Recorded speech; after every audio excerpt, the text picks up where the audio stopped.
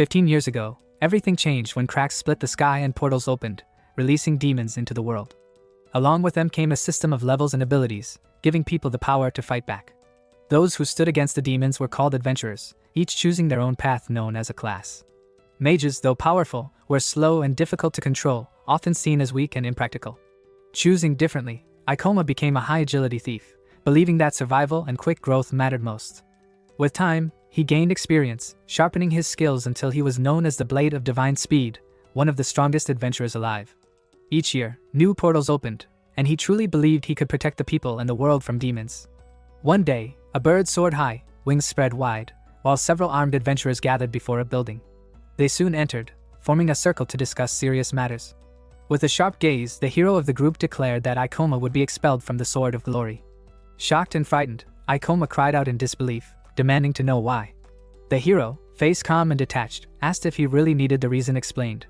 A girl standing among them looked at him with sorrow as the hero continued, saying that monsters had grown stronger every year, and Ikoma's attacks were no longer enough against higher ranks. Without healing or support abilities, he had become a burden.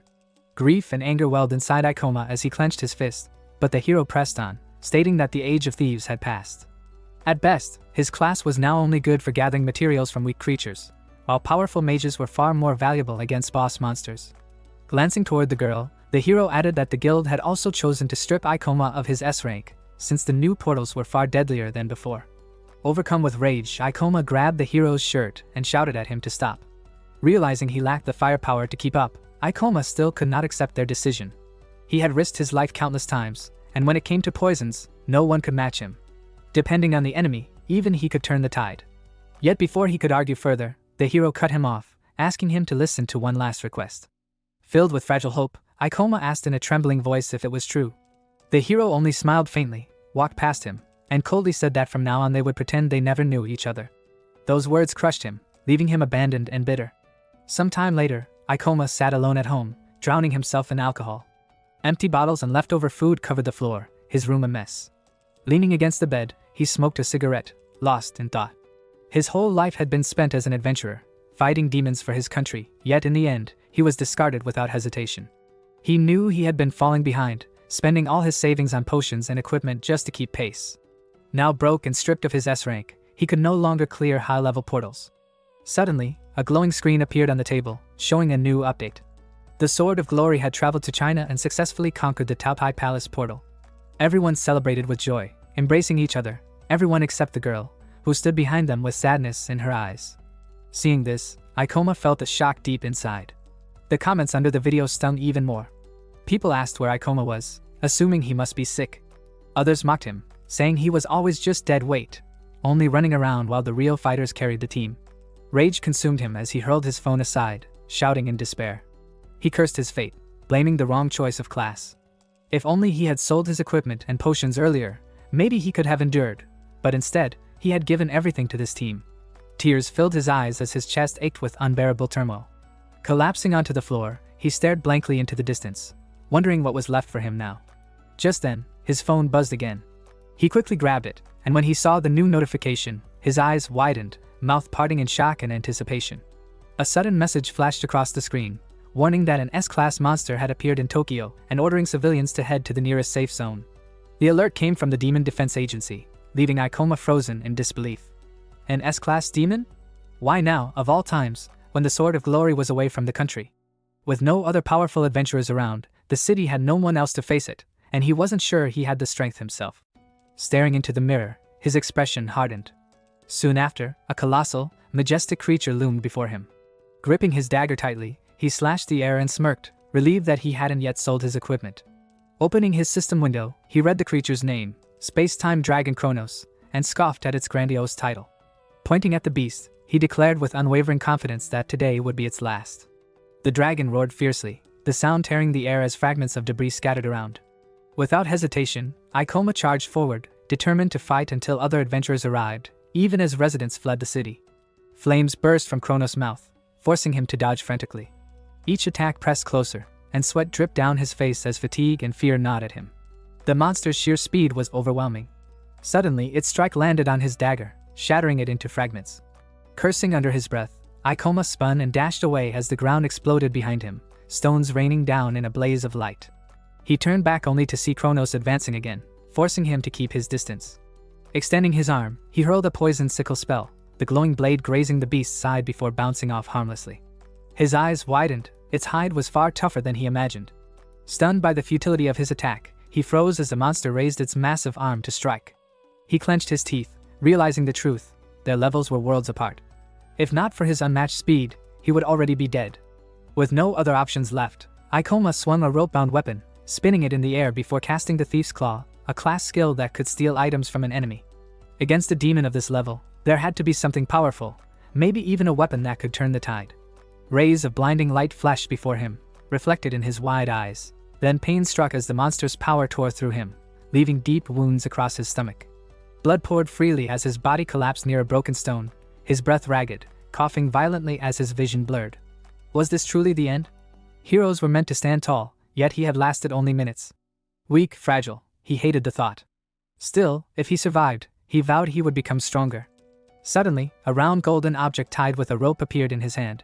Confused, he stared at it, and wondered if it came from his thief's claw. A system window appeared, announcing the item, the dial of the god of time, mythical. It granted the power to rewind time by 10 years, vanishing from all timelines once used. His eyes widened in disbelief. A mythical item? Something that could rewrite fate itself? Narrowing his gaze, he whispered that he had never heard of such a class or artifact. Could he really return to the past? As Kronos raised its massive claws for a final strike, Ikoma gripped the dial tightly, despair and determination clashing inside him. With a final cry, he shouted his choice, to turn back time. The dragon's claw pierced him, hurling his body aside, yet as the pain consumed him, a strange sensation overtook him. Was this death? Or something else? His surroundings blurred, and when he opened his eyes again, he was in his room, phone in hand. Blinking, he glanced at the ceiling, then at the clock, September 13th, Friday, 2030. Shock rippled through him. Sweat dripped as he rushed to the window, pulling the curtains aside. The city outside confirmed it, 2030. Memories of the dial surged back, and he muttered in disbelief that it was real. Opening his system window, he checked his status and gasped, no class. He hadn't even received his grade yet.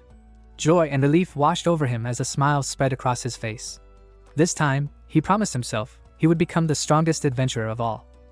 Ikoma watches a news clip on his phone while brushing his teeth. The reporter asks if there are any casualties and warns ordinary people not to enter the cracks as monsters keep growing in level and size, a threat that could wreck humanity.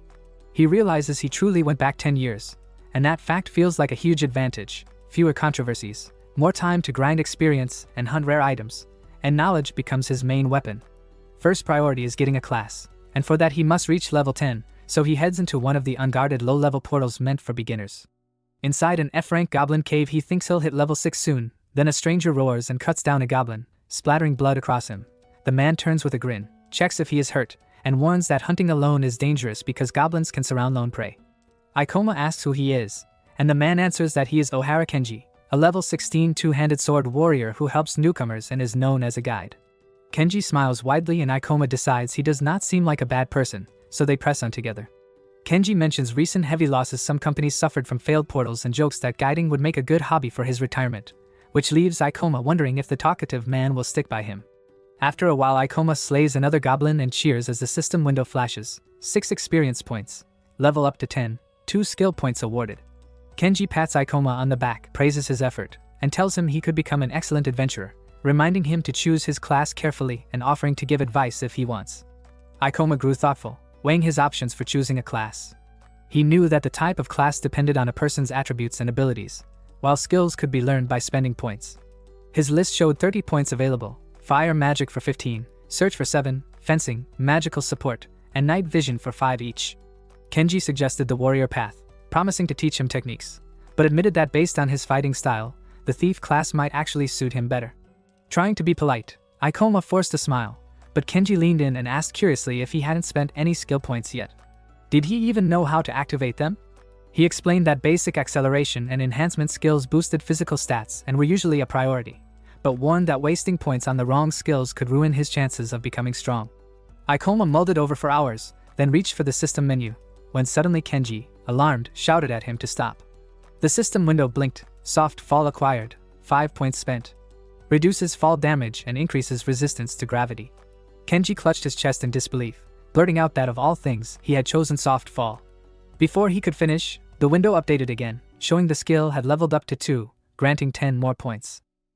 Kenji clutched his head in despair, shouting that he had wasted all his points on a single skill, wondering why he wouldn't listen. But Ikoma stayed calm, simply turning to look at him.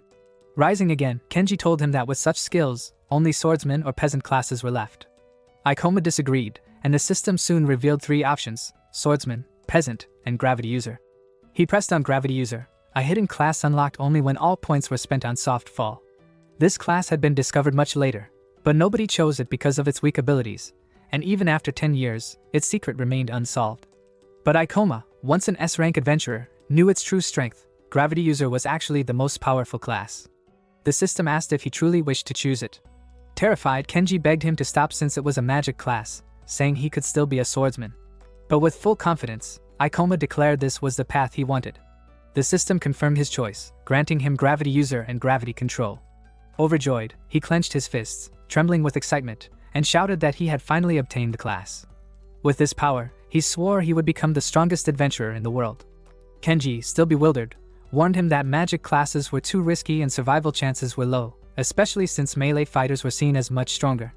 Suddenly, a loud roar shook the air, and both froze. More sounds followed, and they spotted a goblin holding a sword. The system identified it as Red Hood, level 17. Shocked, Kenji cried out, demanding how such a high-level monster could appear here. The goblin advanced, and Kenji, holding the frightened girl close, shouted that this creature rarely appeared and that adventurers in this area were only around level 10. Trembling, he told Ikoma to run while he stayed to distract it. Grabbing his sword, he rushed forward with a desperate attack. Ikoma looked at the scene and muttered that Ohara-san was far too strong to handle. Kenji rushed in, trying to defend himself with his sword, but the goblin's fierce strikes quickly pushed him back, forcing him to stumble. The sound of their clash echoed loudly, and Ikoma realized that Kenji was clearly not used to fighting such high-level opponents. In the middle of the struggle, Kenji shouted out, asking if anyone above level 15 could come help. The onlookers whispered among themselves, wondering if he was level 16, but doubting he could handle such a powerful monster. One mistake here would mean death. Standing behind the crowd, Ikoma admitted to himself that he couldn't join. The enemy's level was too high, and his gravity user was still too weak to control. He couldn't even follow the goblin's movements properly. Then, a memory flashed, Kenji smiling, warning him to be careful and asking if he had been hurt. The thought made him sad, and he admitted he couldn't just abandon such a good person. Deep down, he genuinely liked him. Gripping a sword tightly, Ikoma stepped forward, shouting that he couldn't simply stand by. Spotting him, Kenji panicked and yelled for him to stay away, warning that the monster was far too strong and that as a mage he would only die with such a difference in power. But Ikoma, unshaken, called out Redcap, fixing his eyes on the monster. He declared that this was the perfect chance to test his new powers. If they couldn't defeat this enemy, escaping would be impossible anyway. He trusted his class not to fail him. The monster let out a growl and lunged forward, its blade cutting through the air near Kenji, who froze in fear. Kenji screamed for Ikoma to run, as the goblin's sword now aimed directly at him. Magic classes were usually at a disadvantage, lacking physical strength and relying on allies, but the gravity user was different. By trading mana, it could enhance physical parameters. Ikoma activated his spells, gravity control, gravity weakening, and purple energy flared from his body. His aura pressed against the monster, forcing it to halt. With a fierce glare, Ikoma stood his ground, his body glowing with power. Staring in shock, Kenji gaped and whispered in disbelief, realizing that Ikoma had actually reduced the goblin's gravity. By reducing the monster's gravity, Ikoma increased his own speed, though it also made his movements easier to predict. Still, it didn't matter. As long as he could read the enemy's attacks, he had the advantage. The goblin lunged with a vicious snarl, baring its fangs as it swung its sword from above, but Ikoma stayed calm. In his past life, he had won over 1,000 battles relying solely on speed. With sharp focus, he struck the monster in the stomach, its blood spilling as deep wounds spread across its body. Kenji, completely shaken, could only stare in disbelief. How could someone with a low-level magic class injure a Red Hood? Then he realized, the gravity user was unlike other classes. With strong mana control, its physical capabilities could reach terrifying levels. In the early stages, monster movements were easy to predict, and Ikoma's speed allowed him to dodge endlessly. Eyes wide, Kenji muttered that Ikoma had actually done it, but before he could finish, someone screamed out his name, urging him to strike. The goblin crouched low in front of Ikoma, but behind the monster stood Kenji, his face tense with determination. Shouting at the top of his lungs, he charged, his sword shining with light as he slashed. The goblin turned, about to react, but it was already too late. The blade's glow engulfed the area. At the same time, behind the creature, Ikoma formed a magic circle and smirked. The monster should never have exposed its back. He unleashed his gravitational magic, purple energy flooding the goblin's body as chains burst from the circle, binding it completely. Ikoma shouted gravity restraints, and the monster groaned as chains held it tight. At that moment, Kenji swung his sword with all his strength, striking the goblin in the chest and finishing it in a single blow. The system window announced, 25 experience points gained, level up to 12. Relief spread across Ikoma's face. Together, they had brought down the Red Hood. It was a fierce battle, and now he felt certain that with the gravity user class, he could one day become the strongest adventurer. The onlookers stared at him in disbelief, whispering if he was really a beginner. After all, he had defeated a Red Hood. Kenji, still stunned, realized he himself couldn't have handled such a monster, yet Ikoma, still at a low level, had managed it. This wasn't normal talent. This was something far beyond genius. Panting heavily, Ikoma sheathed his sword, then suddenly groaned, his body collapsing against a rock as he struggled to breathe. His mana was completely drained, not even a finger could move. The truth hit him. Gravity user skills consumed enormous amounts of mana, and if he wanted to survive, he would need to manage this better in the future. His whole body trembled with exhaustion. Kenji approached with a warm smile, bowed slightly, and thanked him sincerely before asking if he needed help. Ikoma, still breathless, admitted he would be grateful. Without hesitation, Kenji lifted him onto his shoulders. Looking around at the other low-level adventurers, Kenji reflected that thanks to Ikoma, not only had his own life been saved, but he had also overcome his fear of strong monsters. For so long, he had only hunted weak demons, too afraid to face true danger. But now, he felt ready to move forward. Smiling to himself, he decided it was time to retire from being a guide. Witnessing the birth of a new hero was enough. For that, he owed his thanks to Ikoma. Ikoma now understood the potential of Gravity User, but to grow stronger he needed to raise his level, something not easy to achieve alone. A temporary team was necessary. Approaching a girl at the guild's front desk, he introduced himself as a Gravity User. She blinked in confusion, admitting she had never heard of such a class. It seemed to be magic-based, yet its stats were so low that she doubted its usefulness in battle. Still, she asked if he was looking for a team. He nodded and requested to see the available groups. With some hesitation, she warned that his weak stats might cause problems, but he insisted on at least meeting the team leaders. Before she could respond, a man with messy yellow hair entered, asking what the noise was about and if the receptionist was being troubled. He walked straight to Ikoma, smiling arrogantly, and asked who he was. When told, the man scoffed. He was Utsunomiya Sho, leader of the famed Thunder Knights. With a smirk, he confirmed he held a warrior class, adding that everyone knew magic classes were useless. They were for cowards too afraid to face monsters up close, so Ikoma had only himself to blame for choosing wrong. His own class was rare but weak, while Sho's was rare and powerful. Startled, Ikoma asked if his was rare as well. Sho grinned at his interest, then raised his sword, sparks crackling along the blade. Lightning gathered in an instant as he shouted lightning strike, filling the guild hall with a blinding yellow glow. Lowering his weapon, he declared proudly that this was the Thunder Knight, rare, with high stats and devastating skills, a class suited for someone like him. Onlookers gasped at the display, whispering about the strength of his skill and how incredible the class seemed. Sho, pleased, muttered to himself, but the receptionist quickly scolded him. Using skills inside the guild was forbidden. He brushed her off, saying he had only shown his power to the newcomer. They didn't accept just anyone, and no adventurer would take in a random weakling. Adventurers weren't volunteers helping strays, after all. Ikoma studied him carefully, noting what he knew of the Thunder Knight class: strong in attack, but slow and clumsy, its abilities hard to execute, and weak against agile foes or lightning-resistant enemies. Still, the crowd whispered about how enviable it was to possess such a rare class, some even mocking the foolishness of a magician daring to seek a team. There were rumors one needed exceptionally high starting stats to even qualify for Thunder Knight. Ikoma clenched his fist. It was true that in these early years after the portals appeared, everyone obsessed over flashy skills and inflated stats. Perhaps it was better to work alone until he earned trust through results.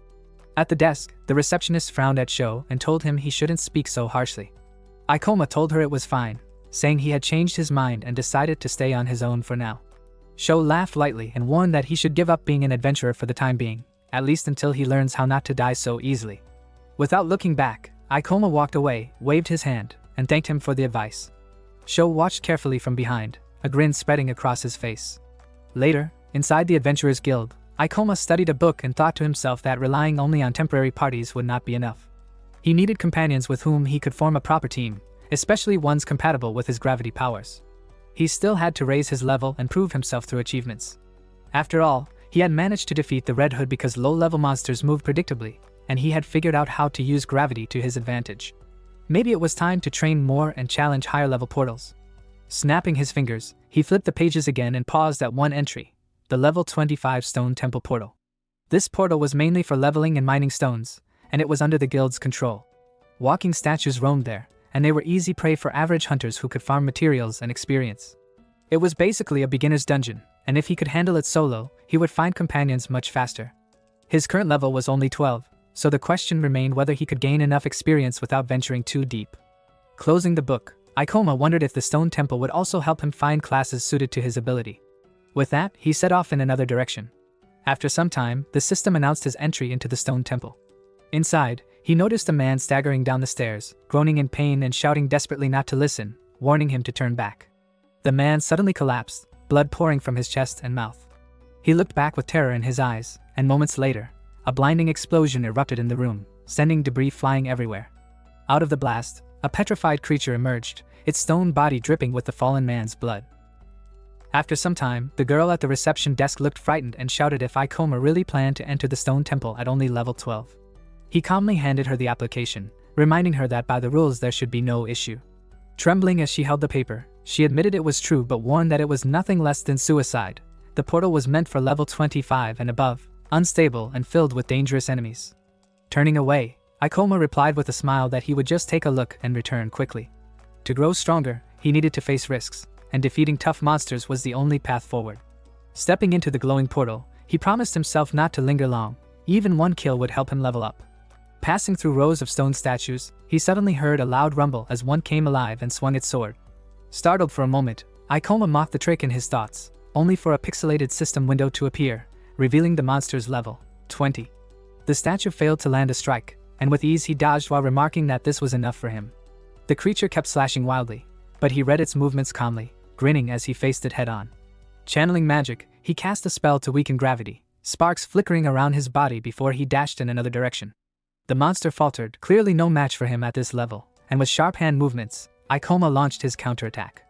Striking the creature several times, Ikoma noticed that although it was durable, it relied only on defense. The monster roared and lunged again, but he calmly questioned if it would still charge blindly even knowing he was faster. Using Gravity User once more, sparks shimmered around his body as he shouted double gravity, forcing the energy toward his foe. With a powerful strike, he drove his glowing sword deep into its chest, splitting the body clean in half before it crashed heavily to the ground. Watching the result, Ikoma reflected on how he had reduced the pressure, sped up his movements, and then released the gravity shift right at the moment of impact, creating a devastating blow. A system notification appeared. He gained 25 experience points, leveled up to 16, and received 8 skill points. Surprised by the leap in strength, he decided to first handle his skill distribution. The window displayed that upgrading Gravity User to level 2 required 10 points, granting improved control over his own gravity. Since gravity manipulation was the skill he depended on most, the choice was clear. Pressing the upgrade, he watched as the system confirmed, gravity control had advanced to level 2. After spending 10 skill points, Ikoma felt pleased, realizing he could now control not only weight but also the direction of pressure. The system confirmed that this upgrade allowed him to shift pressure freely, and he grinned, thinking how useful it could be depending on the situation. Satisfied with his progress, he picked up a glowing red magic orb from the floor, pulsing with energy, the Demon Core Magic Stone. Holding it, he thought this alone was enough to prove his victory over the walking statue. Still, with plenty of mana left, he smiled and decided to test his new ability further. In the darkness, a flash of lightning burst out, and with a single strike, he shattered another statue into pieces, revealing a hole in the broken floor glowing with fire. Nearby, 2 teammates, a guy and a girl, watched. The guy praised that, as expected of an Utsunomiya show, he defeated the monster with one blow, while the girl added that even with resistance to lightning, no enemy could endure such force. Sho casually replied that their defenses meant little to him, and reminded them that this was just a training portal. They wouldn't level up as quickly anymore. The system displayed his current level as 26, making him consider moving on to more difficult portals. Stepping on another bright red shard, the girl suddenly asked if he remembered the mage from the guild, and whether he had been too harsh with him. Turning with a smile, Sho said his warning had only been out of good intentions, since entering portals recklessly could easily lead to death, and it was better not to give false hope.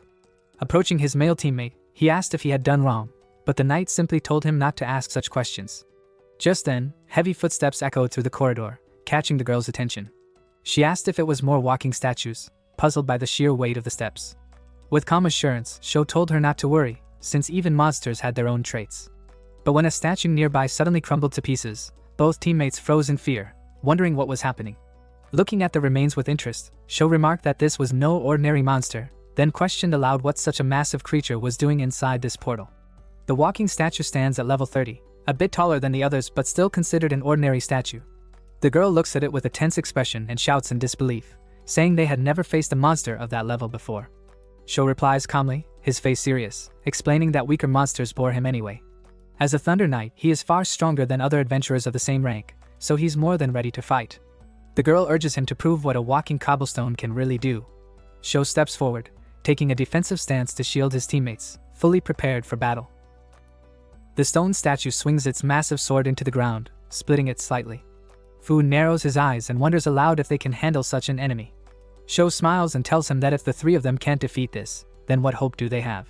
Drawing his sword, he reminds them that no matter its level, it's still just a statue, slow and predictable. Suddenly, the statue locks onto Sho and swings with a heavy strike, but he narrowly dodges. Sho grips his weapon tighter, mocking the statue's efforts, pointing out that even with a bit more speed, the gap between its attacks hasn't changed. With that, he charges and slashes with all his strength. Sho confidently taunts the statue, asking if it now understands the vast difference in their strength. But the statue stubbornly clutches its sword and raises it again to strike. Sho frowns at the clumsy swing, thinking the attempts are already becoming irritating, and he just needs to get in close to finish it. However, the statue suddenly catches him off guard with a sharp blow, sending him flying. Crying out in pain, he wonders how something just slightly above their usual level could possess such monstrous power. Nearby, Karen rushes over, calling out to him with concern. But Sho quickly orders the girl not to lose focus on the enemy. She shifts her attention back to the walking statue just as it approaches and strikes her with its sword. The knight rushes to her side, calling out to Karen, but the statue hurls him aside. Sho screams as Knight crashes to the ground, horrified at what he sees. His thoughts race in disbelief, wondering how such a creature could exist. Fear creeps in. Wasn't he supposed to be the strongest adventurer here? Refusing to give in, he raises his blade and casts his most powerful spell, Lightning Strike. With full force, Sho attacks, determined to crush the statue, and wonders if it can endure the true power of a Thunder Knight. Yet, to his shock, the iron statue grabs his weapon mid-attack. His eyes widen, stunned, remembering Karen's warning that the statue has resistance against lightning. He tries to convince himself that even so, it shouldn't be able to withstand such power. But the statue calmly crushes his sword into fragments. Sho stares at the broken pieces in disbelief, tears welling in his eyes, thinking this must be a nightmare. As the statue steps closer and raises its blade, he panics, begging it to stop. Dropping to his knees, he presses his forehead to the ground, crying out for mercy, desperate not to die here. The statue lifts its weapon for the final strike, when suddenly Ikoma appears, chanting a spell to weaken gravity. The statue's hand freezes mid-air, confused by the sudden force. It turns toward Ikoma and utters something in its own strange language. Landing firmly, Ikoma studies the statue and mutters that things will not be so simple. Sho looks at him in shock, finally realizing that this is the newcomer from the guild. Ikoma stands with his back turned, silent. Sho snaps in frustration, shouting that there's no way he can handle such a monster. Ikoma calmly thinks to himself, recalling that the information board listed him as level 16. The gap between him and the level 30 walking statue is far too great. He considers how the statue must have grown stronger by devouring both adventurers and monsters, evolving into a unique state. Admitting it's massive, he draws his sword, reminding himself he still has enough mana left for one more fight. Better not to waste time. With determination, he points his blade at the statue. Sho stares at him in disbelief, demanding to know if he really thinks he can defeat this giant, insisting they should escape since even the three of them couldn't manage. Meanwhile, Karen and Knight lie on the ground, exchanging a weak glance. Ignoring Sho's warning, Ikoma casts his gravity-weakening spell, slowing the statue's movements as it growls angrily. He sprints around it with speed, then flips onto the ceiling and dives down, crashing onto the statue with his sword. The monster roars in shock. Sho watches, stunned, unable to believe the newcomer also wields magic. How could someone at his level have this kind of power? Ikoma studies the statue, realizing that for its level, it's sluggish, and gravity control is more than enough to keep it restrained. But the problem is damage. Its defensive nature and higher level leave it barely scratched, while the spell eats away at his mana far too quickly. They can't afford to drag this out. Moments later, the statue lifts its blade high and lets out a deafening roar, ready to strike. Ikoma steps back slightly, realizing he has no choice but to rely on one final attack. He thrusts his sword into the statue, which growls and slowly turns toward him. Watching with disappointment, Sho had expected the newcomer to finish it quickly, but its defense is far stronger than he imagined.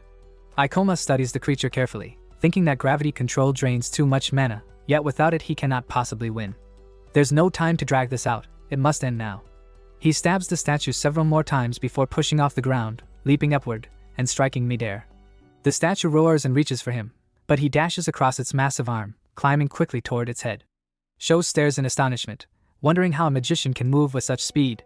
Mid-jump, Ikoma reflects that with his second level of gravity control, he has unlocked a new ability. Deciding to test it, he casts gravitational shift on himself, landing upside down on the ceiling. The effect surprises him, but he smirks. It's useful. Now it's time to finish this. Channeling his power, he unleashes double gravity, preparing to fall with devastating speed. With excitement burning in his thoughts, he dives straight at the snarling statue, declaring this attack meteor fall. He crashes down, and a deep crack tears across the statue's body before it collapses with a thunderous roar. An information window flashes, 524 experience gained, level raised to 23, and 14 skill points earned. Turning to Sho, Ikoma asks how he feels about this. After all, he has just defeated a foe twice his strength. With that, he sheathes his sword, lets out a long breath, and drops onto the floor, exhausted. Another message appears, noting that Soft Fall has reached level 3, reducing the damage from his high-speed descent. The system notes that gravity resistance has increased. Ikoma leans against a pile of stones, thinking he has once again drained too much mana. Sho watches him with mixed feelings, remembering how his own lightning strike couldn't even scratch the statue. He never imagined it would be Ikoma of all people who saved him. Suspicion creeps in. Was this an act of revenge meant to disgrace him? But then Ikoma steps closer, asking if he's alright and whether he can stand. At first Sho looks displeased, then unexpectedly softens, smiling shyly as he accepts his hand and thanks him for saving his life. Sometime later, the sun shines over the Adventurers Guild. The guild administrator stares at Ikoma in disbelief, asking if he really encountered and defeated a level 30 walking statue. He calmly confirms it, though she doubts his claim since he's still a newcomer and went alone. To prove it, Ikoma presents a large red stone. Examining it, she admits it looks genuine, though suspicious, and records his achievement. She offers to buy it, estimating its value at 200,000 yen. Ikoma replies that will be enough for now. As he turns to leave, he hears his name and sees Sho approaching. With a smile, Sho says he has been looking for him and wants to thank him again. He also brings good news. He wants to recruit Ikoma into the Thunder Knights, the most powerful group of newcomers. Shocked, Ikoma can hardly believe he's being invited to join. Sho insists he isn't a bad guy and calls him lucky, saying most adventurers can only dream of such an offer. Flustered, Ikoma hesitates, unsure of how to respond. Seeing his reaction, Sho reassures him not to worry, reminding him that he is his savior. But to everyone's surprise, Ikoma politely refuses. Gasps spread through the guild. How could anyone decline the Thunder Knights? Sho asks hopefully if he wasn't looking for a group, but Ikoma explains his plans have changed. With that, he walks away, leaving Sho staring in shock. Heading toward the exit, Ikoma reflects on his progress. If he wants to keep leveling up, he must act quickly. A new portal called the Crazy Dream Theater is set to appear soon, and it drops a unique item he desperately needs. He remembers everything that happened there in the past, and this time, he vows that the first one to claim it will be him. After some time, Ikoma arrives at the guild, empties a bag of materials on the counter, and says he wants to sell them. People nearby glance at him in surprise, while the administrator asks if he once again hunted all by himself. Ignoring her question, he replies that he wants to apply for a promotion to rank D. She repeats in disbelief, reminding him that adventurers start from rank F, and only from rank D can they defend real portals. Politely, she explains that to qualify, he must be at least level 25. He insists he already meets the requirement, and the information window reveals that Ikoma is level 26. Shocked, the administrator wonders how he managed to rise so quickly despite being a loner with a magic class. How powerful is this so-called gravity user class? Ikoma stays calm, reminding himself that his strength is not defined by class alone. He once held S rank, carrying decades of skill and knowledge. It may seem unusual, but he must advance as quickly as possible. With rank D, he will gain access to more valuable portals and far easier assignments. More importantly, he knows a dangerous Crazy Dream Theater portal will soon appear, one that holds rare weapons. In the past, an adventurer who obtained such a weapon suddenly rose to unbelievable power. After that incident, the adventurer who gained the weapon went mad and began slaughtering others, so Ikoma cannot allow such power to fall into the wrong hands again. To clear the crazy dream portal, he needs allies, yet he reasons that a large group would only slow him down. Choosing companions must be done carefully. 2 skilled people would be enough, ideally someone who can complement Gravity User and meet his many conditions. Still, he wonders if such a person even exists, as time is running short. Determined, he decides to visit other guilds as well, spending nearly the entire day moving from one to another. This is already the 4th guild, and he considers lowering his strict requirements. Entering inside, he suddenly hears a loud shout from a girl with fiery anger. Aoi yells at another girl, calling her useless. The one opposite her, a blue-haired girl named Satsuki, looks downcast and apologizes, but Aoi snaps that she doesn't need her apology. Watching from nearby, Ikoma wonders if this is some kind of quarrel. Aoi keeps shouting that she is expelling Satsuki from the group, while the blue-haired girl tearfully promises to try harder next time. Yet Aoi interrupts, declaring that her skills are weak and meaningless, and even if she puts in more effort, she is still worthless, good for nothing but demanding money for wasted time. Satsuki tries to protest but lowers her head in shame. Observing them, Ikoma recalls his own past and understands that pain all too well, but reminds himself that when choosing allies, pity and sympathy cannot guide his decision. Aoi then continues her harsh words, saying that Satsuki's shaman class is nothing but trash, complete nonsense, and absolutely useless, so much so that she should have been expelled the moment her class was revealed. Hearing this, Ikoma quietly takes it all in. Ikoma pauses, thinking carefully about the mention of the shaman class. To him, it is the perfect match for a Gravity User, since its skills would play a vital role in the coming battle against the crazy dream boss. At that moment, Aoi notices him and frowns, asking sharply what he is staring at, saying this is not some show. He quickly apologizes, introducing himself as Ikoma, a Gravity User, rank D, level 26, as confirmed by the information window. He explains that he came to this guild to find an ally. Surprised, Aoi thinks over his words. Having a rank D adventurer here is a stroke of luck, especially since they just have an open spot. With a sweet smile, she offers him the chance to join their team, but instead, Ikoma walks straight to Satsuki and asks her to partner with him. Stunned, she looks at him in disbelief, while Aoi bursts out in anger at his choice. Ikoma feels fortunate to have found her, and cannot let this chance slip away.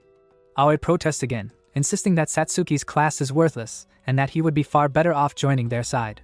Satsuki, regretfully, says she would gladly accept but hesitates because he is a rank D adventurer while she is only level 10. Calmly taking her hand, Ikoma reassures her that levels can be raised and insists he needs her abilities. She shakes her head, doubting herself, saying she is too weak and will only drag him down.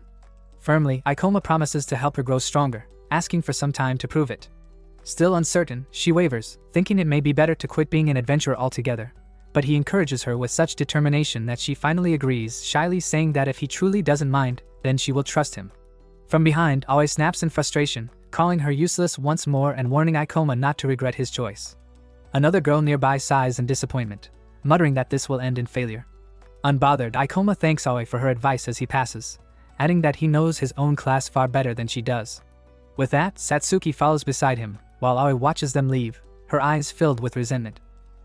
After some time, Ikoma reflects on the shaman class, thinking that its weaknesses can be offset by Gravity User, and that Satsuki's curses will be incredibly effective against the crazy dream boss.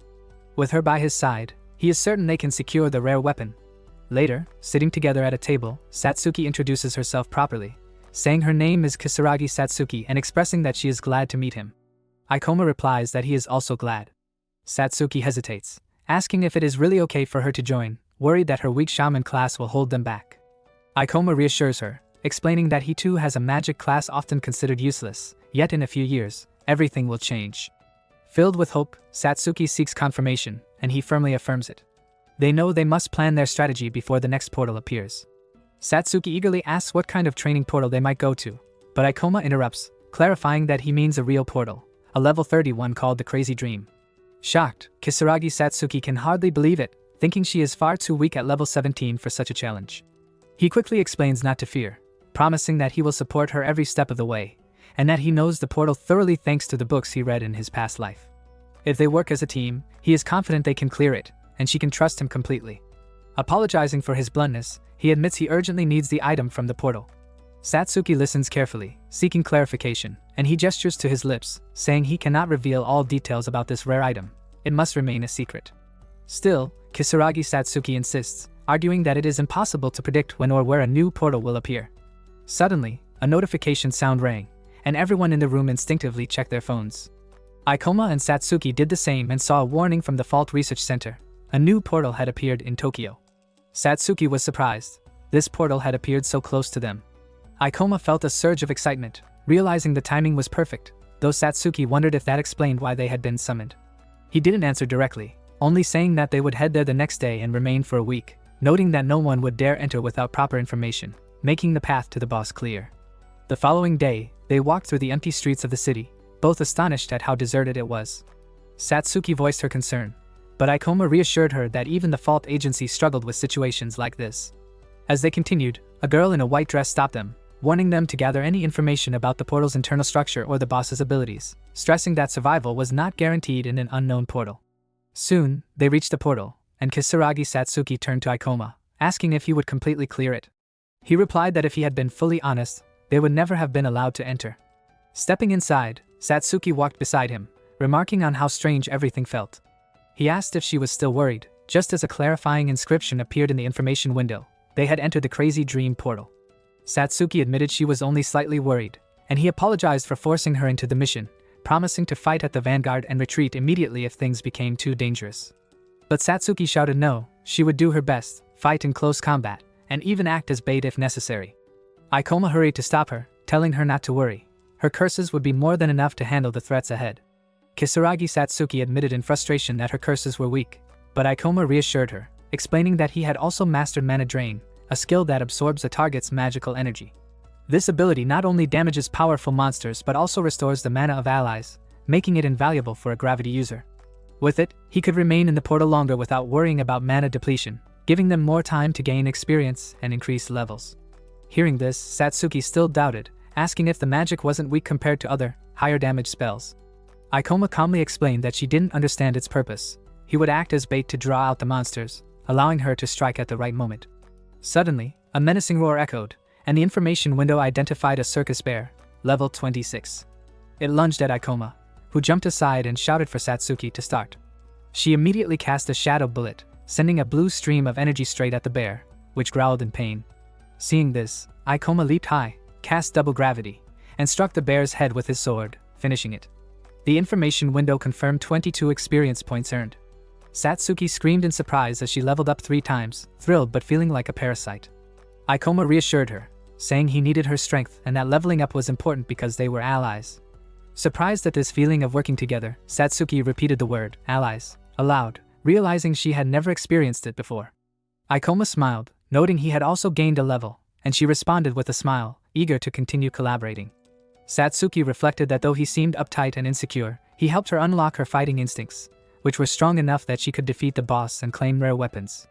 Later, Ikoma explained that in his past life, someone had obtained this weapon and gained immense power, becoming one of the most dangerous criminals among adventurers. He knew that if he didn't secure this weapon, history could change for the better, making it essential to acquire it at all costs. He also noted that man would take over the portal later, so there would be no issues for now. Meanwhile, in another part of the portal, a man wielding a huge hammer shouted that the situation was dire. He swung at a red-haired opponent, who ducked and countered with parry thrust, delivering a lethal strike. Holding a knife, he admonished the man for underestimating him, explaining that at their level, it was foolish to fight without calculating abilities. He reflected that in their world, survival wasn't purely kill or die, and that hunting opponents of the same level was far easier than monsters. The information window revealed his name, Saibakearu, level 37. At that moment, Ikoma shouted a spell, double gravity, and directed a glowing ball of energy at the approaching monster, instantly killing it.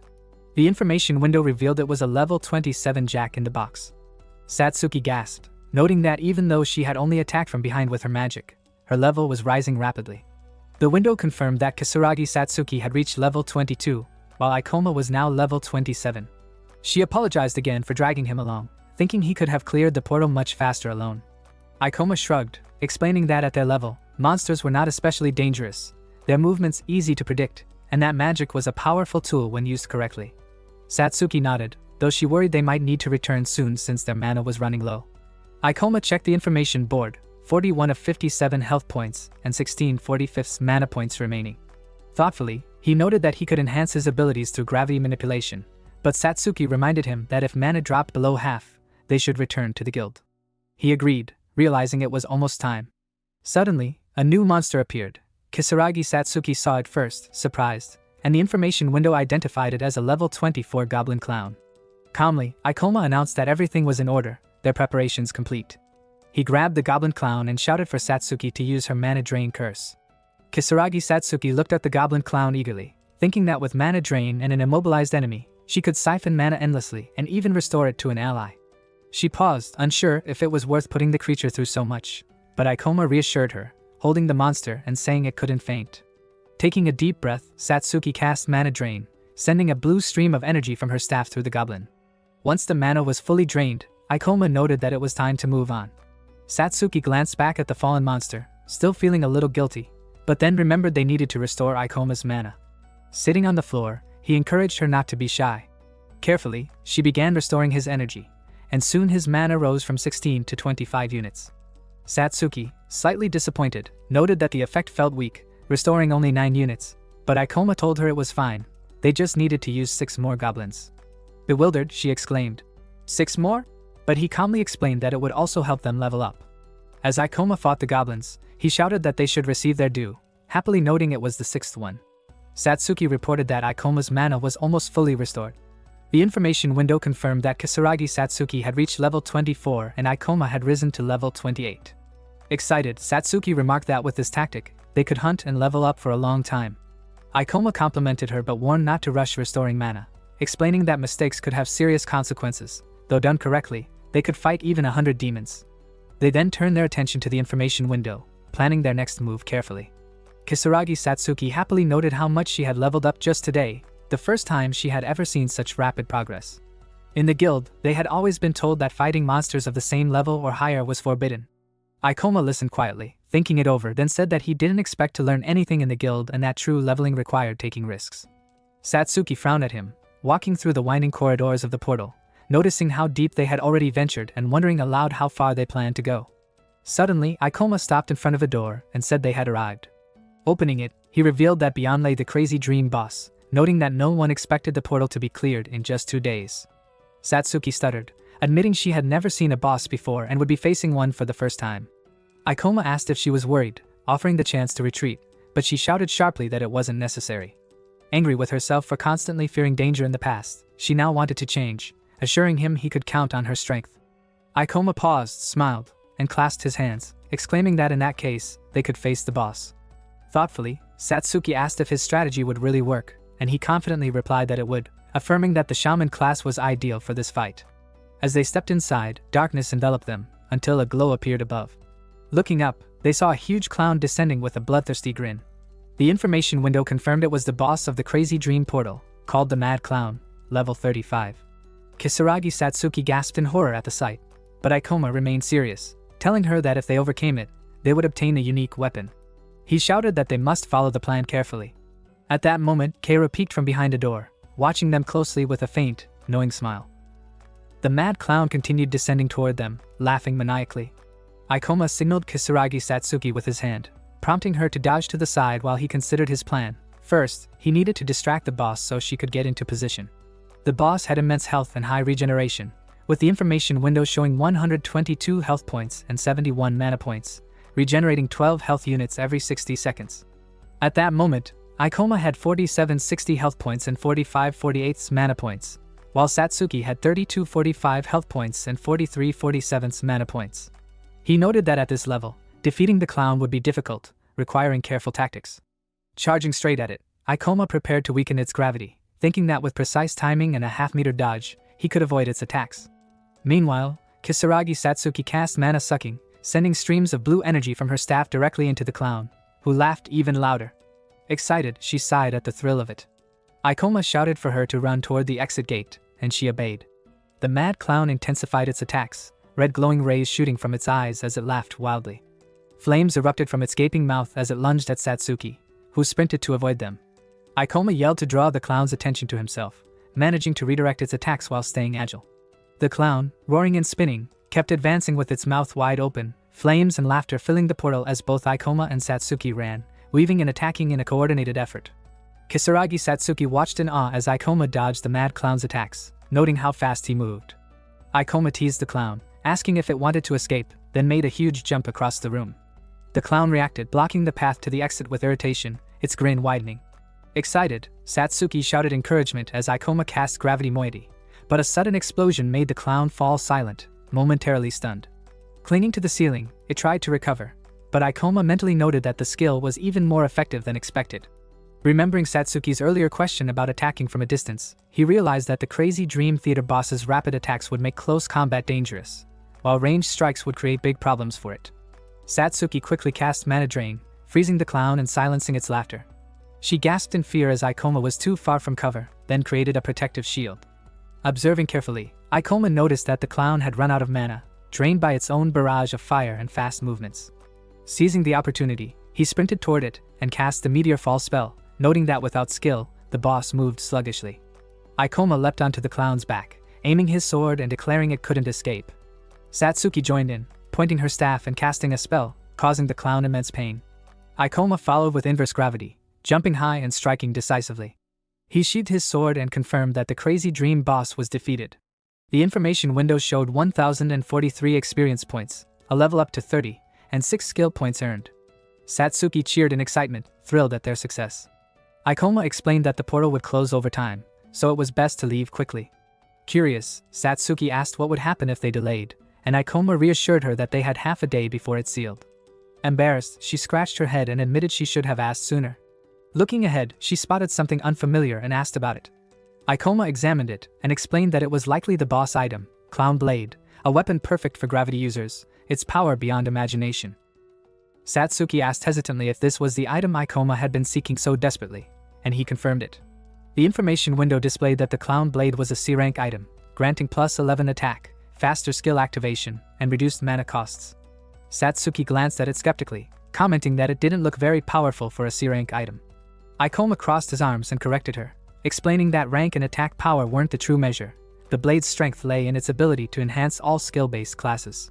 It allowed faster use of gravity magic and lowered mana consumption, covering all his weaknesses. Satsuki's eyes widened in surprise as she realized its significance. Ikoma continued, recounting that in a past life, an adventurer who had this blade rose to S rank, though he became an assassin. With this, Ikoma could prevent such a path. He gripped the clown blade tightly, thinking of it as a weapon that made up for his weaknesses. Satsuki, suddenly anxious, asked if he no longer needed her, and Ikoma looked away, regretful, affirming that he still wanted her cooperation, though his mana now recovered extremely quickly. Understanding, Satsuki nodded, declaring that from now on, they were rivals. Ikoma checked the information window and noted his level had increased, earning experience points to strengthen him further. He considered whether to improve his agility or enhance his gravity skills first, then pressed the accept button. The window confirmed that gravity magic had leveled up to level 2, spending 10 skill points, and gravity control improved to level 3, spending 15 points.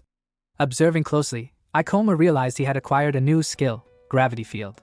Excited, he thought about how combining this with his existing magic and weapons would make casting spells far easier. Nearby, Satsuki watched him with delight, eager to see what he would try first. Suddenly, they both heard a voice asking if they were finished. Turning, Ikoma and Kisaragi Satsuki saw a stranger emerging from behind a column, clapping his hands and asking if it was over yet, commenting that it wasn't bad. Ikoma internally groaned, realizing this was the worst timing. The man must have used a disguise skill to hide his presence and observe them. If they failed, he could use the knowledge of the boss's skills to defeat them effortlessly, exactly what he wanted. Observing him carefully, Ikoma recognized the man with red hair. It was Keiru, the adventurer killer and wielder of a clown blade from a past life. Questions raced through his mind. Why was he here, and why had it taken so long to encounter him during the boss fight? The realization hit. This mirrored his own actions in a previous life, when he had hunted adventurers for the sake of this weapon. Keiru didn't answer, only asking to see the weapon, curiosity in his eyes. Ikoma gripped the clown blade tighter, smiling slyly, knowing he wouldn't allow it. Keiru underestimated him, thinking he could kill Ikoma and toy with Satsuki afterward. Without warning, Keiru lunged at Ikoma in a deadly strike. Ikoma reacted quickly, dodging as Keiru passed by, then turned with an impressed exclamation. Ikoma tried to counterattack, but Keiru moved with impossible speed, evading effortlessly. Irritated, Ikoma noted that Keiru was on an entirely different level. Keiru smirked, remarking on how amusing it was that Ikoma understood, despite having already killed many. Fearful, Satsuki asked what was happening, and Ikoma warned her that Keiru was a killer and a master of speed, specializing in surprise attacks. Keiru told him to hand over the blade, suggesting he might spare their lives. Ikoma remained silent, knowing that solving crimes in the dungeon left no evidence, and that Kaoru would not easily let them go. Amused, Kaoru laughed, acknowledging Ikoma's intelligence and bravery, but threatened that he would soon beg for a quick death. Ikoma stared back, unflinching, completely undaunted. It was getting dangerous. Kaoru was a killer who hunted adventurers and wielded the clown blade. He should have considered that he might reach the portal earlier, a miscalculation that could cost them their lives. Ikoma was stunned, bracing for the terrifying turn of events. Satsuki, her face filled with sadness, warned him, but he shouted at her not to come closer. She narrowed her eyes, knowing assassins specialize in fast and unexpected attacks and usually target spellcasters first.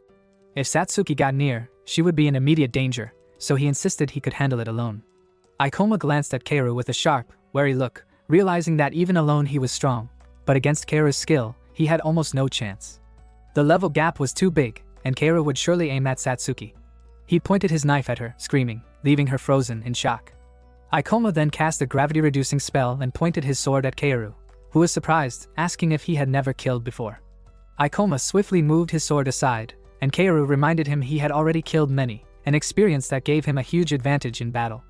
Kaoru smiled, thinking he could have a little fun with Ikoma. Ikoma gritted his teeth, sensing the upcoming attack and realizing he could barely withstand it. He found no openings in Kaoru's defense, so he redirected his magical powers toward him.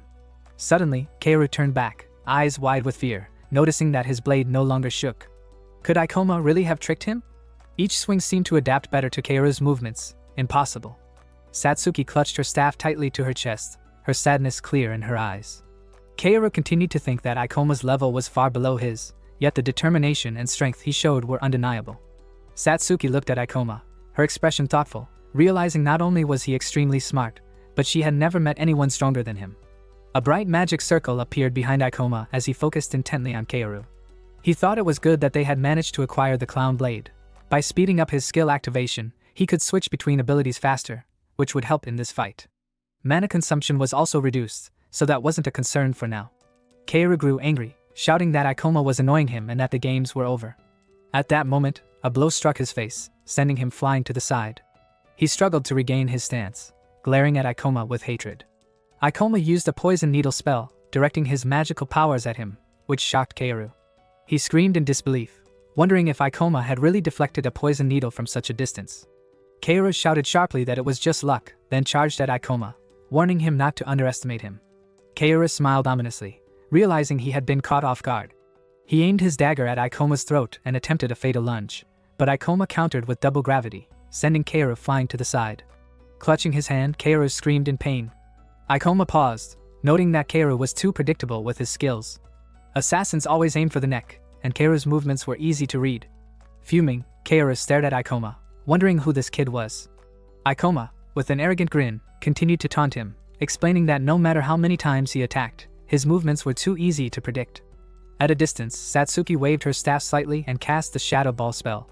Seeing a bright light above him, Kaoru realized the danger and tried to rush away, but he understood too late that he was in a terrible position. Ikoma swung his sword, striking Kaoru squarely in the face. Blood spilled as he screamed, calling Ikoma a freak and clutching his destroyed eye. Ikoma knew Kaoru already understood all his skills, so surprise was no longer an option, but with gravity manipulation, he could keep up with Kaoru's movements. The real issue was mana. After the boss fight, there was almost none left. The system window showed he was level 30, health at 3564, and mana at 8/51. If his mana ran out, he would be finished. Jumping into the air, sword in hand, Ikoma shouted that he needed to end this. Kaoru gripped his dagger with one hand, still holding his injured face with the other, wondering why he couldn't counter Ikoma. The longer the fight went on, the better Ikoma understood his moves. Desperate, Kaoru realized he needed a new strategy. Suddenly, Ikoma vanished from sight. Kaoru called him a freak for exploiting his blind spots. At that moment, Ikoma leapt sharply, closing in as Kaoru used Shadow Jump. Ikoma hesitated, disliking the action, and swung his brightly shining sword. Kaoru watched, thinking he had the advantage and questioning why Ikoma was in such a hurry. A smile crossed his face as he realized Ikoma hadn't fully recovered from the boss fight. This guy was truly strong. If he had survived that day, he might have become a hero, but now Kaoru would be finished. Rage and anticipation of victory filled him as he shouted that he was lucky to have encountered Ikoma. Nearby, Ikoma and Satsuki met his gaze with weariness, and Kaoru laughed loudly, sinisterly, before launching another attack, closing in on Ikoma. Satsuki cast her Shadow Ball spell again, and everything around lit up with a bright blue glow. The magical whirlwind shot toward Kaoru, who seemed completely unfazed. Using Shadow Leap, he easily evaded her attack. Satsuki froze, realizing she couldn't hit him at all. Meanwhile, Kaoru closed in on Ikoma, who tried to retreat slightly. Satsuki watched Ikoma's tired expression and thought everything was still fine, but then he began to falter. Kaoru's face lit up with joy as he shouted that he would either let Ikoma kill him or die himself. Opportunities to kill someone like Ikoma were rare. Ikoma glared back angrily. Sparks of light flickered between them, and Kaoru continued shouting, teasing him to come and have more fun. Ikoma moved sharply, his sword flashing past Kaoru's face, forcing him to dodge with skill. Ikoma pressed the attack, and soon blood began to trickle from Kaoru's mouth, a painful abrasion appearing under his chin. He flew to the side and stopped, shouting that he would show Ikoma everything he was capable of. Using gravity reduction, Ikoma even displayed acrobatic skills, while Kaoru's straightforward attacks were easy to block. Laughing loudly, Kaoru jumped high, impressed that Ikoma was still holding his ground. They faced each other at a distance, and Kaoru realized this might be a body-strengthening skill. Once Ikoma's mana ran out, he would be finished. Smirking, Kaoru taunted him, asking if he was already at his limit. Bright rays of light flashed around Ikoma's body, signaling that his mana was almost gone. He knew he had to defeat Kaoru at the first opportunity. Kaoru reached toward him with one hand, shouting for Ikoma to take the hit. In response, Ikoma leapt high into the air, surprising Kaoru, who stared in disbelief. Ikoma executed precise, deft movements midair, and Kaoru wondered how he could jump like that. Was this a new skill? Now, he realized, he couldn't dodge what was coming. Ikoma knew it was time to use double gravity and strike. Ikoma's hand and sword glowed with purple magical light as he used all his remaining mana. He cast the Meteor Fall spell, and everything lit up with its magical brilliance. He closed in on Kaoru, who tumbled backward, crashing into the ground and breaking it into pieces from the impact. Kaoru watched Ikoma's movements, bewildered, unable to comprehend where such power came from. Their weapons clashed, and Ikoma's strength began to surpass Kaoru's. In a trembling voice, Kaoru admitted he couldn't believe it. Exhausted, he screamed as Ikoma struck him across his body, overwhelming him completely. Ikoma caught his breath, and the system window showed that his mana was entirely depleted. Nearby, Satsuki put her hand to her chest, calling out Ikoma's name. Delight lit her face as she realized he had managed to cope with Kaoru.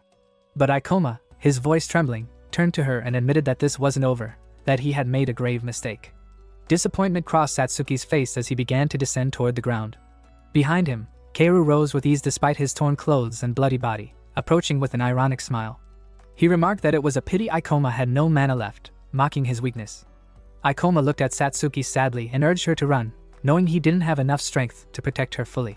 Kaoru, surprised, muttered to himself how impressive Ikoma was, fighting on equal terms immediately after the boss battle. Satsuki froze, trying to understand the unfolding danger, unable to take a step back. Kaoru continued taunting him, noting that he had been injured yet still fought, wanting to know his full name. Clenching his teeth in anger, Ikoma prepared himself, knowing the next moment could decide everything. Satsuki lowered her saddened gaze, reflecting on how she had always felt like a burden. If she had given up, as Ikoma had said, he wouldn't have faltered. She remembered his words, she had to trust him, because he needed her strength. As he grabbed her hand, tears welled in her eyes, but her expression soon hardened with newfound confidence. Ikoma faced Kaoru, telling him he wouldn't waste words on such a non-entity. Kaoru grinned, his voice trembling as he replied that Ikoma shouldn't be so rude. After all, he was the first person Kaoru had truly recognized. Swinging his knife, he shouted he would always remember him.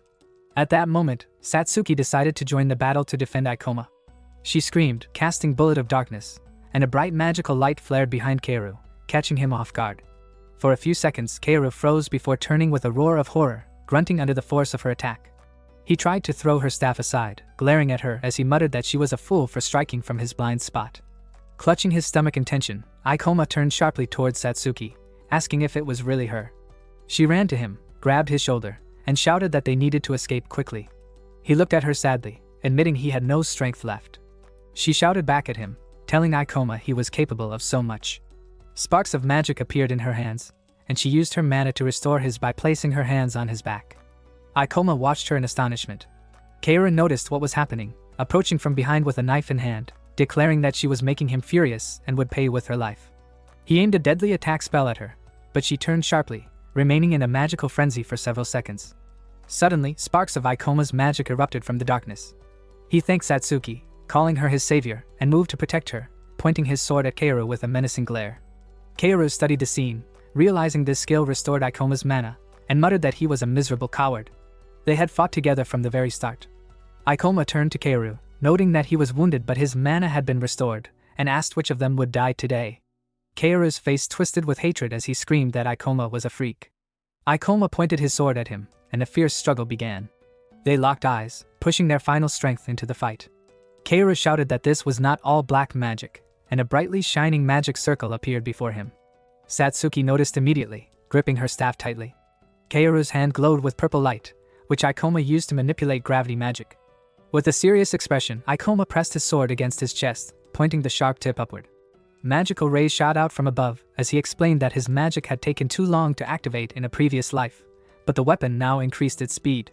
Kaoru stared at Ikoma's actions in fear, realizing he wouldn't have time to respond. At the same moment, Kaoru screamed loudly and spread his arms. A massive purple magic ball appeared in front of him.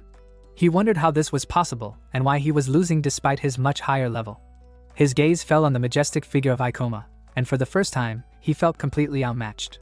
The Demon Defense Agency wasn't yet advanced enough to handle cases inside the portals, so normally, a death there couldn't be proven. But this time, Satsuki had been present. Kaoru leaned against a partially crushed wall, exhausted from the impact.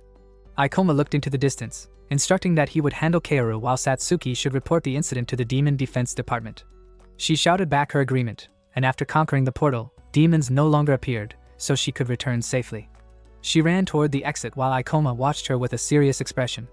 Kaoru, holding his hand and wearing a tired expression, thought to himself that Ikoma was just a child. Where did he get so much strength? Ikoma turned toward him, a bright spark appearing in his eyes, frightening Kaoru, who realized he was radically different from anyone he had ever met. Who was this boy? Sometime later, Kaoru and Satsuki found themselves in a public institution. They sat across from each other at a table, sipping drinks and looking at their phones. Ikoma read the news that a serial killer of adventurers had been captured. The Portal Crime Squad had successfully apprehended a dangerous criminal. He looked to the side, wondering quietly if the criminal had truly been captured safely. Satsuki smiled with satisfaction, thinking they would ask more questions. Ikoma explained that crime in the portal was hard to solve. If the culprit was unknown, the department often dropped the case. With the emergence of faults, the situation in the country had changed greatly. Crime outside the faults had decreased, and emergency control had improved significantly. Social changes had caused the number of poor people to rise sharply, their well-being fading into the background. Satsuki admitted she knew crime existed in the portals, but she hadn't expected to face a killer firsthand. Ikoma asked if she was worried, explaining that such incidents were common in an adventurer's life. This world was harsh, and though it didn't apply to him directly, there were other ways to survive than becoming an adventurer. She held her sweet drink with both hands, admitting she would be lying if she said she wasn't worried. But she remembered how Ikoma had thanked her for saving him, and in that moment, she felt like a true ally. Happiness and pride filled her as she realized she could face any challenge as long as she was by his side. She spoke with an emotional outburst, leaving Ikoma dumbfounded and slightly uncomfortable. He looked away, scratched his face, and told her he hoped for her in the future, offering his hand. She squeezed it, her delight clear as she said yes. After finishing her drink, they continued talking. Ikoma observed her closely, thinking that Kisaragi Satsuki wasn't a bad person. She admitted, blushing, that there was still a lot she didn't understand. She tried to follow instructions carefully but hoped that someday she would learn to make her own decisions, always aiming to be useful to the team. Satsuki thought about how I didn't like some of her traits, which was probably why she had been so angry at her. But when she was around Ikoma, she felt like she could overcome any difficulty. She even imagined them in a relationship, which made her blush with embarrassment. Ikoma watched her, dumbfounded, as she admitted that if it didn't bother him, she would like to stay in the group with him forever. She looked at him with incredible admiration. Ikoma had nothing to answer at first, but internally he thought she was a good person, though sometimes she talked too much. Satsuki continued speaking with a bright smile, and Ikoma mirrored it, wondering what was going through her mind. Nearby, strangers began to notice them, whispering in surprise. They wondered if these were the two heroes from the rumors, the ones who had defeated the boss and captured the killer in a single day. Ikoma overheard the remarks and told the people that calling them celebrities was an understatement. Turning, he saw a crowd gathering, one of whom was Sho holding a phone. Sho smiled and explained that Ikoma's name was now on everyone's lips. Ikoma glanced at the phone, admitting he didn't remember the name exactly, but videos and stories had spread across various sources, creating legends about him. While some exaggeration existed, the fact remained, he was now a celebrity. Sho shouted this loudly, leaving Ikoma and Satsuki dumbfounded, and declared that he would definitely recruit them into his team. Suddenly, Aoi appeared, calling out to Satsuki with joy.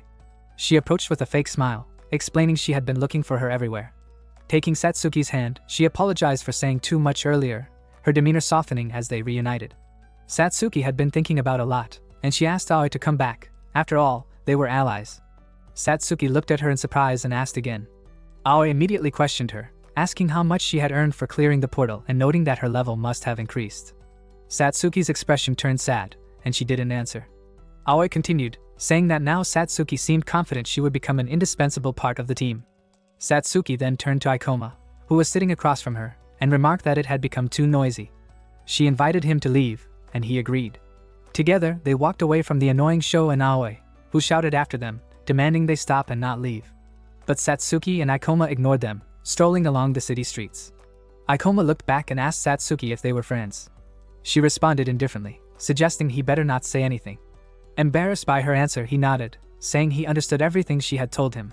He also remarked on how popular the video from the incident had become, noting that videos from faults always drew massive attention. These recordings were posted on popular company sites, showing strategies for capturing portals, ASMR of portals, and live broadcasts straight from the portal, all for views and profit. Satsuki shouted back, surprised that so many people were watching and questioning whether she should unsubscribe from the channel. Ikoma told her she could do whatever she wanted and wondered if she was really a fan of them.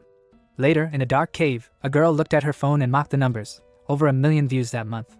She praised Satsuki, calling her the best in the world. Suddenly, she saw another video about a serial killer and a mysterious adventurer that had far more views than hers. A man standing behind her told her there was nothing she could do. It was more popular now.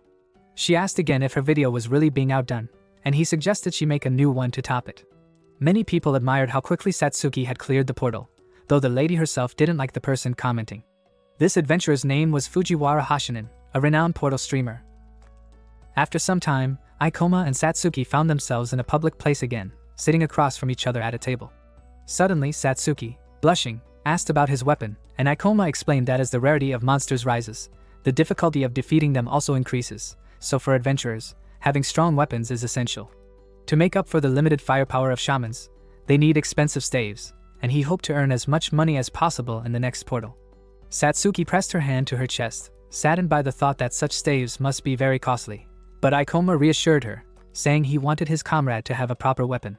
These words struck Satsuki deeply, and she repeated them in her mind, thinking about how they were comrades. Ikoma, noticing her reaction, spoke in a slightly trembling voice, puzzled, and reflected on how naive she was, hoping that her life would go smoothly. He then pulled out his tablet to search for information, and Satsuki asked which portal they should go to. Turning the tablet toward her, Ikoma revealed he had already chosen the grave of the old king, recently discovered and known for its high chance of rare item drops. He explained that no one else yet knew of this information he had learned from the notes of researchers in a past life, and the materials dropped there could be sold for a high price. Looking into the distance with a serious expression, Ikoma planned carefully, while Satsuki couldn't help but notice his scary look. Soon, they entered the grave of the old kings, and Satsuki, eyes wide with fear, kept glancing around nervously. Suddenly, a white knight, level 29, appeared before them, growling fiercely. Ikoma drew his sword for safety and cast a gravity-weakening spell, shouting as a bright beam of light erupted near Satsuki, illuminating the area and forcing her to squint away. When she could see clearly again, she watched Ikoma leap high over the white knight, directing his magical powers at it, and moments later, the skeleton was defeated, blood sparks scattering around its body as it let out a final growl. Ikoma landed nearby, and Satsuki, amazed, realized how effortlessly he had handled such a strong foe, knowing that piercing attacks were useless against skeletons. Turning sharply to her, Ikoma told Satsuki to attack with her magic, and she eagerly shouted yes. She raised her staff, her body glowing with blue magical energy, and as the skeleton swung its sword at Ikoma, she dodged and unleashed a dark bullet spell, shattering the creature into fragments. Silently, Ikoma checked his system window, noting they gained 240 experience points. Only a few glowing bones and a skull remained. As he moved closer to inspect, Satsuki excitedly pointed out there was more than just magic loot. Ikoma smiled, calling their luck, and picked up the relic knife Ancient Times, a rank D weapon with +8 attack power, glowing blue. Satsuki watched him curiously as he explained it could sell for about 400,000 yen. Shocked, she exclaimed at the price, and Ikoma reassured her, noting such blades were rare, so a buyer would be easy to find. She asked timidly how much they could earn in total, and he replied 3 million yen, explaining how long it normally takes to obtain such a weapon, making the price very reasonable. Satsuki screamed in shock at Ikoma, repeating the amount aloud, 3 million, and he replied calmly that no one had yet discovered this rare portal, so they were taking full advantage and shouldn't stop for 3 days, gathering as many items as possible. Satsuki, trembling with excitement, began calculating the potential earnings, her face lighting up as she realized how wonderful this place was. Suddenly, Ikoma heard noises and turned sharply, noting that someone was fighting in that direction, and Satsuki followed, equally surprised. A loud scream echoed through the portal, coming from the cry of the mummy, which was attacking a knight and his companion Hashinen. The knight swung his sword at the growling monster, blood splashing vividly, and assured Hashinen that she could handle it. Smiling, Hashinen asked if the camera was ready, and the knight confirmed, holding it pointed at the battle. She began using her magical charms and a fiery blade, her sword glowing as she jumped and struck the mummy, eventually landing with a joyful expression and speaking to the camera, introducing herself and reporting that she destroyed the monster with a single blow, showing the portal and commenting that it seemed manageable. Nearby, Satsuki and Ikoma approached, and Satsuki, astonished, realized she was seeing a famous portal streamer she had watched online. She shyly thanked the viewers on camera, but confusion crossed her face as Ikoma shot a menacing glare, reminding her that they weren't there for fun but for profit. Suddenly, the knight noticed legs above the camera's angle, and Hashinen turned to see Ikoma and Satsuki, screaming in frustration that they were interfering and ruining her carefully prepared exploration. Her anger flared as she pointed at them, blaming them for wasting all her effort and preparation. Ikoma and Satsuki began descending the stairs toward Hashinen and the knight, and he asked Satsuki if she thought the explorer felt any shame deceiving her fans.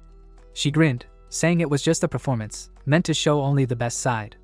Hashinen approached the knight, checking the camera, and asked if they could use the footage already filmed. He replied that some editing would be needed, but most of it was usable, though much great material had been ruined. While Hashinen fussed in annoyance, Ikoma calmly introduced himself and Satsuki, and apologized for disrupting her shoot. She waved her hands and said it was okay, as they still had plenty of interesting footage.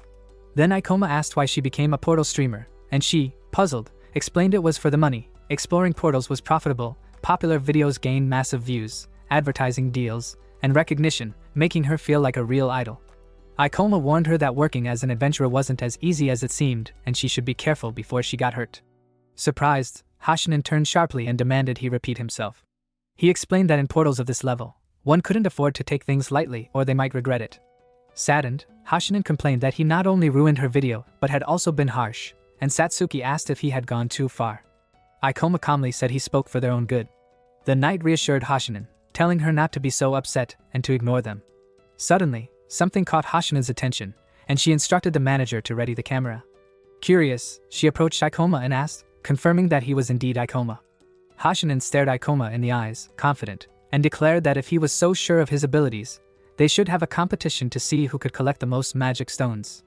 If she won, he would apologize on camera and take back his words, with his eyes covered so no one would recognize him, and if he won, she would obey his every command. Ikoma calmly agreed, surprising Satsuki, who shouted his name in astonishment. Smiling, Hashinen confirmed that everything was decided and that they would meet at the entrance in 3 hours, warning him not to even think about running. After a brief moment, they parted ways, and the knight praised Hashinen, noting she was handling the situation well. She smiled, planning to put the adventurer in his place while coming up with ideas for her video, thinking how much it would boost her popularity and earn money. Meanwhile, a mummy monster appeared in front of Ikoma, and he and Satsuki immediately attacked. The creature grabbed its sword and charged, screaming, but a bright beam of light suddenly struck it, shocking the monster. Ikoma called down a meteor from above, destroying it instantly, and the system window reported 364 experience points, a level increased to 31, and 3 skill points gained. Looking at the distance, Ikoma reflected that undead were usually slow, but by using a gravitational shift and doubling gravity, they could finish them efficiently. As expected from a rare portal, they also obtained an artifact, the Gauntlet of Ancient, Class D. Satsuki, standing nearby with her staff ready, glanced at Ikoma and wondered if he might have gone too far with Hashinen earlier. Ikoma didn't turn to her, explaining that he was annoyed by people using portals for filming videos. If others understood the danger, it would help them, but if items kept dropping so frequently, carrying everything would be difficult. He knelt to unlock a bag, and Satsuki realized her own bag was already full. Soon, they approached a brightly glowing entrance and stepped inside, finding themselves in a closed room filled with statues, one massive enough to catch Satsuki's attention. She wondered if it was a dead end, and then the huge statue's eyes glowed and it growled loudly. Satsuki spun around in fear, seeing the gate behind them had closed. There was no escape. Ikoma immediately recognized it as a portal trap, a special type of trap in portals that could be dangerous but also used to their advantage. Clenching his fist confidently, he knew they couldn't miss this opportunity. The monster's eyes glowed bright blue as it growled, signaling a test. They had to answer 3 riddles correctly, or they would die. Satsuki, trembling, asked in fear if this was really a monster, and Ikoma explained that it was a special trap with riddles, and incorrect answers would trigger attacks. Determined, he reassured her that he wouldn't lose to the statue, and the massive creature began presenting the first riddle. The massive statue glowed as it asked the first question: how many experience points were needed to go from level 1 to level 10? Satsuki blinked, asking who would even know that, but Ikoma answered confidently, 45 points. The statue confirmed he was correct, and Ikoma requested the next question, smiling as he remembered all the answers from his past life.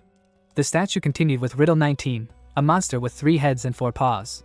Ikoma replied easily, identifying it as a creepy doll, sitting relaxed on the ground. Wondering how long the questioning would continue, he urged the statue to speed up since they were in a hurry. The statue, confused, moved to the next, riddle 20, which monster throws green slime? Ikoma thought quickly, noting that green slime couldn't appear in a portal naturally. It could only be created using the alchemy skill. The statue, shocked that all 20 riddles had been answered correctly, suddenly opened the gate behind them. Satsuki pointed excitedly at the statue, telling Ikoma that something had fallen out. Surprised, he saw a storage ring rank B, a magical item with a subspace capable of storing items, its capacity depending on the owner's magical power. Ikoma shouted that it was extremely rare and useful, and when Satsuki asked if it was valuable, he explained that selling it could earn about 10 million. She gasped in disbelief, realizing it was likely a reward for answering all the riddles correctly. Satsuki noted that they had spent so much time and asked about their earlier dispute with Hoshinin. Ikoma reassured her that with the storage ring, they would have no problems handling items, sliding it onto his wrist with a confident smile and declaring that victory would be theirs. Dealing with ordinary monsters was not difficult. Skeleton warriors had strong defense against swords, but while distracted, Satsuki could attack them with magic, making them easy to defeat. Mummies were slow, and with gravity control, Ikoma had no trouble handling them, exploiting their weakness to mana drain. An information window notified him that Ikoma's had increased from level 31 to 33. He smiled, expecting such a result from a rare portal, holding 2 objects in his hands, which the window identified as knives from Ancient. Saying the word storage, the knives vanished from his hands, and he noted how useful the bracelet truly was. Satsuki stared in amazement as he mentioned they had already collected 6 magic stones. Ikoma thought that was enough, as their main goal now was to earn money, so they focused on hunting monsters. Nearby, Hoshinin, sitting on the floor with the knight standing protectively by her side and a defeated mummy next to her, expressed her astonishment at how strong these adventurers were. One of the knights turned to Hoshinin, warning that they had only defeated 2 monsters and, at this rate, would never finish the cleanup. He understood this was a completely new portal, and even these 2 were likely struggling. Hoshinin firmly replied that if they failed, she would give them money and ask them to forget the incident. The knight hesitated, concerned about the video. At that moment, Ikoma and Kisaragi Satsuki approached, and Ikoma, grinning, commented that it looked like they had time to rest. Hoshinin, shocked, stood up confidently, claiming she had no issues with them and wondered how they were progressing with collecting magic stones. Ikoma activated the storage ring, saying the word vault, and a massive pile of stones and weapons appeared, horrifying Hoshinin. She gasped, bewildered at the sheer number and the bracelet's power. Ikoma, adjusting the bracelet with a grin, told her that if she apologized now, he would forgive her, but Hoshinin, still resentful, declared the argument was far from over and moved forward with the knight and her manager. Ikoma watched them with mild irritation, while Satsuki approached him, concerned if he had gone too far. Calmly, Ikoma reassured her that he was just teasing a little and hoped she wouldn't do anything reckless. Meanwhile, Hoshinin hurried through the portal corridors, accompanied by her knights, still fuming from the encounter. Kisaragi Satsuki asked for clarification, realizing that Ikoma was trying to take revenge on the girl. But Ikoma replied seriously that she was too careless about dungeons, and he didn't like that. A dungeon was always dangerous, and exploration should never be taken lightly. If Hoshinin continued treating it casually, she would soon regret it. Meanwhile, Sanji Hoshinin, filled with determination, thought she needed something big to defeat Ikoma, wondering how they had gathered so many magic stones and artifacts.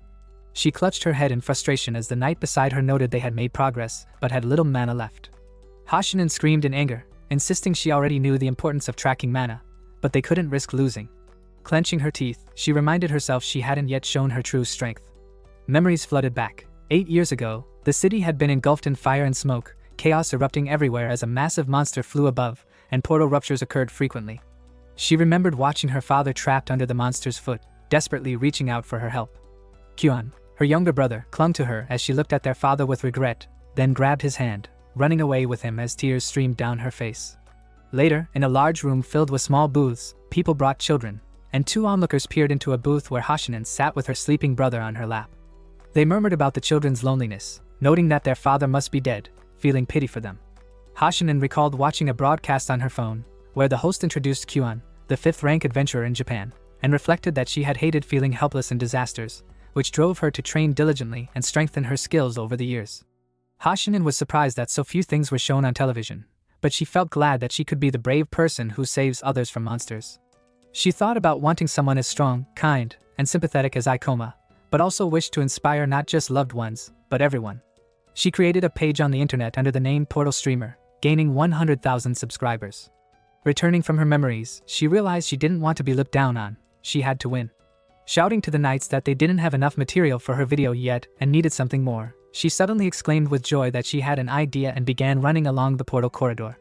The knight chased after her, shouting in confusion, but Hashinen, smiling, explained she remembered one enemy they hadn't encountered.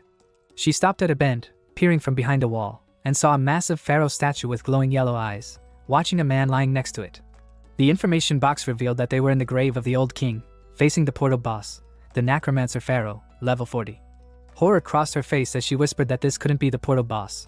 How could such a monster be here? Hashinen, realizing she was only level 33, felt she couldn't handle the portal boss.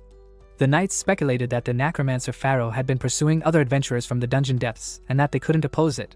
They needed to escape.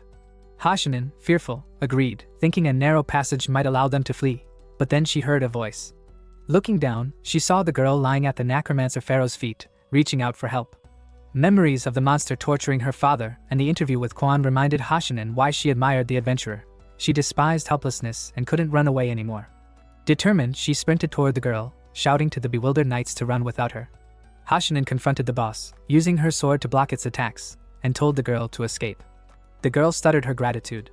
The necromancer pharaoh raised its swords to strike, but suddenly Ikoma appeared, declaring he wouldn't allow it. Hashinen, astonished, asked why the manager intervened, and he explained he was devoted to protecting his mistress and would show his strength despite not being a great fighter. The pharaoh, wielding multiple swords, advanced as the knights readied their weapons. Its attack shattered a barrier one knight had formed, and soon one knight fell. Hashinen, holding her sword with both hands, realized she was weak in strength and agility, facing the boss alone. Just as the necromancer pharaoh raised its weapons to strike, Ikoma appeared, criticizing her recklessness. Using inverse gravity, he lifted Hashinen safely to the ceiling. Bewildered, she asked if it was really him, and he explained that he came to prevent her from causing trouble. Remembering an escaped adventurer's words and Hashinen's own challenge about winning, Ikoma smiled, realizing he had lost the bet and was ready to keep his promise. Suddenly, the pharaoh noticed them, and Hashinen froze in fear as it hurled a weapon toward them. Ikoma jumped down, using gravity moiety to deflect the attack with his halberd. Satsuki appeared near the pharaoh and tried to strike with Shadow Ball, but the boss howled loudly, shrugging off her magic. On the floor, Ikoma assessed the knights, noting they were badly wounded and unable to escape against a high-rank portal boss, level 40. The situation was dire. Thinking quickly, Ikoma realized that while Clone Blade could reduce an opponent's gravity, controlling the pharaoh would still be difficult. Sanji Hashinen, tense, insisted the knights had come because of her, and she couldn't just run.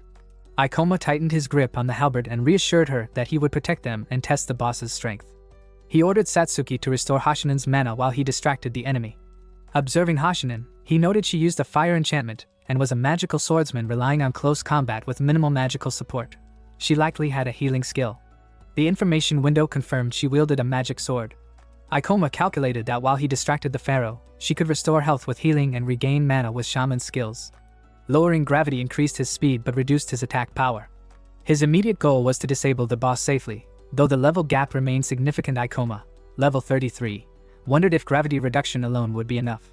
With a determined gaze, he prepared to strike. Suddenly, one of the knights rose and gave Ikoma a skill to increase speed. Noticing this, Ikoma turned to the knight and asked him with all his strength to protect their mistress. He reassured him he would. The pharaoh then hurled Ikoma aside, and he realized the boss's strength lay in being both large and fast, making its attack timing unpredictable. The pharaoh howled and struck, but Ikoma parried, noting its incredible speed and knowing that if it landed fully, there would be serious trouble. He resolved to hold out until help arrived. Meanwhile, a knight, searching for his mistress, saw Ikoma battling the boss and marveled at his rapid, precise movements while recording it all on camera. Ikoma climbed the boss's arm, jumping behind it and striking, but realized that despite compensating for the level difference with gravity reduction, he could not inflict significant damage alone.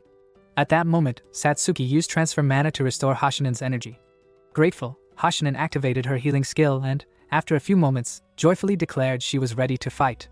Satsuki also confirmed she would assist, and Ikoma acknowledged that this was better, though the situation remained difficult. Time could not be wasted. They needed to defeat the pharaoh in a single decisive attack. The boss notices Ikoma and immediately aims his spears at him, launching a series of attacks, but Ikoma dodges skillfully with his abilities. He stops near a wall, looks upward, and spots a massive statue. Kisaragi Satsuki sees his position and shouts that Ikoma is pinned, which catches the attention of the pharaoh, making him pause. Seizing the chance, Ikoma activates his bracelet, reducing the weight and gravity of the statue before hurling it toward the boss, but the statue shatters against his weapon. Calling out that this is their moment, Ikoma urges Satsuki to strike his head. She responds by channeling energy through her staff, releasing a dark bullet surrounded by blue energy, but the attack fades without effect. Though Satsuki doubts the result, Ikoma smirks, realizing that heavy armor must be hiding something vital. As the pharaoh stares ahead, Hashinen dashes behind, claiming to have found his blind spot, yet he reacts swiftly and swings back. She dodges just in time and notes that his forearms make close combat nearly impossible. Remembering Ikoma's earlier move, she wonders how he managed to fight head-on. Suddenly, Ikoma calls out to Satsuki, saying he will weaken the pharaoh and that she must break his mask with her skill. She recalls that magic swordsmen can pierce armor after charging up, which lowers defenses, and agrees to prepare. Realizing his plan, she asks how he will weaken the pharaoh, but at that moment, Ikoma rushes toward the boss, thinking that while the pharaoh's true power lies in his forearms, immobilizing them will slow him down and give them the upper hand. With this resolve, he leaps into the air and unleashes his gravitational bond skill, leaving the pharaoh stunned. With the pharaoh's hands bound, Ikoma observes that this magic restrains monster movement, making it hard for them to break free. He intentionally placed the bonds near the shoulders, knowing they would be far tougher to snap, a tactic especially useful against huge, multi-armed foes. Landing back on the floor, Hashinen realizes it's her turn and begins focusing, raising her sword and activating the armor-piercing skill.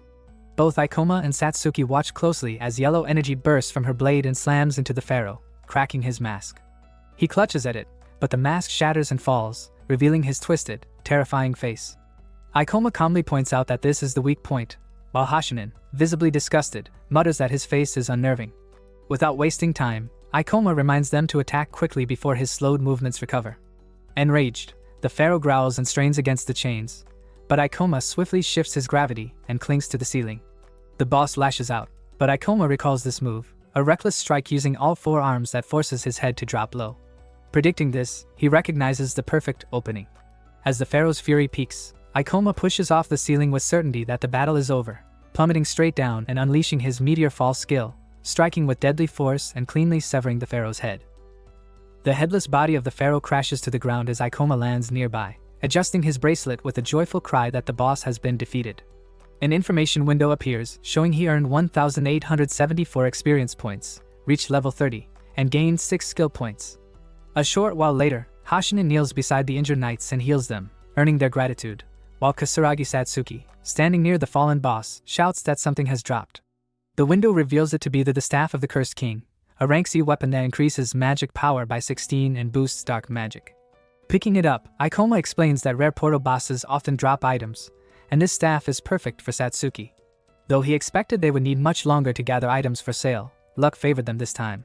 When Satsuki hesitates, asking if she can really keep it, he assures her not to doubt, reminding her that she once helped him gain equipment in the Crazy Dream Threader.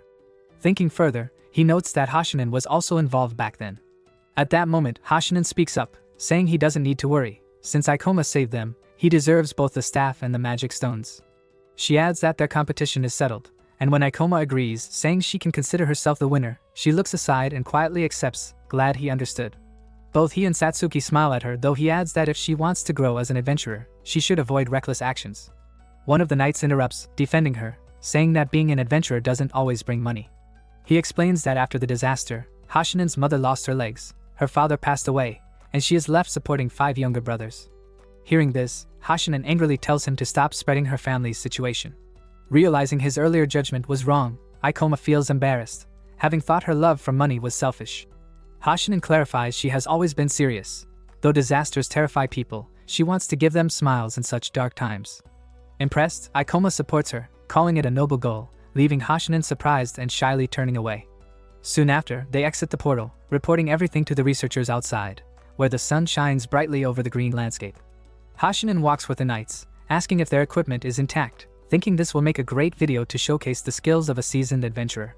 One knight confirms there's no damage, which makes her happy, but he then frowns at the tablet, pointing out that they collected very few magic stones and have no usable footage to edit into a video. He laments that they should have at least taken stones from the boss's gifts, since any material could have helped. Another knight checks the camera with a sigh, but suddenly his eyes widen when the screen shows clear footage of the battle between Ikoma and the pharaoh.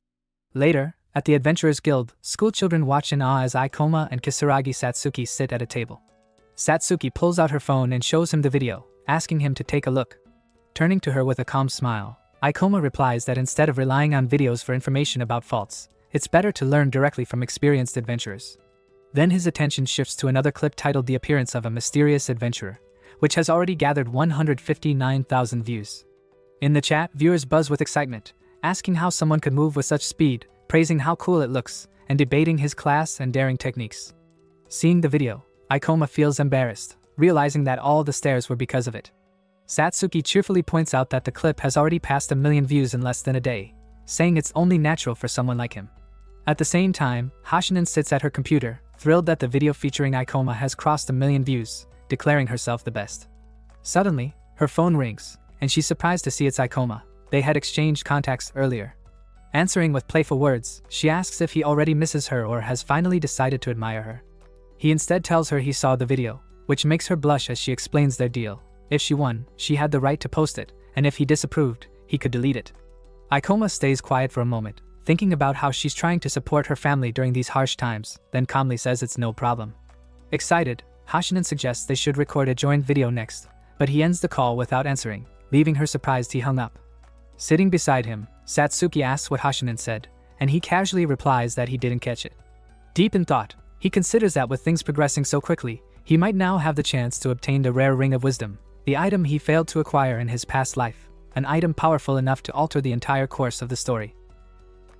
The information window announces that Ikoma is level 36, and he thinks you need at least level 35 to qualify, so he meets the requirement. Another box then tells him his promotion to C rank is approved. Ikoma and Kisaragi Satsuki step away from the reception desk, and she beams that he already reached C rank, while he tells her she will rank up soon too. The information window shows Kisaragi Satsuki at level 32, and the administrator who approved the upgrade looks puzzled. Ikoma is surprised to be the fastest to reach C rank and reflects that leveling needs constant fights against higher rank monsters, which is hard without special knowledge. Kisaragi Satsuki cheers that C rank means adventurers are first class and promises to keep up. But then Ikoma says seriously he wants to reach B rank within a month. She gasps that rising to B rank so fast is almost impossible and only a few have done it. Ikoma explains he must get one item only reachable with B rank access. High difficulty portal the illusion library, because that portal's boss drops the Ring of Wisdom. Kisaragi Satsuki asks how he knows this and what the ring does. He says the Ring of Wisdom may be tied to portal phenomena, is a rare item with huge potential, and in his past life its location is unknown, so it may hold the secret of how faults form. He adds that he has little time and wants the ring if possible but will not force her. If she refuses, he will understand. Kisaragi Satsuki immediately says she will help because she owes him, and he thanks her, while she shyly warns that reaching B rank in a month is hard and they will need a clear plan. Ikoma cuts her off, showing the phone screen and explaining that he already made a plan to clear the portals. Following it, they begin their conquest, defeating the boss of the Feast of the Savage Tribe portal, a level 32 boss, then slaying Siren, the level 30 boss of the Mermaid Lake portal. Later, Ikoma uses his Meteor Fall skill to bring down Arakinid Orc, the level 36 boss. The information window shows Kisaragi Satsuki rising from level 32 to 35, and she notes that in just 2 weeks they cleared 3 portals. The window also confirms Ikoma's level advancing from 36 to 38, though he admits the last fight gave them real trouble. Satsuki adds that even if it was a low-level portal, she still wanted to challenge it, but Ikoma reminds her that bosses at such levels have predictable moves with nothing surprising. Checking his phone, he reflects that he chose the portals wisely, ones easy for them to clear, noting that 5 more portals above level 30 would secure their promotion to B rank. Soon, at the guild, the administrator verifies that they met the minimum requirements and is shocked at how quickly they leveled, wondering if they are even human. Ikoma simply requests to be promoted to B rank, but the administrator explains an exam is required and asks them to wait a few days. From behind, an irritated voice cuts in, scoffing at the idea of children aiming for B rank. The administrator sharply scolds him, calling him Oga, which makes Ikoma notice his badge and realize he is a contract worker, an elite adventurer hired by guilds to manage faults, handle emergencies, and assist in difficult captures. Such people hold great influence. Olga steps closer, repeating his doubt with a grin, saying it's impossible. The administrator insists they've reached level 40 and proven their record, which leaves Olga shocked. Looking at Ikoma and Kisaragi Satsuki, he can't believe such young kids defeated so many bosses when he himself has been an adventurer for over 7 years and is the guild's only B rank. Now, with this upstart threatening his pride, Olga glares at Ikoma, who meets his eyes and thinks with irritation that they've once again drawn the attention of an unpleasant person. Olga towers over Ikoma, declaring that he cannot accept such a thing, since youths who have not even served a year are unworthy of rank. Ikoma frowns, thinking that Olga is one of the few B rank adventurers in the guild, and the leaders cannot easily ignore his opinion, especially since the views of contract workers are also considered in promotions. He knows Olga's decision will carry weight, yet if it were only about himself, he might have stayed silent. But because Satsuki is also involved, he refuses to back down.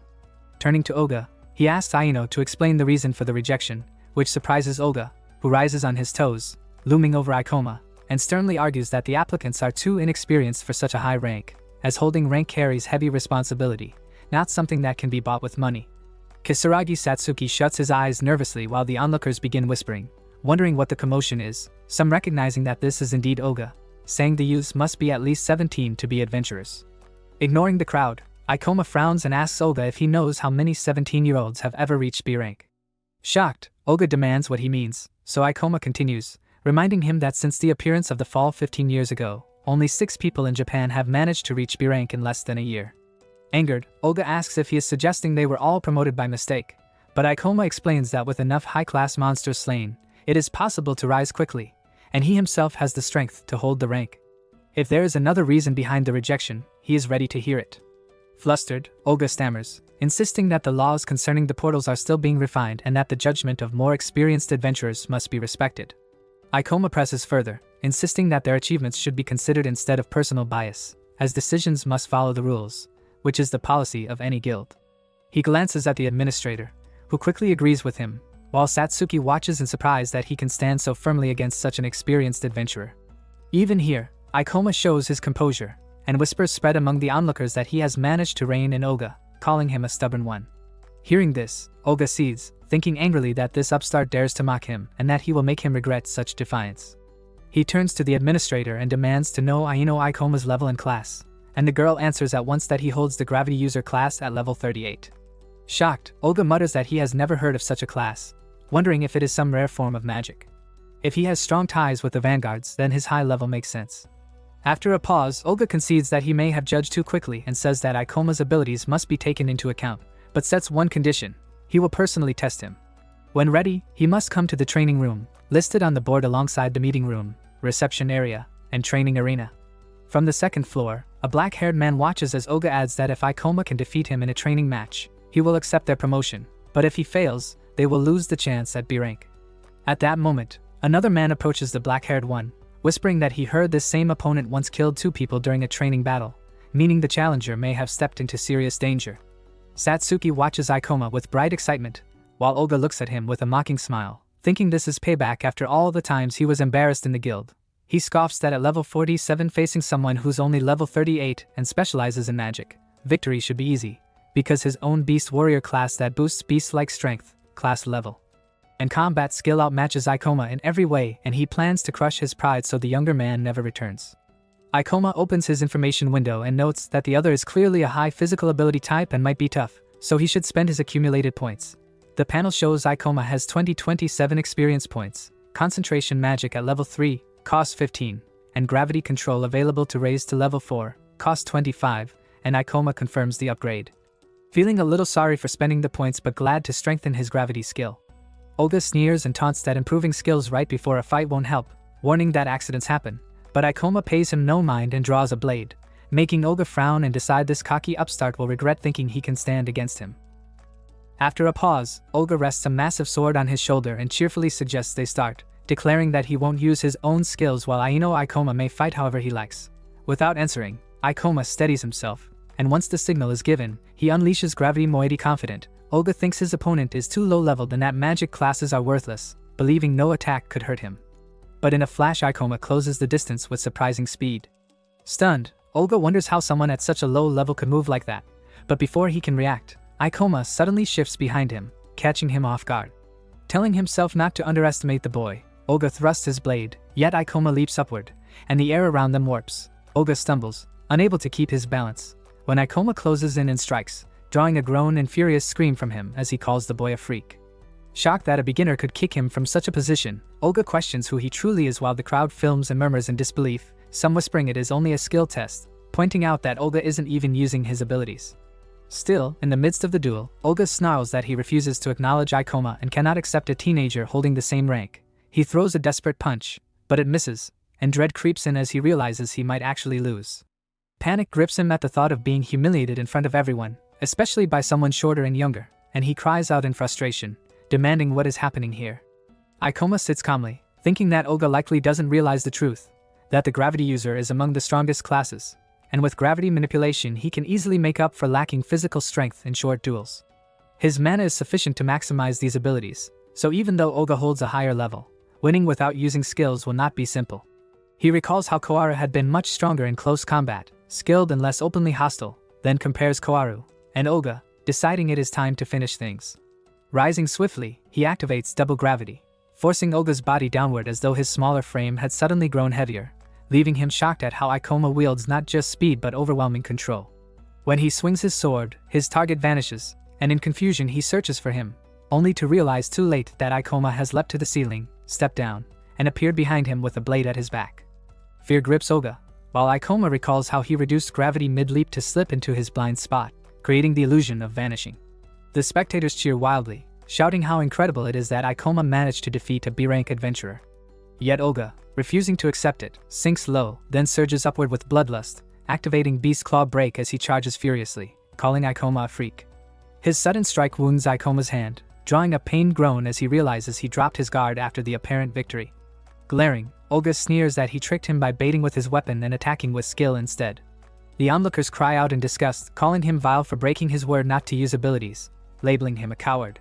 Still, Olga only stares with hatred, while Ikoma, bleeding but composed, asks if they will continue, a calmness that only fuels Olga's rage as he clenches his teeth. Olga stands on his feet, still defiant, refusing to admit defeat as anger twists inside him. He cannot accept being underestimated just because of level, yet he knows if word of this loss spreads through the guild, his position will crumble. Grinding his teeth, Olga suddenly declares that Ikoma's promotion request is rejected, shocking the crowd, who whisper in disbelief at such an outcome. Ikoma meets his glare in silence as Olga argues that the duel was never decisive, that with so many openings left in defense, he should have been able to finish it, and even without skills he still managed to injure his opponent. Clutching his bleeding hand, Ikoma listens as Olga claims this proves he cannot adapt quickly in real combat, while those watching grow upset, murmuring that Olga is a scoundrel who never intended to recognize him. Enraged at their words, Olga whirls with a menacing glare at one man, scaring him into silence. But suddenly a new voice rises from the crowd, shouting that this is unfair and shameful.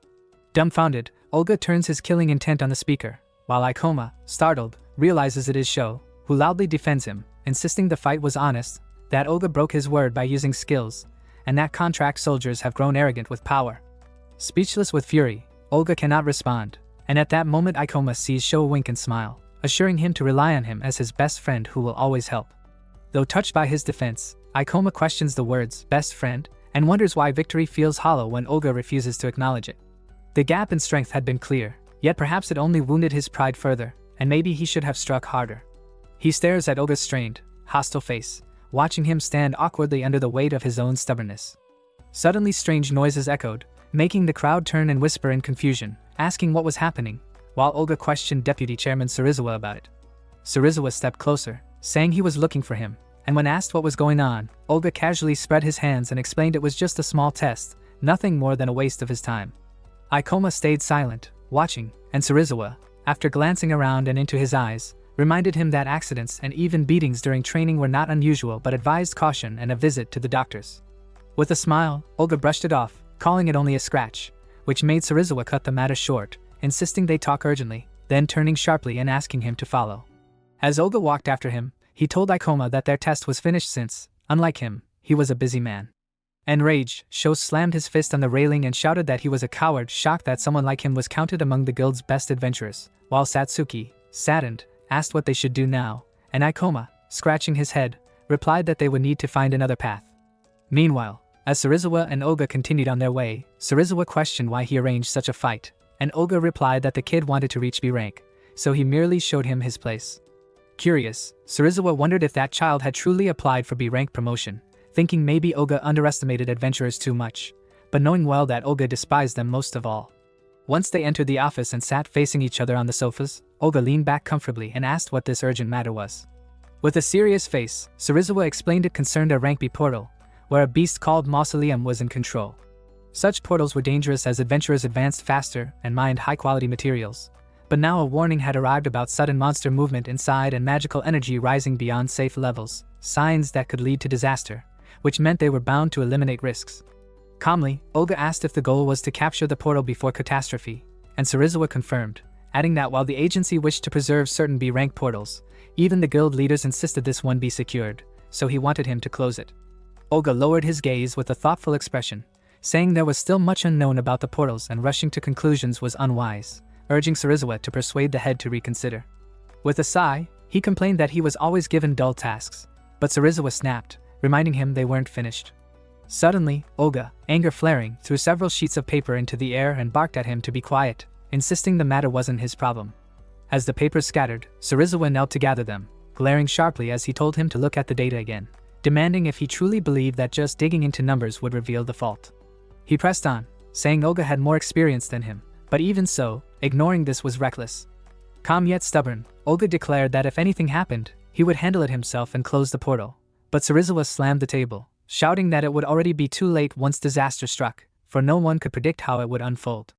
Without another word, Olga stormed out of the office, slamming the door behind him, while Serizawa remained seated with a grim face, lowering his eyes as he thought about their duty to protect the city and silently hoped nothing terrible would come. Meanwhile, deep inside the dungeon, an unknown monster with many legs stirred, filling the air with unsettling, echoing noises. After some time, Satsuki sat reflecting that it was awful to see such a high-class adventurer like Olga reveal himself as such a terrible person, while Ikoma understood that the only way to earn a new rank was through the guild in his area, and he felt certain that Olga would eventually have to approve his promotion to B rank, since that rank was also required to enter the illusion library. Although Satsuki could attempt the exam at another guild, her level was still too low, leaving her wondering helplessly what they should do. At that moment, Hashinin approached and sharply called out to Ikoma, saying she had heard about his trouble with the contractor during the exam and had already received a video of the duel from one of her fans. She exclaimed that the truth about the guild and the tyranny of Olga was spreading fast, with all of her 100,000 followers furious and demanding more updates. Ikoma calmly told her that he would manage without such publicity, but she recalled how he once saved her by catching her in his arms and insisted that she owed him and wanted to repay him in any way she could. He tried to interrupt, but Hashinin cut him off, adding that she could also earn money through this, which left him disheartened as he muttered she was still focused on the same thing. He reflected that the mysteries of the faults were still poorly understood and that guilds had no choice but to rely on experienced adventurers, while Olga was the type who never reconsidered his judgments or cared about others.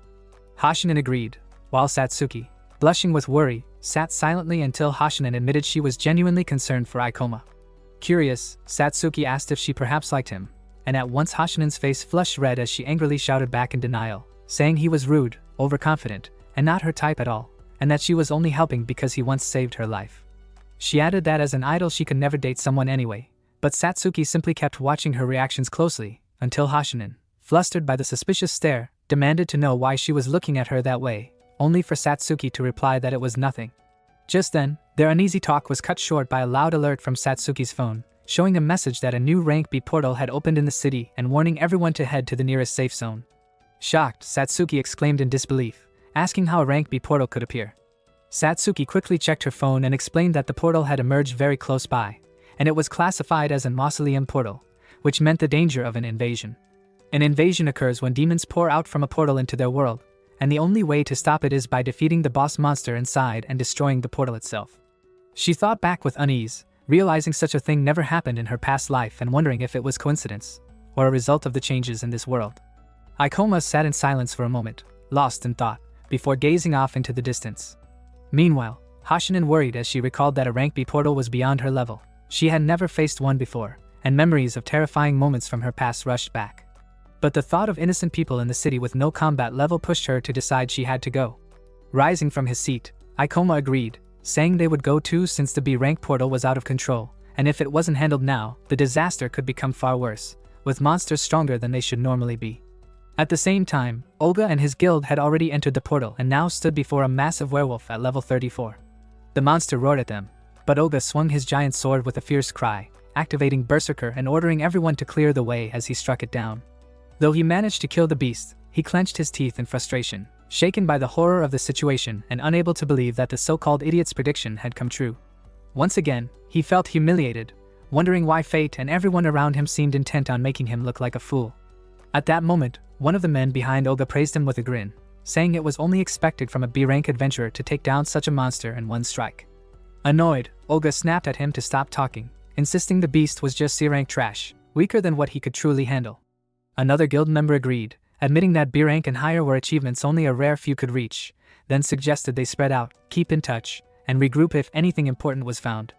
Inside, Olga worried that if too much damage occurred, his position might be at risk, but he also saw an opportunity. The mausoleum of the Beastman portal boss Ghost Fox, a level 47 monster, was said to be manageable. If he defeated it before anyone else, he could rise as a hero while pinning all failures on that fool Sarizawa. With this thought, he urged that they should defeat the boss quickly and end the matter. But suddenly, fiery flashes lit up behind them, and panic spread as everyone wondered if the boss had already appeared. From the darkness came a massive creature with huge claws and glowing fangs, its presence far more terrifying than expected. One man gasped in fear, realizing this was nothing like the reports.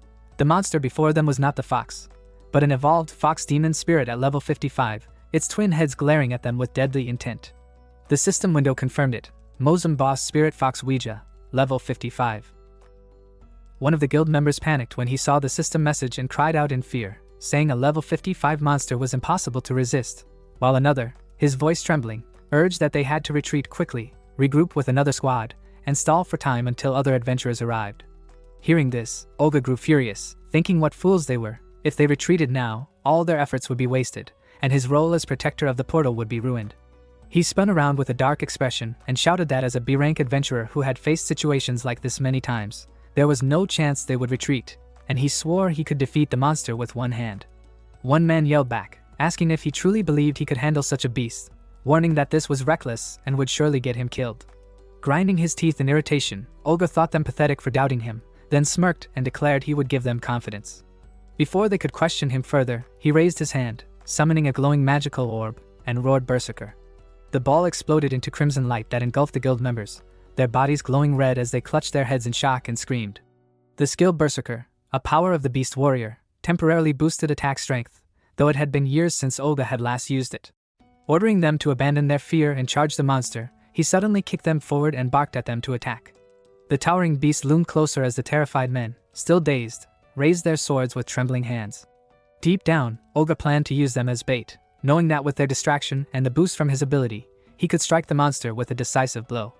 In this harsh world, he believed, survival required cunning, and as the creature's twin heads drew near, the guild members froze in horror at the terrifying sight. The monster let out a deafening scream as the space around it lit up with bright magical colors, forming a circle that pulsed with the spell demonic destruction, and a blinding ray shone from within while its growls shook the entire area. Olga, standing behind the others, watched nervously as the beast advanced toward him, the group slowly retreating. His body trembled in alarm, stones flew his way, and he shouted in panic, unable to understand what kind of spell this was. The more rock loomed closer while the guild boys clutched their heads and screamed, angering Olga, who barked that they were nothing but useless fools. Suddenly, a massive stone crashed down from above, but with a sharp motion of his hand, he shattered it into fragments, roaring the technique strike of the King of Beasts, his telekinesis skill unleashing destructive force. Still, he realized the scope of such powers was far beyond his own, encountering magical abilities at level 55 for the first time, and fear took hold. Before he could think further, the snarling monster lunged at him with terrifying speed. Panic flashed in his eyes as he cursed himself for not fleeing when the others had drawn its attention.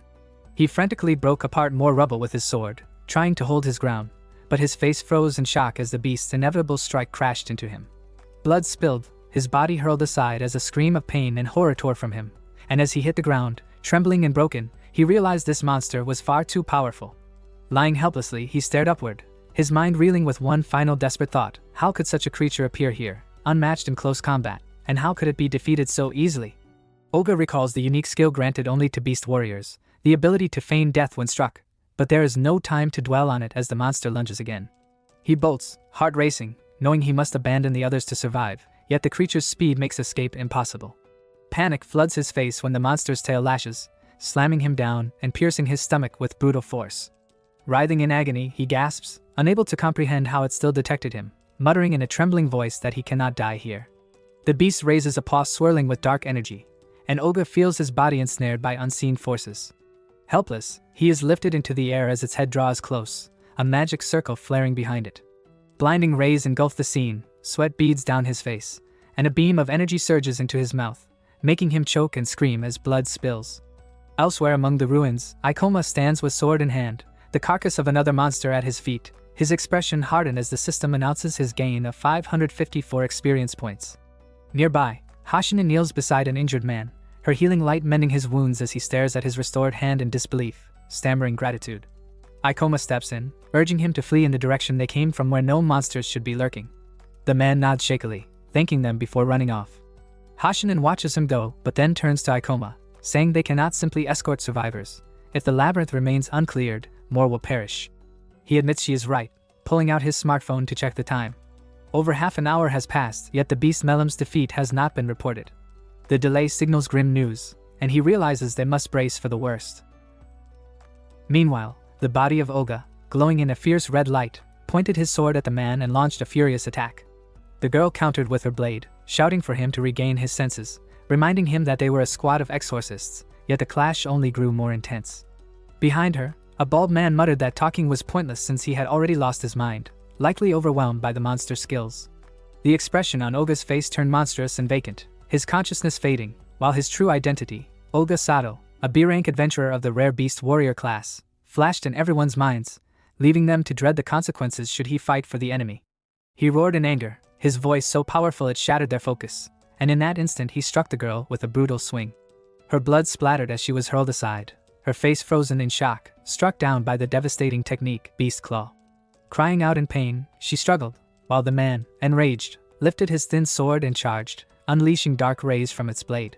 But against Olga's crimson gaze and overwhelming might, the strikes proved useless. With a single devastating motion, he crushed his opponent, leaving the girl screaming desperately for help from the bald fighter, Captain. Olga's mocking laughter echoed as if battling a B-rank adventurer was no different from facing a high-level monster. Yet, the true danger was not the anomaly of Olga himself, but the catastrophe behind it, a disaster beyond anything ordinary adventurers or even an exorcist squad could endure. Advancing toward Captain, who had fallen helplessly to the ground, Olga raised his sword to finish him. Just as the blade swung down, an Ikoma appeared, declaring his intent to protect the people, and invoked the technique Gravity Moiety, ripping the sword from the sinister warrior's grasp. He then turned to Olga, asking if his mind had been twisted by the monster skills that bound him. Olga only growled in response, while Captain, staring in disbelief at Ikoma, admitted that this was not an opponent ordinary adventurers could ever handle. Leaping high, Ikoma cut through the air with sharp movements as Olga's body glowed with a sinister purple light. Assessing him, Ikoma noted that a B-rank adventurer should be facing an equal, yet his motions were slower than they had been during the rank promotion exam, perhaps a lingering effect of the monster's psychic influence. Suddenly, Olga clutched at his chest, glowing in ominous red, before coughing harshly and unleashing the destructive force of the beast's claw. From above, Ikoma wondered if he had lost patience and struck recklessly, but quickly countered with double gravity, forcing Olga upward with crushing weight. Screaming in agony, he was struck across the face, blood spraying as he crashed back down and clutched his head. Stepping forward, Ikoma asked if he had finally awakened, but the mad gleam in Olga's eyes gave his answer. Recognizing that twisted look, Ikoma recalled his form during the exam and understood the fight would not stop here. He would have to end it. With a feral roar, Olga invoked the spell Berserker, channeling his raging energy and hurling it toward his foe. The monster's influence over his mind intensified dangerously, and even as a powerful adversary, Ikoma knew the battle could not be prolonged. Closing the distance, he apologized under his breath, then struck, unleashing a brilliant beam that tore through Olga's body. Screaming, the warrior spun toward him with feral desperation, his hand thrust out to retaliate, even as Ikoma pressed on. Still airborne, Ikoma swung his sword, believing that the higher he rose, the greater the force of gravity would become. Suddenly he cried out the technique meteorite falling, and a blazing beam pierced through Olga's arm, severing his right hand. A terrified scream burst from Olga as blood streamed violently, the pain overwhelming him. His tendons were also slashed, leaving him unable to fight further. Watching with unease, Kiriwa stared at Ikoma, wondering if he had deliberately restrained his true strength while battling a B-rank adventurer, and just how many hidden powers this man still kept secret. At that moment, Hashinin and Satsuki rushed over, shouting at Ikoma, demanding why he had run off. He apologized quickly, explaining that an urgent matter had forced him to act, and noted that speed of movement varied by class. Even so, he told them they needed to evacuate the injured to safety. But as he raised his gaze to the sky, his expression darkened. Descending toward them was the dreaded two-headed monster. Both Hashinin and Satsuki froze in fear as the massive creature roared and charged, stirring clouds of dust in its wake. With a weary look, Ikoma muttered that it seemed the boss monster had begun its hunt, and the beast bared its fangs, closing the distance with menacing speed. Satsuki, trembling in fear, wondered what kind of creature they were facing, its hollow eyes chilling her to the core. Out of the corner of his vision, Ikoma summoned the system window and identified it as the mausoleum of the beast portal, a level 55 Ouija fox. The data, however, did not match the original records, meaning the monster had undergone near-instant evolution with the portal's appearance, making the battle far more dangerous. Evolved monsters were unpredictable, their skills impossible to anticipate. As Hashinin rushed to his side, she declared that if they could bring it down, the destruction of the city might be halted. Ikoma agreed but warned that the task would not be simple. The towering beast shrieked, its body glowing with intense magical light, and the system window revealed its skill, Ghost Armor, level 30. At once, countless radiant phantoms materialized in the sky, and horror spread across the group's faces as they realized the boss had summoned an army. Hashinin's heart sank. If this continued, more innocents would perish, for these monsters lived only to destroy and kill. Turning to the girls, Ikoma ordered them to take the wounded to safety. Shocked, Hashinin cried out, demanding what would happen to him, but he met her with a firm gaze and said he would try to defeat the boss alone. Reaching out toward him, she froze as a brilliant light flared before her eyes. Catching her breath, she resolved that if he insisted on playing the hero, then she and Satsuki would deal with the phantoms, shielding the injured and ensuring their safety. Without hesitation, Ikoma sprinted toward the monster, while Captain, watching in disbelief, stammered that this was madness. Facing a level 55 boss without reinforcements meant certain death. But determined, Ikoma leapt into the air, landing on one of the summoned creatures, and shouted back to Hashinin and Satsuki to leave the rest to him. Satsuki steadied herself and turned her focus back on him, watching as Ikoma walked forward with a calm but determined expression toward the towering two-headed monster. A brilliant glow erupted from the beast's body as it unleashed the devastating technique, Roar of the Ghostly Beast, causing nearby buildings to collapse while stones and debris flew violently through the air. Smiling faintly, Ikoma muttered with interest that he finally understood its power. In contrast, Captain cried out in terror, shocked by the sheer scale of the skill's destructive area. The monster's roar ignited fires across the district, while stones surged toward the ground where Ikoma stood. Satsuki, glancing back at him, worried silently, while he sharpened his gaze and resolved that he could not allow himself to lose. The aura radiating from the beast was suffocating, and he knew it was not even fighting at full strength, it was toying with them. Suddenly, Ikoma's body shimmered with radiant magic as he began leaping across the flying rubble, sprinting from stone to stone with unmatched speed. Captain, bewildered, wondered how such movements were possible, realizing he had never encountered an adventurer with this level of agility. Clearly, Ikoma's past as a member of the thief class had honed him well for life-or-death battles of speed. As the monster lunged forward, fangs bared, Ikoma smirked and asked aloud if its spells truly had no effect, mocking the futility of its efforts. Enraged, the beast snapped its jaws toward him, but he quickly invoked gravity moiety, forcing it to bite down on a massive stone instead, shattering it into pieces. Seizing the opening, he launched a gravity bomb straight into the creature, and its blood spilled from the impact. Watching intently, Captain thought in awe that compared to any B-rank adventurer, this man had already surpassed expectations, facing a level 55 boss monster alone and surviving. Surely, he believed, Ikoma was destined to become the strongest adventurer in the world. But in that moment, Ikoma's mind was elsewhere. He reasoned that defeating the boss would close the portal and end the endless waves of monsters. Time was running out, and the only option left was to finish it here and now. Gripping a golden sword tightly in his hands, his gaze locked on the beast with lethal resolve. Clutching his blade, Ikoma thought grimly that it was time to end this. The massive Ouija demon fox stood before him, levitating countless stones with its power before releasing them in a thunderous crash. Yet he slipped through the barrage with precise movements, remarking with a calm edge that while the scale and force of its attack were impressive, they lacked sharpness, and he was more than skilled at handling such assaults. Springing onto a falling boulder, he twisted in the air and unleashed double gravity, sending the stones hurtling back at the fox. In the same motion, he triggered Meteor Flash, hurling a massive rock onto the beast, then followed with another burst of double gravity, slamming into the ground with explosive force. Smirking, he declared that being airborne did not make him defenseless, because he was a gravity user. Blades of force slashed outward as he cut in all directions, while the monstrous fox roared back with fury, both charging toward each other in a head-on clash. Against humanoid-type monsters, such techniques held the greatest advantage, but the gulf between their levels remained crushing. Ikoma's HP had dropped to a meager 11, and though he had avoided every strike so far, he knew that once his stamina gave out, damage would become unavoidable. Mana reserves were dwindling, his opponent's auto-regeneration leaving little hope of victory. Glancing towards Satsuki and Hashinin, who were already locked in battle, he realized involving them would only expose the wounded to certain death if the fight dragged on. Years of battle experience from his previous life gave him insight into the monster's attack patterns, defenses, and recovery abilities, and he recognized that at this pace, when his MP ran dry, it would be over. The thought of retreat gnawed at him, yet the idea sparked frustration in his chest. A bitter smile tugged at his lips as he scolded himself. Run away? Like hell he would.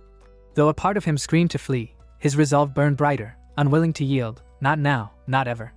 In the midst of battle, the pressure from the fox is overwhelming, yet determination fuels him as he reminds himself to focus, wield his skill precisely, and move with intent, all to surpass the people from his past life. Recklessness surges stronger than before as he slashes his sword toward the fox, striking it and igniting its fury. The beast roars, unleashing beast spirit summoning, and countless spectral fox spirits emerge. Watching this, Ikoma realizes the summon draws from an immense mana pool, allowing endless spirits to pour forth. The fox then casts Poltergeist, levitating stones and hurling them without care for its dwindling mana. The captain notes grimly that such a monster cannot be defeated by a lone adventurer. Hashinin shouts that not even Ikoma can handle this many foes, urging them to join, while Satsuki hesitates, puzzled by the sight. Though Ikoma appears cornered, it is the monster that seems shaken. On the battlefield, the fox, enraged, commands its spirits to leap at him, yet Ikoma closes his eyes, centering his thoughts, focus deeper still. With fluid grace, his sword flows like water, cutting through the spectral onslaught. The captain's eyes widen in shock, realizing such a feat surpasses human limits. Though weaker in raw power, Ikoma steels himself, thinking it is now or never, and with a daring leap, he swings his blade down, landing a strike aimed at the massive eye of the fox. After landing his meteor strike, the massive blow forces the monster into agony, and with its defeat, the spectral wolves vanish back through the portal, bringing an end to the chaos. The battlefield remains scarred with destruction across the city, yet Ikoma checks his status and is stunned to see an immense surge of experience. He has leveled up 6 times in one fight, climbing from level 38 to 44. The summoned Garma fades away, and the floodborn monsters also disappear. Relief sweeps over Satsuki, who beams that the disaster is finally over, while Hashinin quietly takes pride in feeling one step closer to her goal of protecting people. The guild representative, astonished that a boss was defeated by a single adventurer, looks at the Ikoma with newfound respect. Hours later, inside the Adventurers Guild, Ikoma and his companions report the outcome, leaving the receptionist equally dumbfounded that a rank C adventurer resolved a flood disaster alone. Thanks to them, casualties were kept minimal, and gratitude is offered not just by the guild but by all who learn of their victory. Many remark that the crisis involved a boss even the Demon Defense Agency could not handle. Yet Satsuki feels uneasy, convinced that Ikoma carried the battle by himself. He, however, credits the two girls as well, explaining that without their support against the Garmers, he would have run out of mana. Hashinin remarks with a smile that their reputation has skyrocketed overnight. The Ikoma sighs over the fact that the cameras were inactive, only for Hashinin to remind him that during a disaster, recording would have been reckless with so many injured around. Hearing this, Ikoma realizes just how serious and dedicated she truly is. The guild's vice president wrestles with the aftermath of the portal disaster, frustrated that he failed to convince Oga to lend his strength. The demon defense forces had proven too weak to resolve the battle quickly, forcing a regular adventurer to finish off the boss. He shudders to imagine what might have happened without that intervention.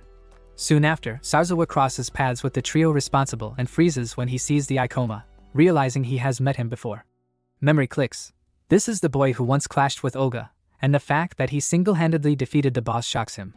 Doubt stirs as he wonders if someone so young is truly fit for his rank, recalling how he once thought the boy underestimated adventuring. Now he admits he has a poor eye for people. Elsewhere, in a hospital bed, Oga simmers with rage. Though calmer, he cannot forget being manipulated, nor the humiliation of losing his arm. The glory of ending the flood now belongs to a rookie, and he vows to use his influence to drag the Ikoma down, swearing revenge.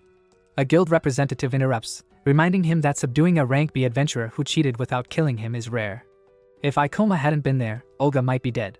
Outraged, Olga snaps, accusing them of saying he would fall to lesser forces, only to be stunned when a surviving defense member from that day steps in. Terror flickers across his face as he realizes his crime is exposed. The representative charges him with manipulating others' psyche without consent, a grave violation, especially if he used it to flee, noting no contracted adventurer can feign ignorance of portal crimes. Trapped by his own actions, Olga finds himself cornered. Meanwhile, at the Adventurers Guild, Ikoma fumes when his rank-up application is denied. The receptionist apologizes, explaining that because contracted adventurers hold sway, and one had already rejected him, he cannot reapply for 3 months.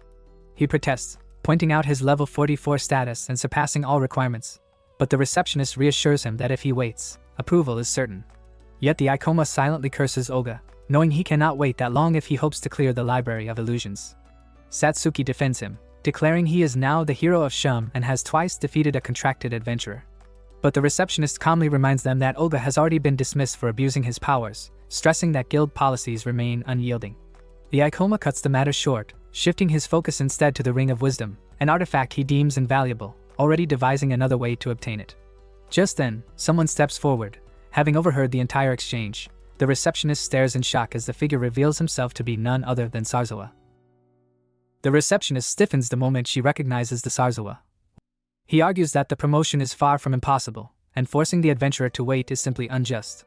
He tells the receptionist to treat this as a failing of the guild, even if it means breaking tradition, and assures her that he will take responsibility for persuading the master. Turning to the Ikoma, Sarzawa explains that supporting adventurers is part of protecting the nation itself, which is the guild's duty. The portal disaster, he reveals, was predicted in advance and should have been prevented. For stepping in and averting a greater tragedy, he owes the boy his thanks, and this promotion is his way of expressing it as vice president. The Ikoma considers his words, then clasps Sarzawa's hand, accepting the offer. Following the command, the receptionist officially approves Ikoma's promotion to rank B. Satsuki, overjoyed, congratulates her companion, marveling that his new rank is extraordinary and his level so high that few in the guild could rival him. The Ikoma, however, reflects inwardly, recognizing that even compared to his past life, his current pace of growth is staggering. While it is true that defeating stronger monsters accelerates leveling, reaching level 44 this quickly still feels unreal. Seeing his somber expression, Satsuki questions why he looks troubled, but he brushes it off, saying it's nothing. Yet his thoughts linger on the fact that a rank B portal disaster erupted in Shum district, something he never recalled from his previous life. He wonders if his regression altered the flow of events, since such an incident had never occurred before. With countless mysteries surrounding the portals and the uncertainty of time regression, he recalls the butterfly effect, where even the smallest change could shift the entire timeline. Though unease weighs on his chest, he pushes the thought aside, reminding himself that he has finally reached the goal he sought, his long-awaited promotion to rank B. After checking his phone, Ikoma notices a breaking news notification and mutters that it has finally arrived, the long-awaited Library of Illusions portal. The announcement was released only minutes ago, and he silently thanks the vice president for ensuring his rank B promotion just in time. Satsuki asks if this is the portal he had spoken of so often, and he confirms, explaining his goal is the Ring of Wisdom, the boss drop, which he believes essential to uncovering the mysteries behind portal disasters. He adds that entry requires pre-registration and inspection for rank B portals, and declares his intention to apply immediately, asking if she objects. She eagerly replies that she doesn't, sharing in his excitement. Meanwhile, at the guild headquarters, the guild master holds a private phone call, discussing the imminent appearance of the Library of Illusions. He warns that the portal's boss drop is far too dangerous to be left in anyone's possession and must not fall into the wrong hands. The voice on the other end suggests he use his authority to monopolize the portal, but the guild master dismisses this, insisting that if the country were to lose trust in him, his position would collapse. He explains he has loyal subordinates ready, but now is not the time to expose his true goals, as discovery would not be forgiven. Instead, he instructs the caller to contact Chimera Fang the moment the portal appears. The boss's subjugation and the item's destruction must be ensured, and every adventurer entering the portal must be eliminated. He adds that erasing groups and altering family records is this person's specialty, so there's no need for him to dirty his own hands. With that, he ends the call. Moments later, an employee knocks and enters, requesting advice about preparations for the Demon Defense Forces. Catching sight of the phone in his hand, the employee curiously asks who he was speaking with, but the guild master, Hojo brushes it off, replying coldly that it was nothing important. Inside a train, Satsuki asked what kind of place the illusion library was, and Ikoma explained that, as the name suggests, it was an enormous library filled with enemies who rely on magical attacks, with the portal boss at level 60, a foe they could not underestimate. Alarmed, Satsuki questioned whether they could actually defeat it, and Ikoma reassured her that he had a strategy that would make victory possible. Later, at the Adventurer Guild in Kanagawa Prefecture, Yurakura City Branch, he confronted the receptionist, demanding to know why they were not allowed entry, only to be told that the guild's decision prevented them from accessing the illusion library. Though they protested, she explained that recent adventurer casualties at the Yurakura branch had heightened scrutiny and that the branch was currently enforcing stricter rules. Ikoma argued that leaving the portal unchecked would destabilize it, and B-rank adventurers should be granted permission to intervene. The receptionist calmly countered that the demon defense force was more than capable of managing the portal, and if the situation dragged on, the city could hire adventurers from elsewhere. Certainly not a rookie B-rank adventurer and his C-rank partner, as she taunted them directly. She concluded firmly that they would not be going anywhere. From behind, a man appeared, asking if they too intended to challenge the illusion library. Ikoma turned, inquiring his identity, and the man introduced himself as Seiji, a B-rank monk-class adventurer, who also wished to conquer the portal but lamented the shortage of high-rank adventurers. Ikoma saw this as a stroke of luck, reasoning that with Seiji and other adventurers, the guild might be less restrictive. His original plan had been to level up with Satsuki inside the portal before confronting the boss, and now he felt less anxious, though doubts lingered about whether this apparently shady monk could be trusted. Satsuki expressed relief, noting that they could finally challenge the portal with allies. Seiji confirmed Ikoma's identity and welcomed him to join his party, prompting Satsuki to ask if she was invited as well. After a pause, Seiji scrutinized her documents, observing that as a shaman-class adventurer she was notoriously difficult to utilize even among mages, and her scattered achievements could not afford inefficiency in his team. Listening to these harsh words, she hesitated, but Ikoma firmly declared that if she were excluded, he would withdraw too. Reluctantly, Seiji acquiesced, clarifying that he was not seeking to exploit them for profit, only that his party already had 2 exceptional vanguard members and his goal was to conquer the portal honestly. Ikoma explained that the shaman class can use mana drain to restore the entire party's MP, making it especially valuable for mana-heavy members like himself and Satsuki. Seiji conceded, suggesting they exchange information and contact details before agreeing to meet in front of the illusion library. Later, Satsuki seemed uneasy about the monk's behavior, and Ikoma reassured her that while Seiji appeared somewhat suspicious, they had little choice, adding that it was better to voice dissatisfaction up front than let it fester. He also reasoned that, as the apparent leader of his party, Seiji would likely avoid unnecessary disputes to protect his reputation, and they were not in a position to be picky, they had to secure the Ring of Wisdom. Outside the illusion library, Cheyenne voiced frustration, complaining that the situation was far from what she had expected and questioning why Seiji had involved 2 rookies. Seiji explained that guild restrictions left them no alternative, and that a shortage of members necessitated the inclusion of the newcomers. Cheyenne argued that she had wanted a support or magical damage caster, but found the current selection useless, prompting a tense back-and-forth overheard by Ikoma and Satsuki. Satsuki hesitated, noting the awkward atmosphere despite the party's assembly. Ikoma reflected that while Seiji was suspicious, the other 2 team members seemed even more so. Cheyenne warned that if they proved useless and still claimed a share of the rewards, she would deal with them herself, but the protagonist saw merit in a system where only contributors received profit. Cheyenne called him cheeky, then turned to Hiru, a team member who stated he did not care as long as they could enter the portal and not impede him.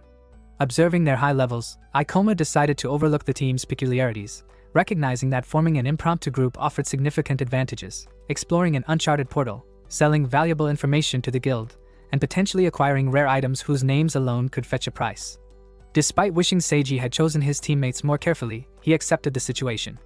Finally, Seiji declared that with everyone gathered, it was time to enter the illusion library, and the party stepped inside together.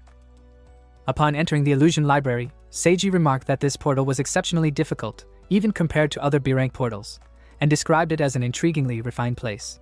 Smirking, he noted that portals of this caliber were rare, and conquering it would bring them rapid fame. Cheyenne pointed out that it was Ikoma and Satsuki, to which Seiji replied that their presence was merely to ensure sufficient numbers to enter, and they should avoid interfering. Satsuki felt entirely out of her depth, thinking that despite Ikoma's higher level, they were being treated harshly, but Ikoma calmly responded that they had come from another city to explore the portal and had no intention of leaving empty-handed. Cheyenne angrily demanded if he was speaking back to her, and he simply replied that he wanted them to understand his perspective, emphasizing that he would not provoke unnecessary conflict. She conceded, saying that as long as he understood, they likely would not need his group anyway.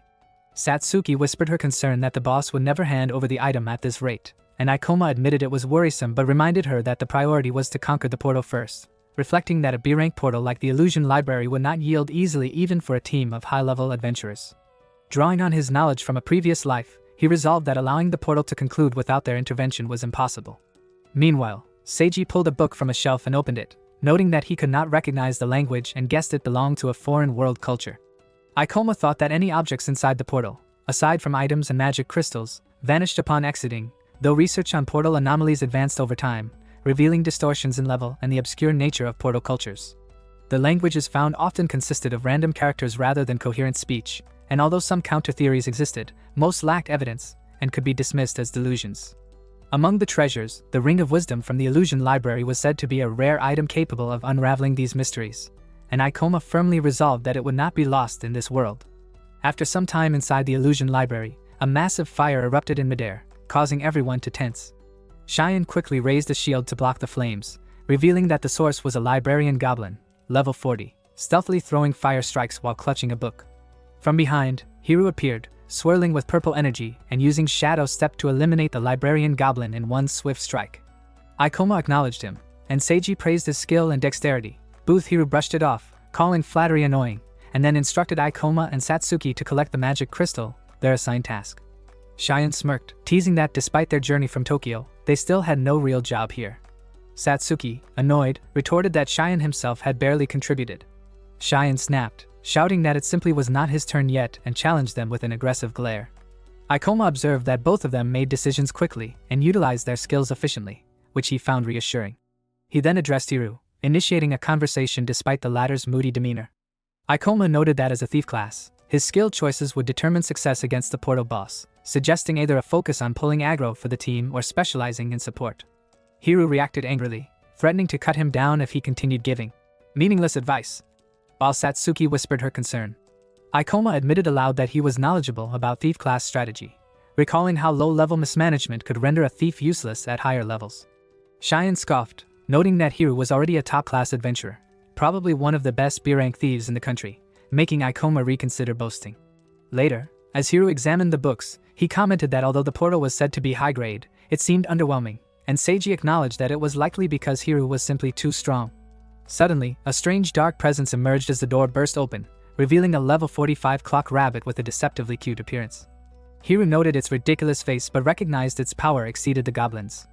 Ikoma immediately realized that the clock rabbit was a nightmare-class illusion monster, capable of engulfing entire parties, and warned that it would attack only within a certain range. He suggested taking an alternative route to avoid it, but Hiru ignored the advice, insisting he would act as he pleased. Knowing the danger, Ikoma braced himself, realizing that fighting the clock rabbit while protecting everyone would be extremely challenging, as Hiru advanced toward the creature. The clock rabbit began sprinting across the room, with Hiru in pursuit, and Ikoma immediately recognized the danger, shouting for him to return, though Hiru ignored the warning. He swung his sword, but the rabbit dodged effortlessly and continued forward, prompting Hiru to note its incredible evasion despite its small size, understanding that being a high-level monster made its behavior unpredictable. The rabbit then hopped using its dash skill, disappearing into a corner of the room, which Hiru found frustrating but also intriguing, anticipating the potential rare item drop. Ikoma realized that now it could no longer ignore them, and the only option was to defeat it. Turning decisively, he warned everyone to cover each other, emphasizing that even a single lapse could be fatal. Seiji initially dismissed his caution, believing that at level 45, the 5 of them could handle it, but he soon realized the rabbit's threat was real. Hiru, defiant, insisted he took no orders from a lower-level adventurer and ignored Ikoma's warnings.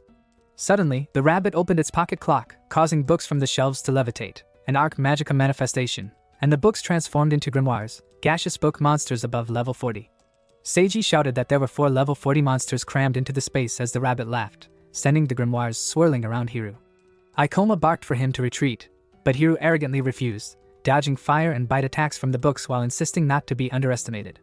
As the clock rabbit lunged with its open mouth, Ikoma intervened, hurling it across the room with his sword before kicking it, confident that his gravity manipulation ensured he could dominate aerial combat.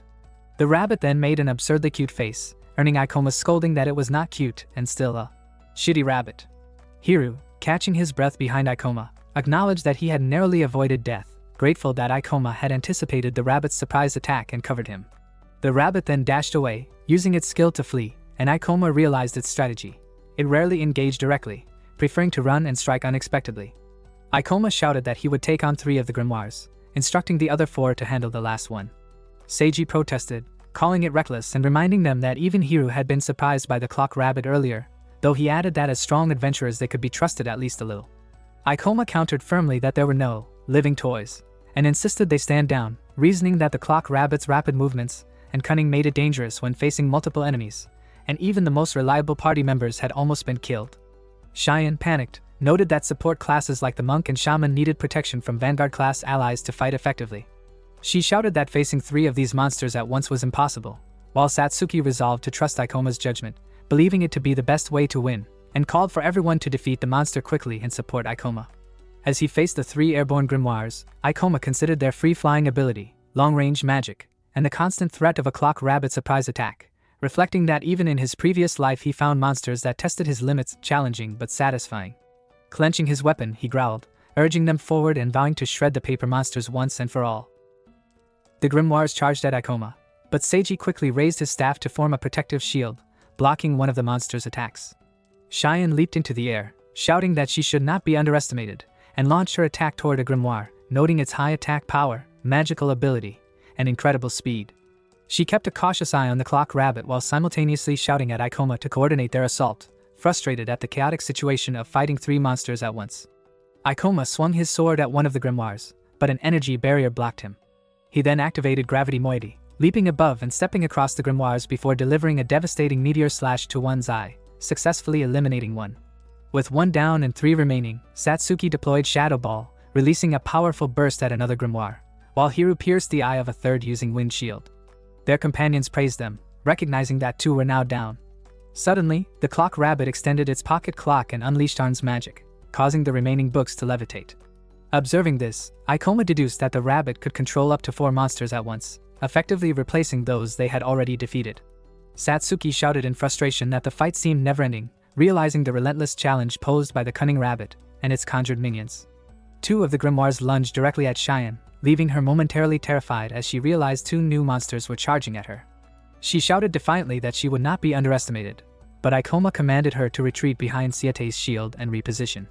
Thinking to herself that he was impressively bold to order her around like a puppet, Cheyenne unleashed a powerful slash aimed at all the grimoires. But before she could finish, the clock rabbit lunged, throwing her to the ground with a grimoire's teeth digging into her waist. Convinced she was about to die, she was saved at the last moment when Ikoma used the grenade technique, bursting it at her waist and forcing the grimoire to release her. Thrown far away, she grimaced in pain, grateful to be alive. Another grimoire advanced, but Ikoma intercepted it, striking with his sword while commanding Seiji to heal her with white magic, which he did promptly. Satsuki noted the team's precarious condition, feeling alarmed as they pressed forward, but Ikoma reminded them that as long as they continued to expend mana efficiently, and they kept defeating the grimoires, victory was still possible. Observing the clock rabbit, he deduced its impatience and cunning, predicting its next move, and activated double gravity to slash the grimoires one by one. The rabbit tracked him closely, its intent obvious, but Ikoma anticipated its attack and leapt into the air, leaving the creature confused about his position. Floating above, he reflected that defeating 1 or 2 monsters was insufficient. They had to eliminate their commander. Using the cornered wall to limit the rabbit's surprise attacks, he shouted that it had failed its plan, then dove from above, prepared to land a decisive strike from behind. With precise timing, he swung his sword, ready as the clock rabbit turned to face him, knowing that its quick reflexes would make this encounter intense.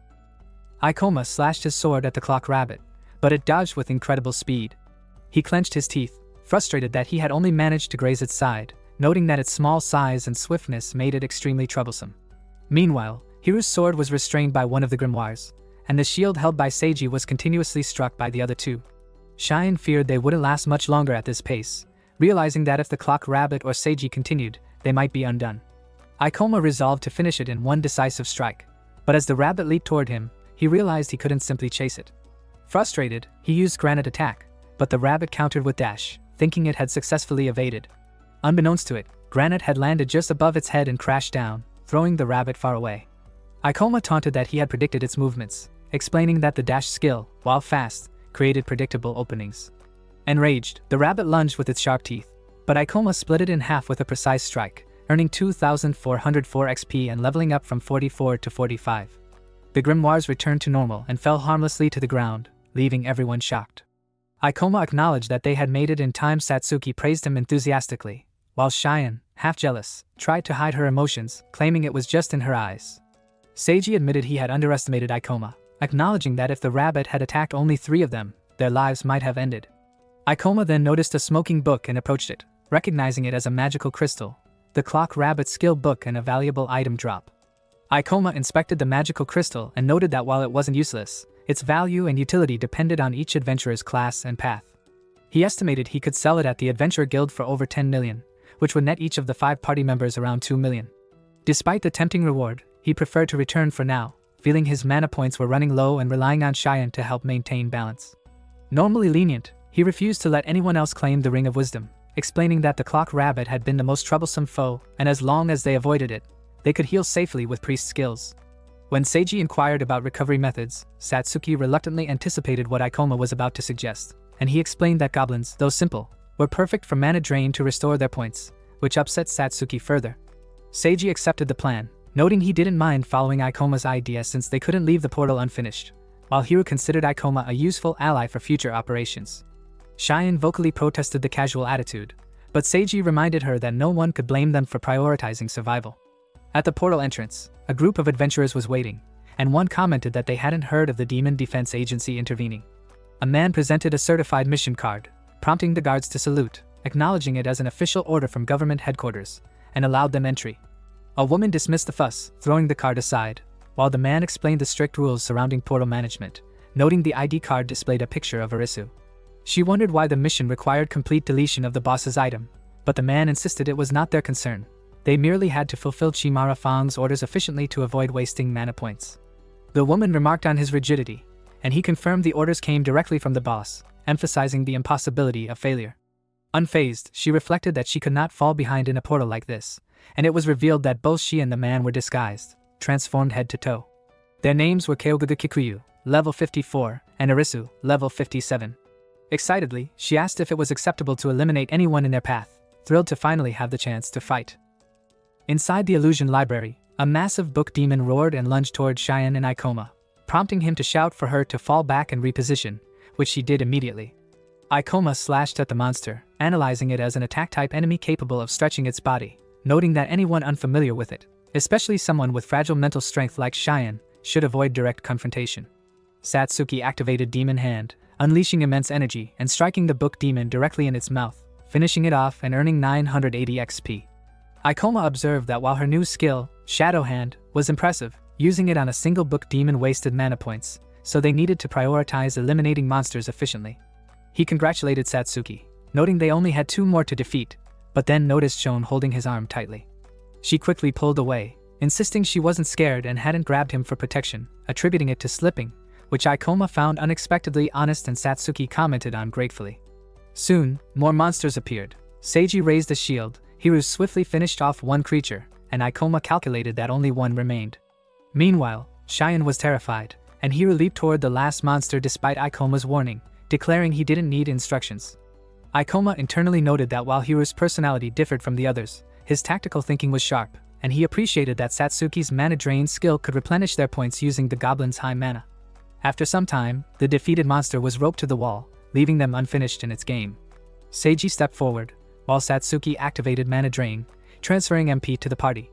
Seiji noted that with the restored energy, he could also maintain his barrier, while Cheyenne clenched her teeth, realizing at this pace they could explore the illusion library indefinitely. Seiji mentioned that catching 2 more goblins would fully restore Ikoma and Satsuki's mana, but Ikoma warned that physical fatigue remained, emphasizing that the effort to capture the goblins would still drain energy, a trade-off for using Mana Drain. Seiji patted Ikoma on the shoulder, calling him reliable, as they ventured deeper into the portal. Ikoma addressed the party about their plan to confront the portal boss, asking if they would face it with him. Hiro raised an eyebrow, and Cheyenne exclaimed that challenging the boss was no casual decision. Ikoma calmly asked if she was scared, and Cheyenne insisted she wasn't, while Satsuki noted that he already knew how to handle her. Seiji admitted he had initially formed the party to defeat the boss but found that exploring for magic crystals and XP was already rewarding, admitting he had been overconfident. Ikoma explained he had information on the portal's items and believed the group could defeat the B-rank boss with their current members. He requested permission to claim the boss's drops as his original purpose for entering, promising to share all magic crystals and other items, and even offered to contribute his own money if needed. Seiji mused on the value of the item that drove Ikoma so far in, recalling the clock rabbit's drop worth 10 million yen. Cheyenne reacted with disbelief, while Hiru assured her everyone else agreed, leaving her skeptical of whether they were truly ready. Inside the boss room, standing before them, was a woman in a flowing gown, level 60, known as Akasha, radiating an imposing presence that confirmed the challenge ahead. All of them stand before the massive doors of the boss room, anticipation thick in the air. Ikoma assures them they will handle the boss's skills as planned, noting its slow, large movements and that as long as they do not rush, victory should be possible. Seiji nods, confident that with Ikoma's information, defeating the B-rank portal boss will grant him the experience he seeks. Cheyenne questions whether an item could really provide details about a boss beforehand, while Satsuki reminds her she had seemed convinced earlier. Seiji explains that adventurers must never recklessly speak of their strength, and Ikoma only talks with purpose. Even if the boy speaks boldly, no one wants to face a boss someone else has already engaged. Hiru warns Cheyenne to go home if she is scared, but Ikoma assures that adventurers always risk their lives, though retreat is an option. Cheyenne insists she is not scared and only cautions them against believing everything they hear. Ikoma responds that he and Hiru will draw the boss's attention, while Seiji guards the others, all part of the plan.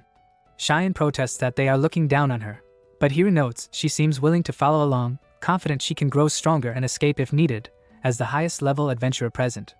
Ikoma decides to use his remaining skill points before the fight, raising gravity magic from level 2 to 3, unlocking gravity field. Excited at the new option, he steps forward with the team, entering the boss room together. The chamber is dark, light filtering through a huge window where Akasha, the level 60 portal boss, stands, tilting her head toward them. Hiro notes its lack of mobility, and with a shared shout, the team charges, ready to execute their plan. As they rush toward the boss, Akasha unleashes Thunder Break, a surge of electric energy crackling across the room, electrocuting everyone. Ikoma notes that her preferred attack is fast lightning magic, exactly as the documents predicted, but the strength varies with range. They cut through the energy and advance, realizing she is targeting Hiru and Ikoma at the front. Ikoma plans to boost his speed with gravity moiety, while Hiru, a thief class specializing in movement, flanks skillfully, making it impossible for the low mobility boss to land a hit. Akasha's body begins revolving with red, murderous intent, but their attacks cannot land yet, so Ikoma decides to wait for an opening. Satsuki raises her stealth with Shadow Ball and Cheyenne unleashes Slash, striking from both directions. The boss hides her face, then looks at Satsuki, saying, "Apologize." Satsuki is startled that the monster is speaking, while Ikoma anticipates an AoE attack and shouts for them to fall back behind Seiji's protection. Hiru grumbles but obeys, and the boss releases Fire Wave, a massive eruption of flames. Cheyenne panics at the near impossible dodge, but Seiji steps forward, shielding everyone as the fireballs collide with his barrier. He calculates that with AoE attacks, a magic barrier is sufficient, trusting Ikoma's plan that careful play will let them handle Akasha's ranged assaults and strike when an opening appears. Ikoma notes that her multiple range skills compensate for her immobility, making this boss surprisingly manageable. With a shout, he declares they will subjugate her, while the boss mutters something under her breath. Cheyenne feels a glimmer of hope, and Hiru grumbles that it's going too smoothly, wishing someone would be crushed first, while secretly considering that if he wants to challenge the party, Ikoma will be his first target. The boss was not easy to handle. Akasha raised her hand, forming an orb between her palms, and slammed it into the floor, unleashing the Sword of Zeus. The orb turned into a huge sword that pierced the ground, cracking it with massive force. Ikoma leaped down, slashing through it and muttering how slow she was, noticing that she was weak against hand-to-hand combat, and wondering what had happened to her powerful ranged attacks.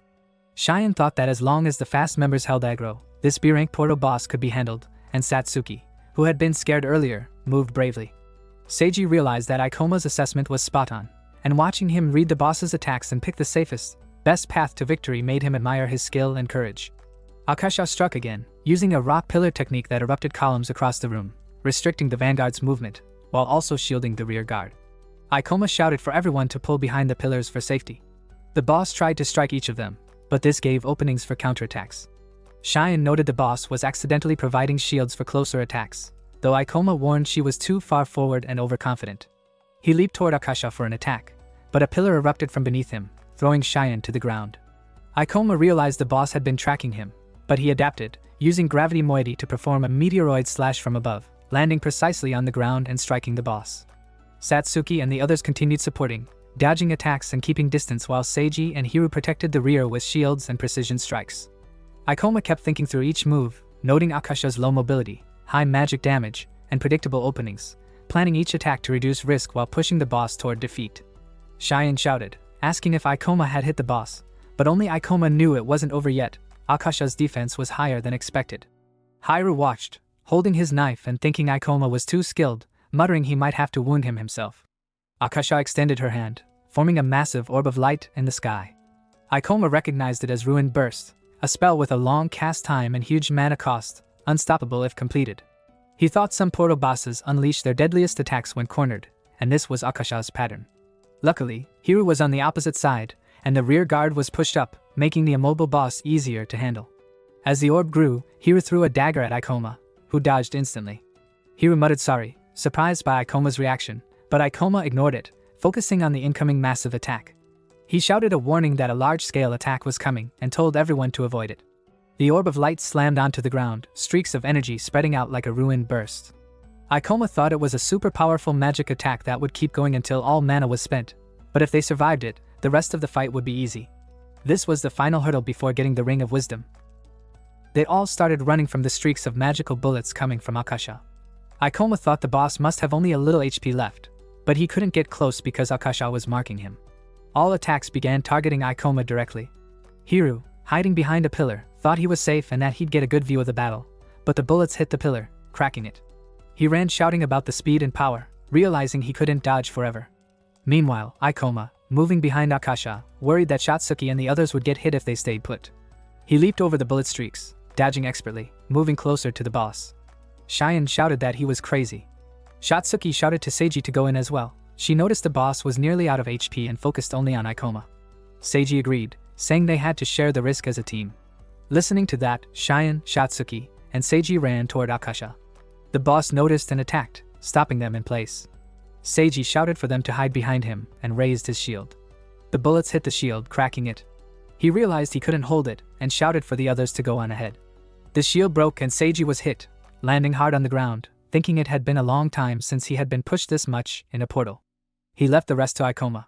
Ikoma thought the boss's focus on him had opened a small chance, and with Shatsuki and the others distracting Akasha, he prepared to finish the fight with a single powerful magic attack. As long as Ikoma could land a guaranteed attack, it would work. He used his gravity field to levitate above, while a purple energy swirled around Akasha. Ikoma thought Akasha wouldn't be able to aim Ruined Burst precisely under high gravity. He shouted that he would make the boss drop her magic spear. Shatsuki noticed Ikoma's magic was weakening her power.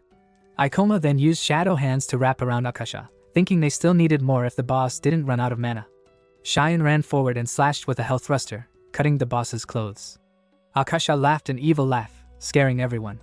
The attack severed one of her hands, and Ikoma landed behind her, striking directly. Her skin cracked, and she collapsed completely defeated. Shatsuki shouted they had finally done it. Seiji praised Ikoma, saying well done. Ikoma smiled, thinking he could now uncover secrets lost from his previous life, the hidden mysteries of the portals and the items. The Ring of Wisdom was finally retrieved. From behind a pillar, Hiru watched, staring at Ikoma, with no clear plan but fully aware of what had just happened. Ikoma finally held the Ring of Wisdom, smiling with relief. He said it was the drop item from the Illusion Library portal boss Akasha. Shatsuki asked if it might have something to do with portal phenomena. Ikoma nodded. She said they should give it to the Demon Defense Agency, but he replied there was a reason they couldn't. He thought no adventurer would just give up such a rare item. She noticed he seemed happy and asked what the ring did, but Seiji interrupted, praising Ikoma for defeating Akasha and asking if he was hurt. Ikoma said he hadn't been hit directly but accepted a light heal. While healing him, Seiji thought Ikoma was the most capable adventurer he had ever seen, someone with the spirit to explore portals like a real professional.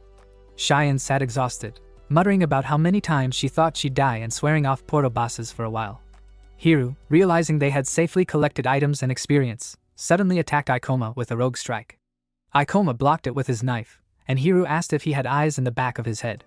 Ikoma used double gravity to punch Hiru in the mouth, sending him flying. Seiji shouted in confusion, but Ikoma explained that Hiru had betrayed them and the battle wasn't over yet. Ikoma thought about Hiru, noting he had expected him to be shady, but not this bold. He realized Hiru was attacking directly, but still had mana left to fight back.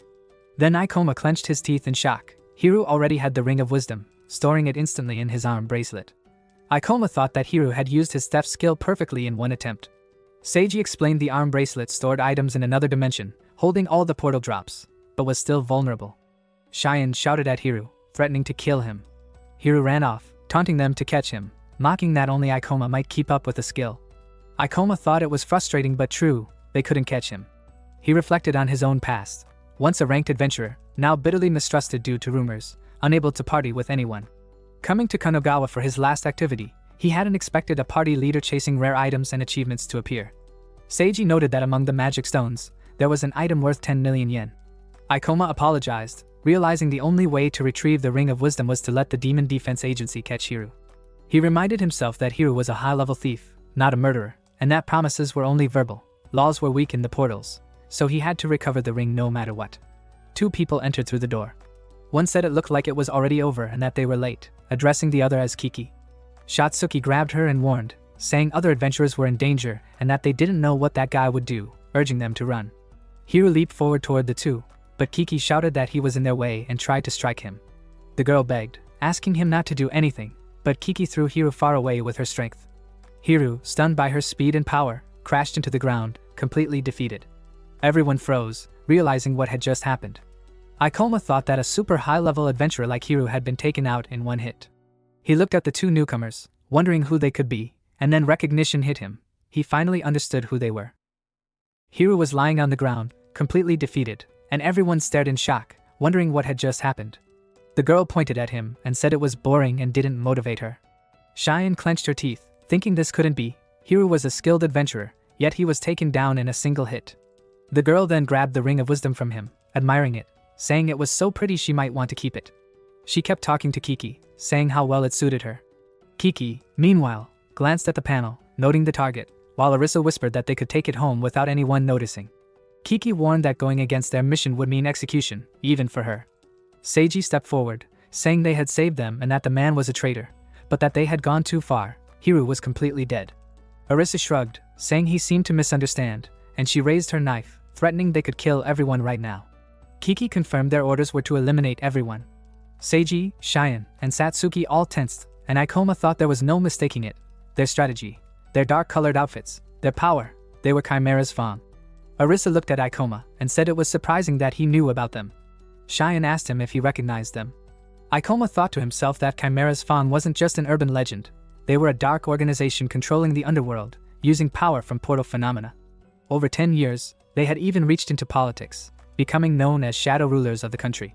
He remembered battling a member of Chimera's Fang while trying to capture a portal in his previous life.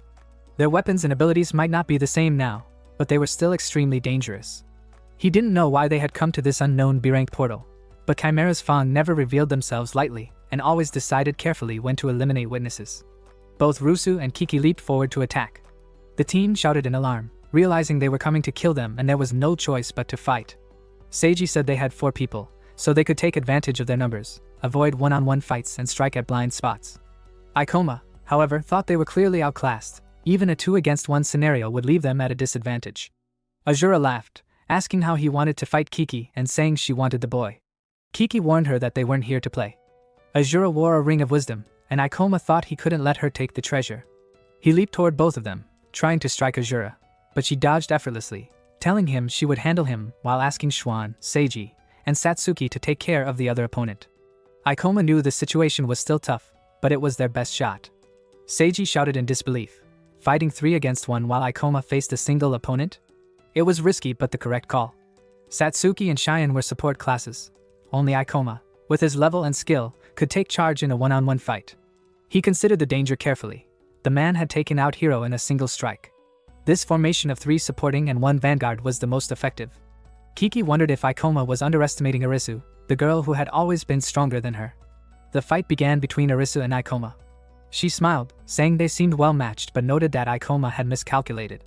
Even with enhanced gravity manipulation, he was clearly weaker. Arisu reminded him that her level was 57, Kiki's was 54, and Ikoma's must be around 50. She said he couldn't defeat her or fight properly. Ikoma admitted he assumed her level was higher. She accused him of bluffing, and he explained that a skilled fighter could raise their level quickly by defeating high-grade demons, though most reckless ones died trying. Arisu remarked that young self-centered people like him were valued for their combat skill and asked why he targeted her. He explained that short weapon classes were tricky, they moved fast and attacked multiple opponents, while long weapon classes were better in one-on-one combat, easier to find openings. Battles between tricky classes often led to unexpected results. His plan was to quickly defeat Arisu, and then support the other three. Seiji realized how much Ikoma had calculated in just a second and jumped into battle. Arisu laughed at the provocation, raising her hand to unleash a massive technique. Pink energy swirled around her as she taunted, asking them to entertain her. Mere talking wouldn't be enough. Arisa lifts her hand high, and the whole area turns red. Ikoma immediately thinks Illusion Knife, a skill that manifests phantom knives to attack, confirming she's already of that class. The troublesome class has appeared. She taunts him to dance with her, sending 20 knives downward. He dodges, noting the difficulty, and she observes his agility and extraordinary speed, enhanced by special physical abilities. Impressed, she smiles at his fearlessness amidst the blood, enjoying the spectacle. He leaps toward her with his sword, and she blocks with her knife. He feels the painful gap in strength, realizing that even the heaviest attacks using double gravity or increased mana are easily countered, leaving almost no opening, though he must support his teammates. He urges himself to switch to offense, knowing that leaving her room to maneuver will prevent him from landing a strike, and wonders if her flying knives are skill misallocation or truly the illusionist's power. She mocks his knowledge, revealing the rarity of her class, which manipulates illusions to intervene with agility and fight. Arisa lifts her hand again, knives circling in a mesmerizing orbit, using illusion knives with mirror phantoms. He observes that half are illusions, but she points them all at him, claiming no one could dodge. Yet he has already evaded them and leaped above using his gravity skill. She realizes he can evade some, but insists he cannot escape all at that speed. Mirror Phantom demands little MP and pairs easily with other magic, its strength lying in distraction, yet Ikoma feels its mental weight more than its physical threat. Uncertain attacks unsettle the mind, and he braces himself to see fear cross his own face. He leaps into the knives without knowing which are real, only to pass through them safely. They were illusions. She grits her teeth as he closes the distance, thinking he's just seeing through the trick. Observing light and shadow, he identifies the inconsistencies. She can't believe it. Cutting through her attack so casually is impossible. He slashes, stones collide with her, and before she can react, he's behind her. She realizes instantly he is no ordinary adventurer. Her past battles against high-level underworld beings and elite monster hunters don't compare. Who is this man? He spins and strikes with a 360-degree move, closing in. She smiles, acknowledging her carelessness, amazed that someone could evade her attack on first sight, and questions his humanity. He remarks he only aimed for a decisive strike. Blood drips from her hand, fueling her fury. She laughs and shouts, exhilarated, admitting she's never felt such a chill, grateful to face him despite the frustration of the one-sidedness of her skills. Then she unleashes Doppelganger, the battlefield swirling with lava-like lights, dark energy radiating around her. Her broken illusionist skill manifests tangible phantoms, and at her level, a high-level opponent could create 3 at once. Letting your guard down here means instant torment and death. Arisa thinks to herself that her ultimate skill, Doppelganger, creates tangible phantoms identical to her in strength, a broken ability that overwhelms opponents with sheer numbers. Countless copies close in on Ikoma from every direction, forcing him into constant evasive movements, unable to find a moment to counter. She presses harder, refusing to leave him any room, then leaps above with a sharp grin, remarking that women truly are admirable before daring him to avoid her next strike. Her sword slashes down, but he blocks with his hand, realizing that Doppelganger is powerful yet not invincible, though with his current strength he lacks the means to take down her higher-level clones. She taunts him, insisting their fight isn't finished and demanding better footwork. His eyes drift toward the ring of wisdom on her hand, and he steels himself, thinking that even if it's all or nothing, this reckless gamble is the only path he has left. Meanwhile, Kiki stands tall against 3 opponents. Seiji recalls how Kiki overpowered Hyrule with raw strength, but facing multiple enemies is different. One strike leaves an opening for the others. Deciding to exploit their numbers, Seiji plans to create a chance to overwhelm him. He shouts for Satsuki and Cheyenne to act. Cheyenne unleashes Shackle Vessel while Satsuki hurls a Shadow Ball, but Kiki counters with Flaming Fang, launching a blazing arrow from stealth. His strike lands with ferocity, shaking the entire battlefield as flames roar and the ground trembles under the weight of his attack. From the blast, Satsuki could not defend herself and clenched her teeth in frustration, muttering that Rereguard's class was pathetic. Seiji, shaken, thought a direct hit like that would have erased them completely. Kiki meanwhile considered how he had intended to wait for Arisu to finish and join him after handling the kid, but her tendency to drag things out was irritating. With growing impatience, he declared that he no longer cared and would end this quickly. His body flared as he activated Vajra Sambugabeya, his aura blazing crimson, eyes glowing red, veins bulging across his skin as rage poured out. He growled that he was done with meaningless, shallow fights. Cheyenne watched in disbelief, calling him a monster. She recalled the nature of Vajrasambugabeya, a rare melee skill that stimulates muscles to boost power, hardens the body, and raises resistance to blows. Still, she wondered if he intended to recklessly charge and endure the attacks that would follow from their numbers. Seiji shouted that the skill burned through massive mana, meaning Kiki planned to crush them all at once. He rushed forward to shield Cheyenne and Satsuki, bracing himself against the charge, but Kiki's speed outstripped his reaction. Even though Seiji raised the shield, it shattered instantly, and Kiki hurled him upward, exposing an opening. Cheyenne dashed in with fury, vowing not to be underestimated, yet her strike was caught effortlessly on his arm. She gasped at the sensation, realizing with dread that his very body had hardened like Vajra itself. Before she could recover, his kick sent her flying, blood spilling from her lips as the thought struck her that this monster's overwhelming might barely resembled that of a human at all. On the other side, Arissa laughed boldly, teasing that he had been forced onto the defensive and demanding he thrill her further. Kiki glanced her way, realizing she was relying on Doppelganger and wondering if her opponent was truly strong enough to push her into using it, though he felt confident the battle would not last much longer. Cheyenne clenched her teeth in frustration, unable to understand how things had turned so dire, while Satsuki admitted to herself that no matter what they tried, his power was overwhelming. Yet she quickly rejected the thought of simply waiting, deciding she would not remain a burden to be rescued. Determined, she swore to become someone Ikoma could see as a true partner, not a helpless friend sitting idle, while he risked everything. She called out to Cheyenne and Seiji, asking if they still had fight left and urging the three of them to bring Kiki down together before going to support Ikoma. Her words lit a spark of resolve in them both. Watching, Kiki smirked in disdain, thinking how foolish they were to still utter such declarations. Kiki sneered that it was admirable for them to keep charging despite the vast difference in power, promising to grant them a warrior's death as murderous intent poured off him, twisting his presence into something truly sinister. The three braced themselves, each weighed down by grim resolve. Seiji reasoned that although they had no choice but to fight, the Vajra skill's reinforcement made Kiki's body nearly impervious, and even with their numbers, they lacked the means to land decisive damage. It seemed impossible to prolong the fight until his mana drained. Satsuki mirrored his concern, wondering what Ikoma would have done in their place.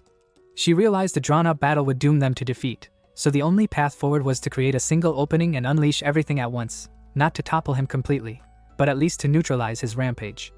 As Kiki suddenly surged toward them, she shouted that the monster was coming.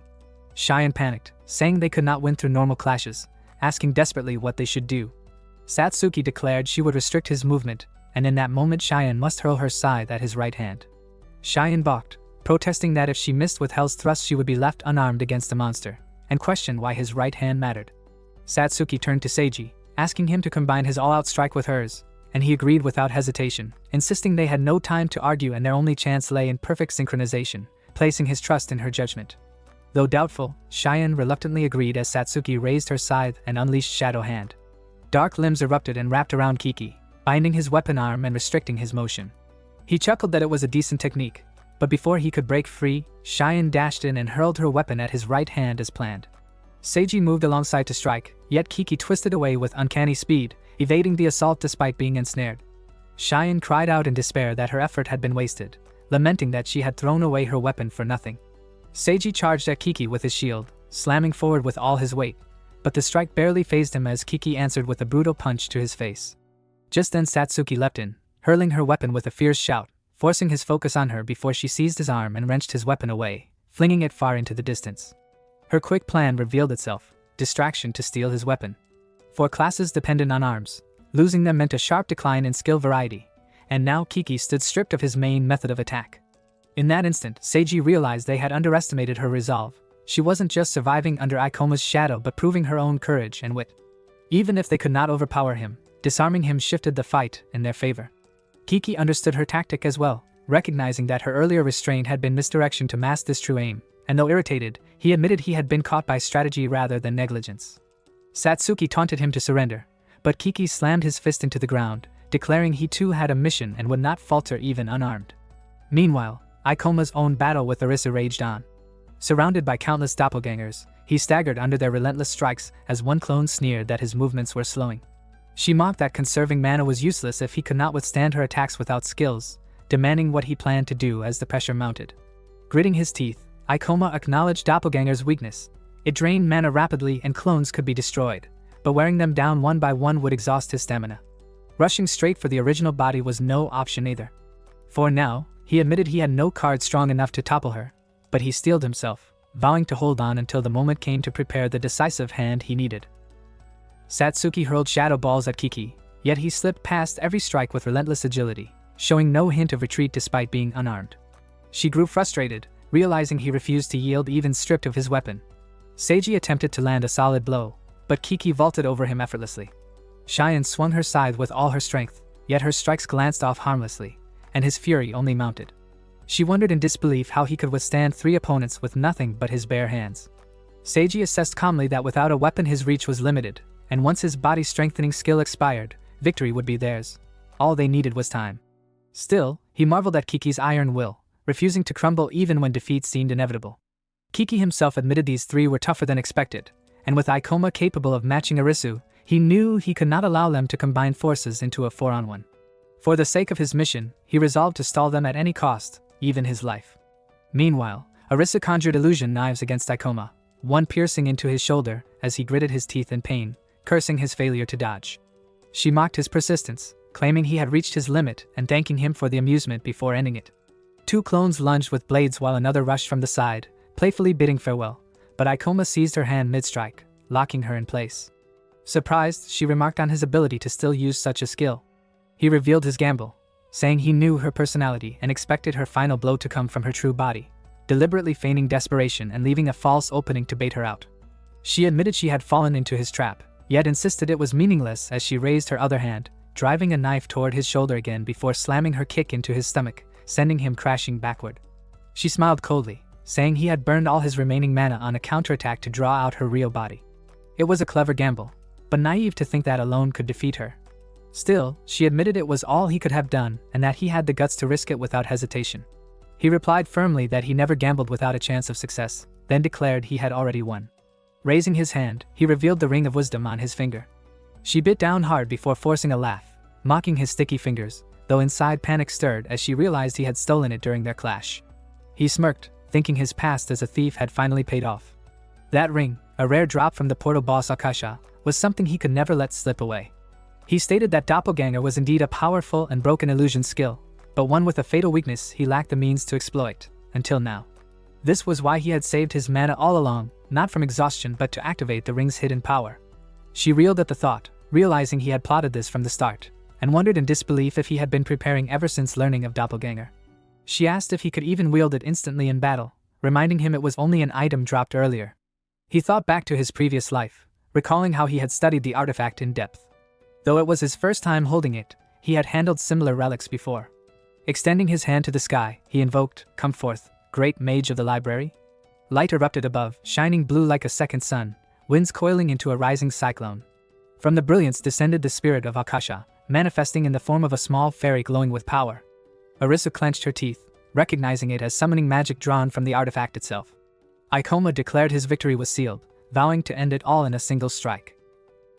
Summoning items were rare but not unheard of, and Arisu scoffed at the sight, recalling how such artifacts allowed one to borrow the strength of a monster at the cost of their own mana. The process was notoriously inefficient, the summoned beings temperamental, and with this particular relic being a boss drop he had only just acquired, she felt certain he had no experience wielding it. To her, spending his saved mana while injured on something so untested reeked of desperation. Yet he countered firmly that reclaiming the ring had been his foremost condition to break Doppelganger, and everything had unfolded exactly as he anticipated from the moment their fight began. Her face darkened, though she forced a laugh, daring him to prove his words. He knew the Akasha spirit was but a weakened shade of her true self, yet her essence and skills remained intact, and with his mana he could draw upon them. Raising his hand, he commanded her to act. Akasha answered, unleashing her power, and the battlefield swirled as walls of blazing fire spread outward in a vast area attack. Arisu gasped at the realization it was unavoidable, shielding herself as the flames licked her body. Though the damage felt lighter than she expected given its scale, her doppelgangers collapsed one after another under the sweeping blaze. She clenched her teeth, realizing the truth. Illusions could not endure wide-area assaults, and each clone dissolved under the pressure of sustained damage. Ikoma observed calmly, noting the firewall's low efficiency, its mana cost disproportionate to its strength, since channeling magic through a summoned creature always burned extra energy. It was not a skill to use recklessly, Yet against Doppelganger it was the perfect counter, as illusionists lacked proper defenses or evasions for such broad attacks. That was the strength of summoning items. They added new cards to the deck, albeit at the cost of heavier mana drain. Fixing his gaze on Akasha, he declared that now Doppelganger was broken, and with her mana reserves already heavily taxed to maintain the clones, it was his turn to strike. Orisa seethed, clenching her teeth as fury warred with disbelief. To her it had seemed like a reckless move, yet she now feared he had truly planned this far ahead from the beginning. The thought of losing to an ordinary man of his level gnawed at her pride, until suddenly she burst into laughter, shaking her head in awe and calling him amazing, truly amazing. She shouts in defiance, admitting he managed to overcome her skill and corner her, something that hasn't happened in a long time, and confesses the thrill of this fight excites her more than she expected. Yet with a sharp grin, she declares she hasn't even revealed her trump card. Extending her hand, pink light spreads across the chamber, twisting and swirling until countless blades shimmer into existence, all angled toward him with no space left for escape. She unleashes Kaleidoscope Illusion, a magic that fuses physical strikes with illusions, an overwhelming technique that must drain tremendous mana. She reasons that he might be able to track and dodge the attacks, but such concentration would leave him wide open, and this time she plans to exploit that weakness to land the decisive strike. She charges, knife in hand, intent on piercing through him, while he calmly assesses that dodging every blade is impossible, under normal circumstances. The fog thickens as she closes in, only to find nothing where he once stood. Her eyes widen in disbelief, whispering that it can't be, that he's truly vanished. A heartbeat later, she realizes too late he is above her, having reversed his own gravity. He descends like a blazing meteor, blade crashing down in a devastating slash. She lifts her knife in desperation, but his raw force shatters it instantly, the impact slamming her to the ground in complete defeat.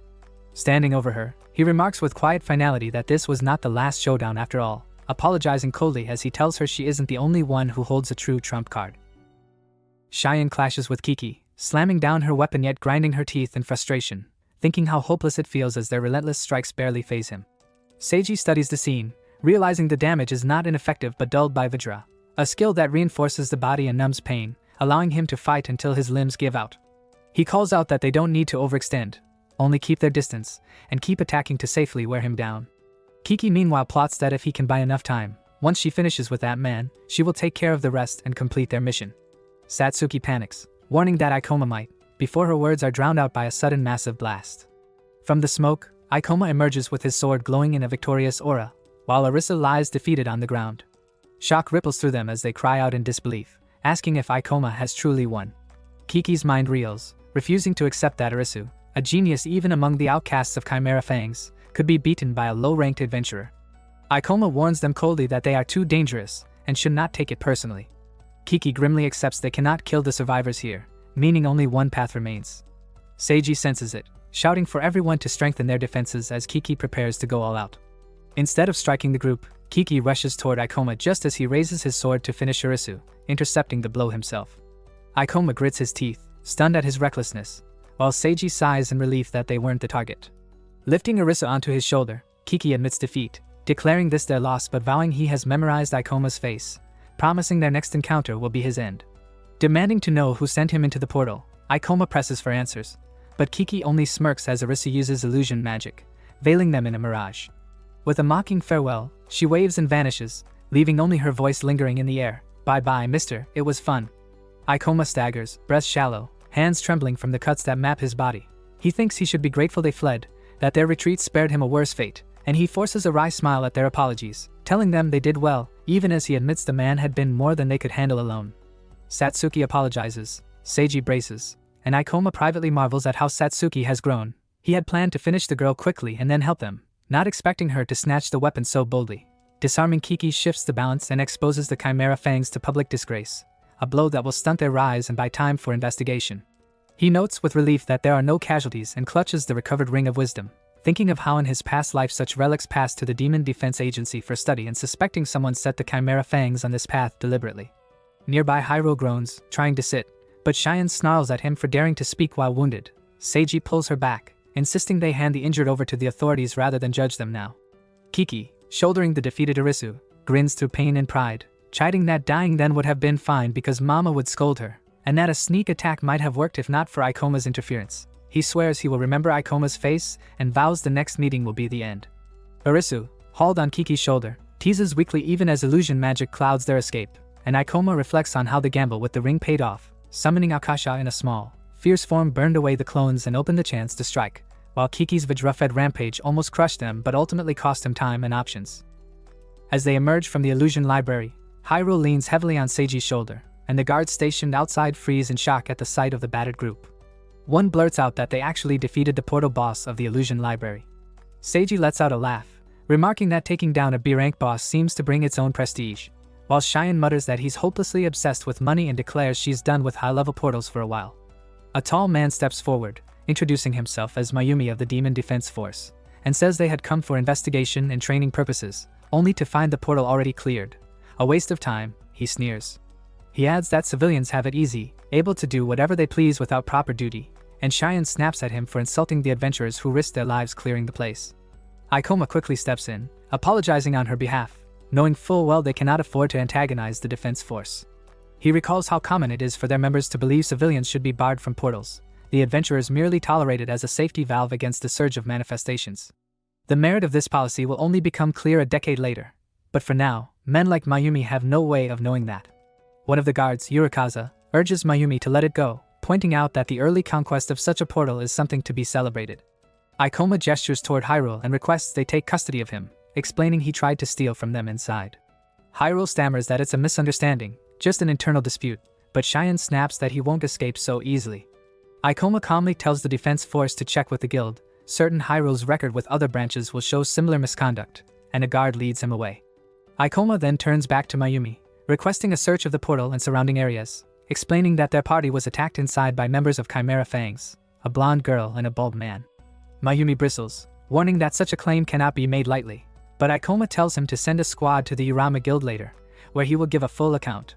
As the group departs, Mayumi narrows his eyes, thinking Ikoma seems far too accustomed to situations like this, an unsettling man indeed, before ordering a subordinate to contact the garrison since a formal report cannot be ignored. Later, inside the guild, Ikoma gave his full report, detailing everything that had happened, and the defense force carefully noted down each part of the account. As the group walked away afterward, Cheyenne stretched with relief, saying it felt good to finally be free. She muttered that things would have been far more enjoyable if that sly thief hadn't stirred up trouble, adding that she couldn't believe someone would drag their class through the mud like that, and that she could no longer trust the thief class at all.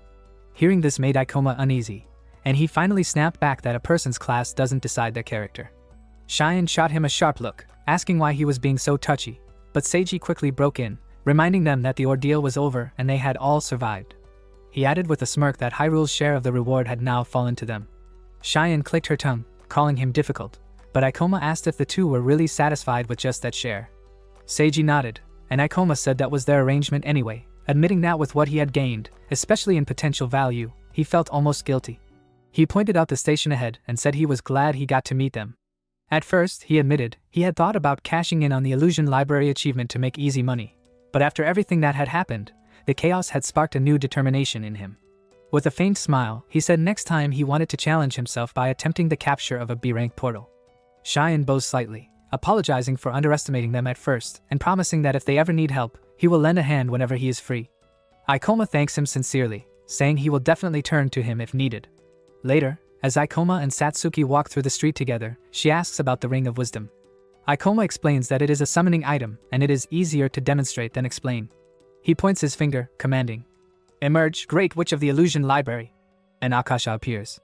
Satsuki's eyes widen in surprise as she notes that Akasha is smaller, cuter, almost like a weakened version of her, far removed from the imposing image she expected. Ikoma explains that the wearer of the ring can exchange mana points to use Akasha's skills, though it consumes a lot of mana, limiting her actions, but it grants extra cards, broadening combat options and enabling exploitation of weaknesses.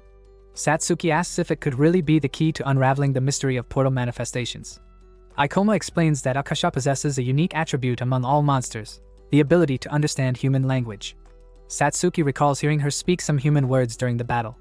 Ikoma adds that a summoned monster's level becomes unique to its summoner, and certain monsters have special parameters that increase with level.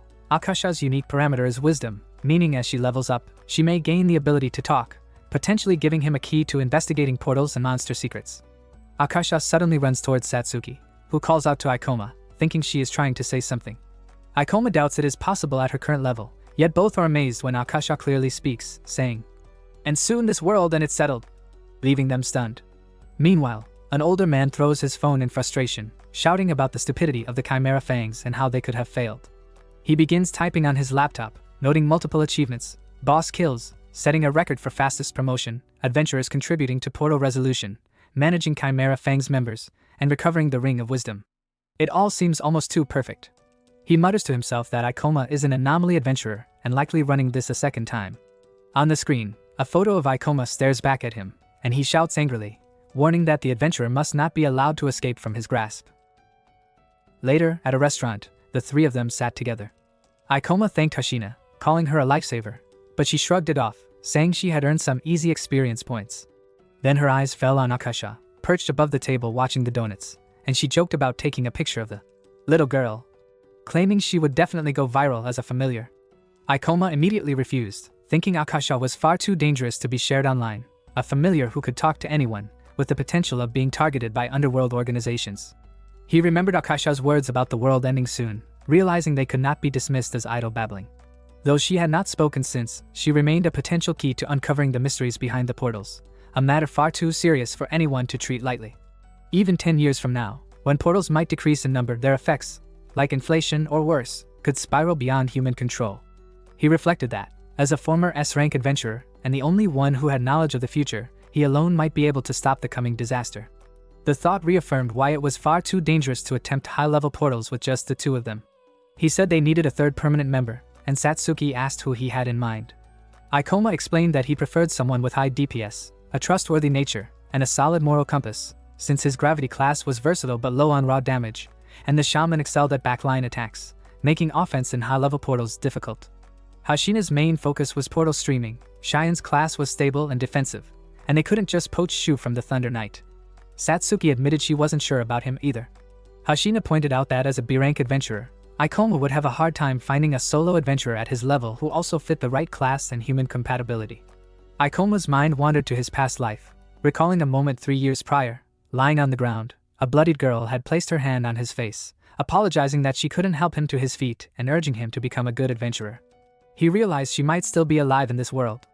Satsuki called out to him, snapping him back, and he brushed it off, apologizing that he was lost in a memory.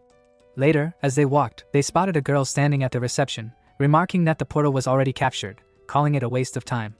Satsuki noted they had never seen her before, and Ikoma's eyes widened at her presence. The red greatsword and her intimidating aura triggered recognition. He sprinted toward her, ignoring Satsuki's calls, and asked, "You're Kagura Zakamio, right?" She spun around, shouting angrily, demanding to know what he wanted.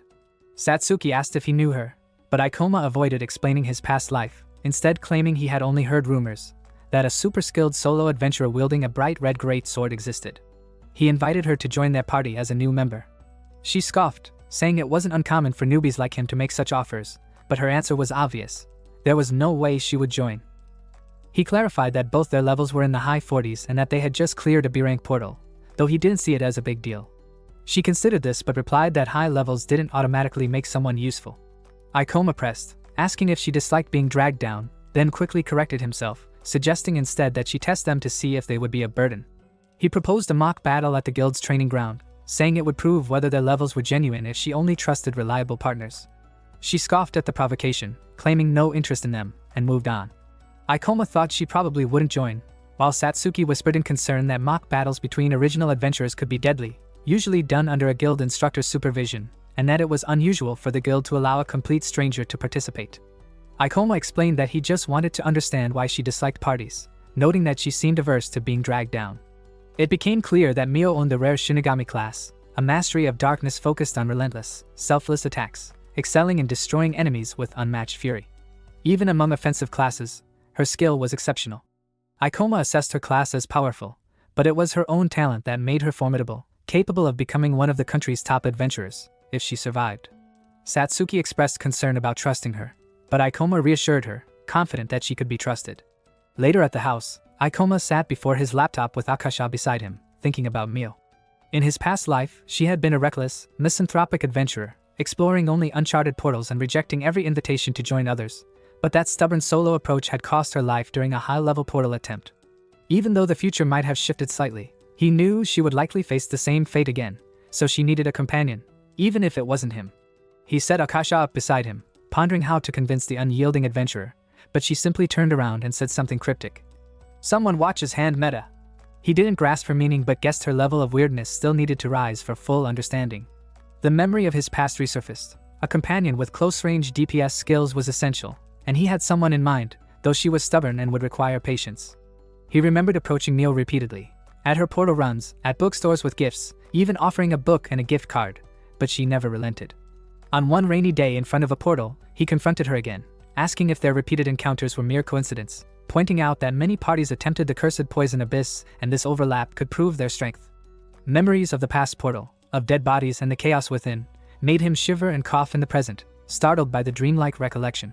His attention snapped back to the screen as an emergency alert flashed, a small portal disaster. Later, Satsuki remarked that Ikoma looked really good in his new black outfit.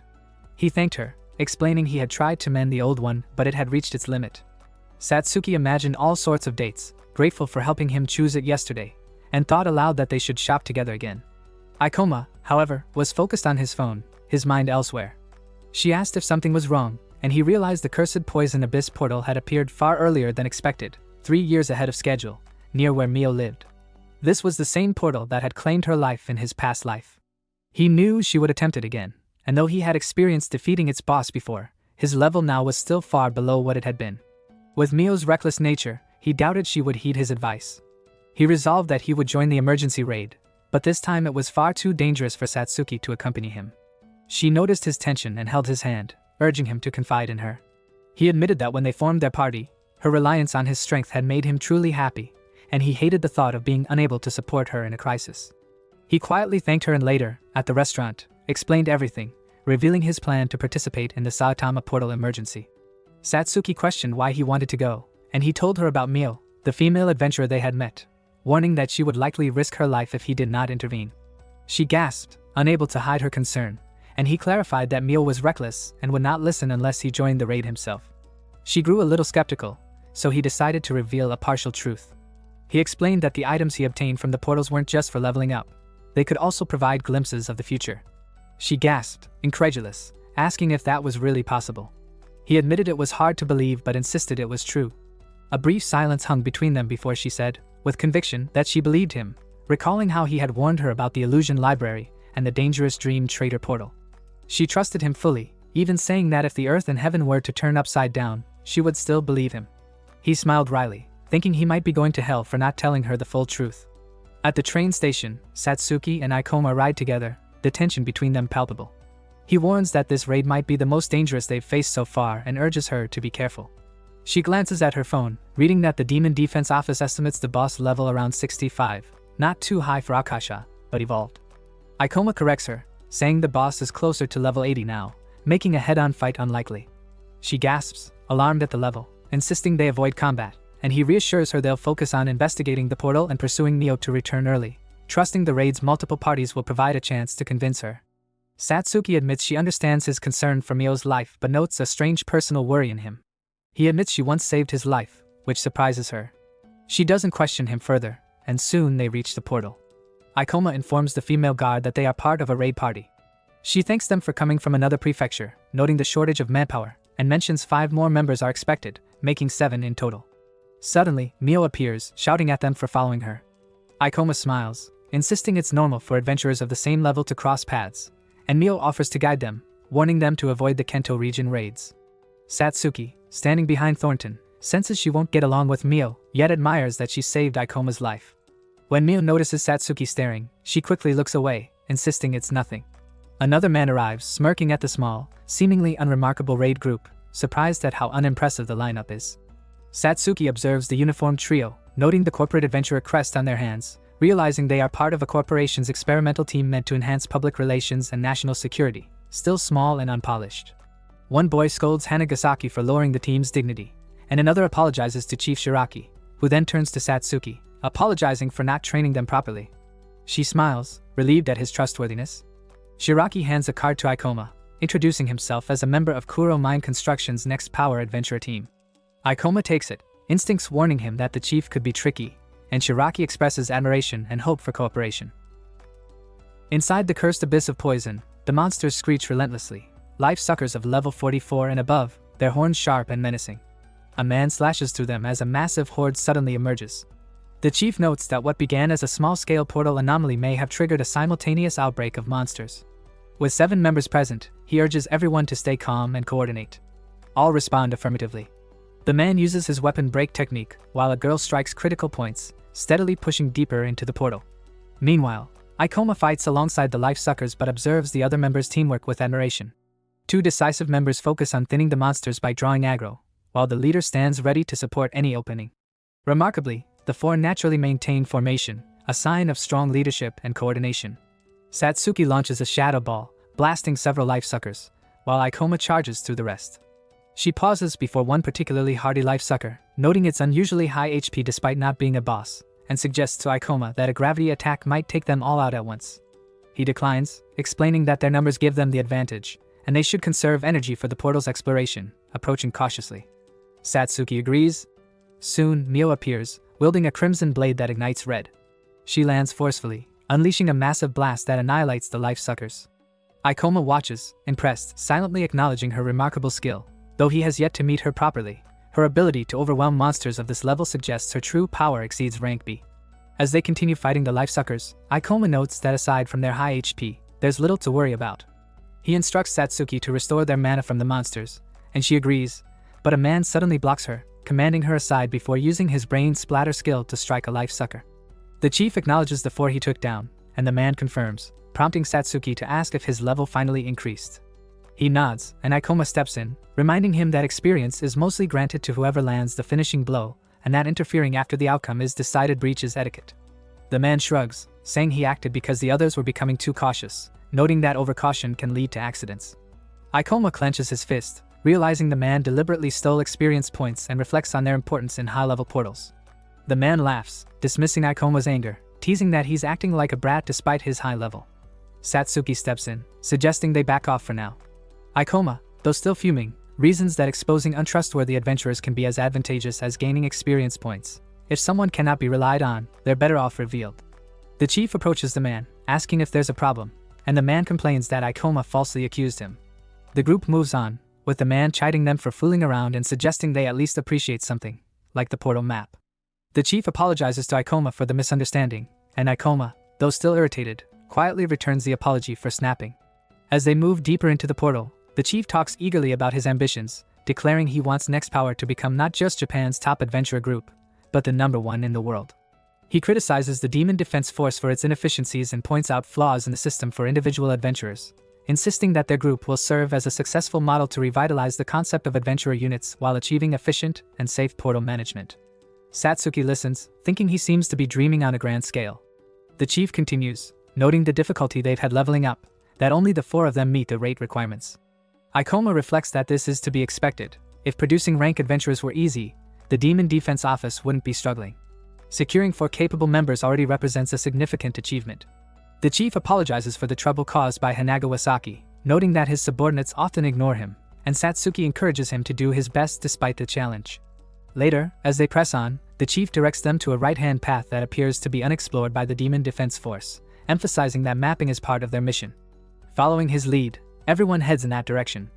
Ikoma observes the chief thoughtfully, noting his unusual presence of mind and high leadership during the earlier battle. He realizes that controlling the arrogance of his subordinates requires understanding their hearts, and if the chief can do that, he is certainly someone to watch carefully. As they advance deeper into the portal, one of the men remarks that although the portal was previously flagged for anomalies, it's not a serious threat, and they could even consider subjugating the boss. Success would force the higher-ups who underestimated them to change their attitude.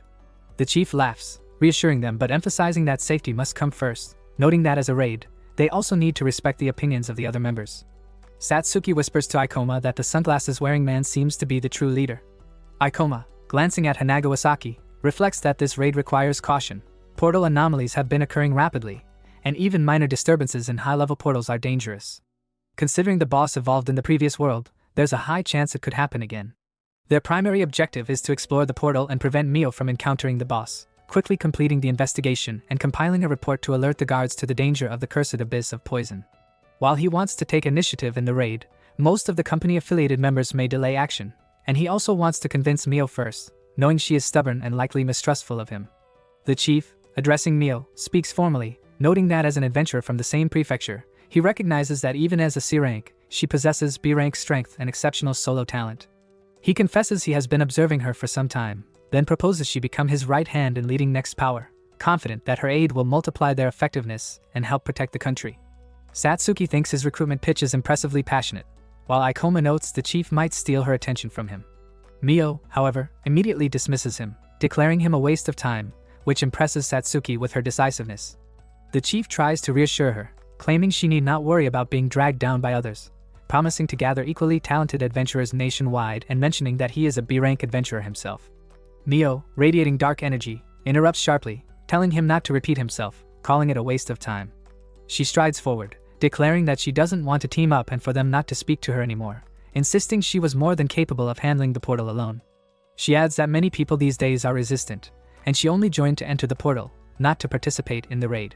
From behind, the chief warns that while she has soloed many high-level portals, such challenges aren't always manageable alone and that she could risk her life. She retorts coldly that he can celebrate when that happens. Ikoma watches silently, while Satsuki whispers that the atmosphere feels antagonistic and wonders why she always speaks in a way that makes enemies. Then a man steps forward, threateningly reminding them that he isn't as kind as the chief and that anyone in his way might face an attack. Ikoma comments that the man seems focused on building a reputation by intimidating promising adventurers, which infuriates him. Satsuki cautions that angering him could cause problems and suggests letting the squad leader intervene, but Ikoma notes it's useless. The man is playing the intimidator while the chief acts as the appeaser, a classic good cop, bad cop tactic. Both the chief and the man bristle at the remark. Ikoma explains that the subordinates assertively pressure others while the chief switches sides to appease. A well-executed strategy, though he warns that letting personal games interfere in a portal can be deadly. The chief insists it's a misunderstanding, claiming he only wanted friendship. But Ikoma replies that as long as they avoid unnecessary actions, they can get along, though he refuses to risk danger for someone else's ambitions. Tension simmers between them, a rivalry quietly forming amid the portal's shadowed corridors. Inside the portal, glowing objects dot the surroundings, casting an eerie light as tension simmers among the team. They press forward despite it. Satsuki whispers to Ikoma that he didn't need to be so hostile, but he insists that a warning was necessary to keep the man in check and gauge his reaction. Ikoma senses the chief can control his subordinates, but suspects a deeper problem. Meanwhile, the chief observes, impressed by the intensity of someone under 20, noting that Ikoma has clearly seen more battles than expected. Though minor-class adventurers from outside the prefecture, their B-rank capability carries weight. In the previous battle, they had held back, leaving their true strength unknown, and now he wonders if Ikoma has ulterior motives. A B-class portal offers valuable rewards and fame, and he cannot allow these young adventurers to interfere recklessly. Ikoma reflects that they cannot afford to pull each other down now. Suddenly, the portal fills with screeching, and a horde of new monsters appears. The chief smirks, thinking this is the perfect moment to teach Ikoma his place, to show off his skill at breaking spirits, his intentions clearly far from friendly. The next monsters to appear are killer mantises, level 47. The girl mutters in frustration at another insect infestation, while the man urges the group to clear them quickly. Ikoma notes that at level 47, these creatures are not to be underestimated. Their hard exoskeletons, massive bodies, and horned blades make them far more dangerous than the earlier fleas. He also knows that slower monsters often have skills to compensate for poor agility, and anticipates an intense fight that could quickly exhaust them. Turning to Mio, he warns that it's dangerous to fight alone and that they should form a proper formation, but she ignores him, leaping straight at the mantises, insisting she won't tolerate being dragged down. Ikoma shouts, but she presses on, surrounded by 3 of the huge insects, and begins battling them unhesitatingly. Pissed but focused, Ikoma decides to act, thinking that if she always charges the most dangerous spot, he'll have to follow Plan B. He calls to Satsuki, insisting they work together to prevent Mio from getting trapped. She agrees, and the chief observes quietly, realizing this fight won't be as easy as the previous one. It presents the perfect opportunity to intimidate Ikoma and assert control, but recalling Ikoma's warning about risking life for stupid games, the chief smirks knowingly, intrigued by the challenge. They were transported to the past, to the chief's training area A, where he was relentlessly beating the man before him. Observers whispered that they hadn't expected him to go this far. He was terrifying. The chief reflected that some businesses rely on raw physical strength, which naturally attracts rough characters. The defeated man apologized for underestimating him, begging for forgiveness. The chief's authority was undeniable, his orders precise and commanding. He gestured to the man, assigning roles. He would control the field and support from the flanks while the others handled targets to the right. The man agreed. The chief noted their strength, toughness, and unpredictability, considering whether to exploit an opening. Meanwhile, A girl prepared to strike a monster, but the chief intercepted the attack, blocking its path and instructing her not to run off alone, offering assistance. She grumbled at the interruption, but he merely smiled, remaining silent. Taking the center, he calculated how to manage the battle based on Ikoma's condition. Ikoma fought another monster while Satsuki launched a shadow ball at a target, displaying smooth synchronization. Ikoma complimented her as he used inverse gravity and a meteoroid slash, creating a massive blast. Satsuki noticed Ikoma was expending more mana than usual, clearly aiming to end the fight swiftly. He resolved that they couldn't fully trust the others, and he couldn't restrain Mio, so he would overexert if necessary to finish the battle. When the dust settled, the monster remained standing, albeit shaken. Ikoma assessed it as tough, noting the chief's unpredictable super-strong attacks. He realized the gravity user's refined, intricate movements demanded respect. Such skill could shape the future of next power. The chief, reflecting on a prior conversation with an office colleague, remembered skepticism about training adventurers and resolved that, faced with a B-rank portal likely to produce large-scale disasters, he must leave his mark and prevent a brat from taking leadership.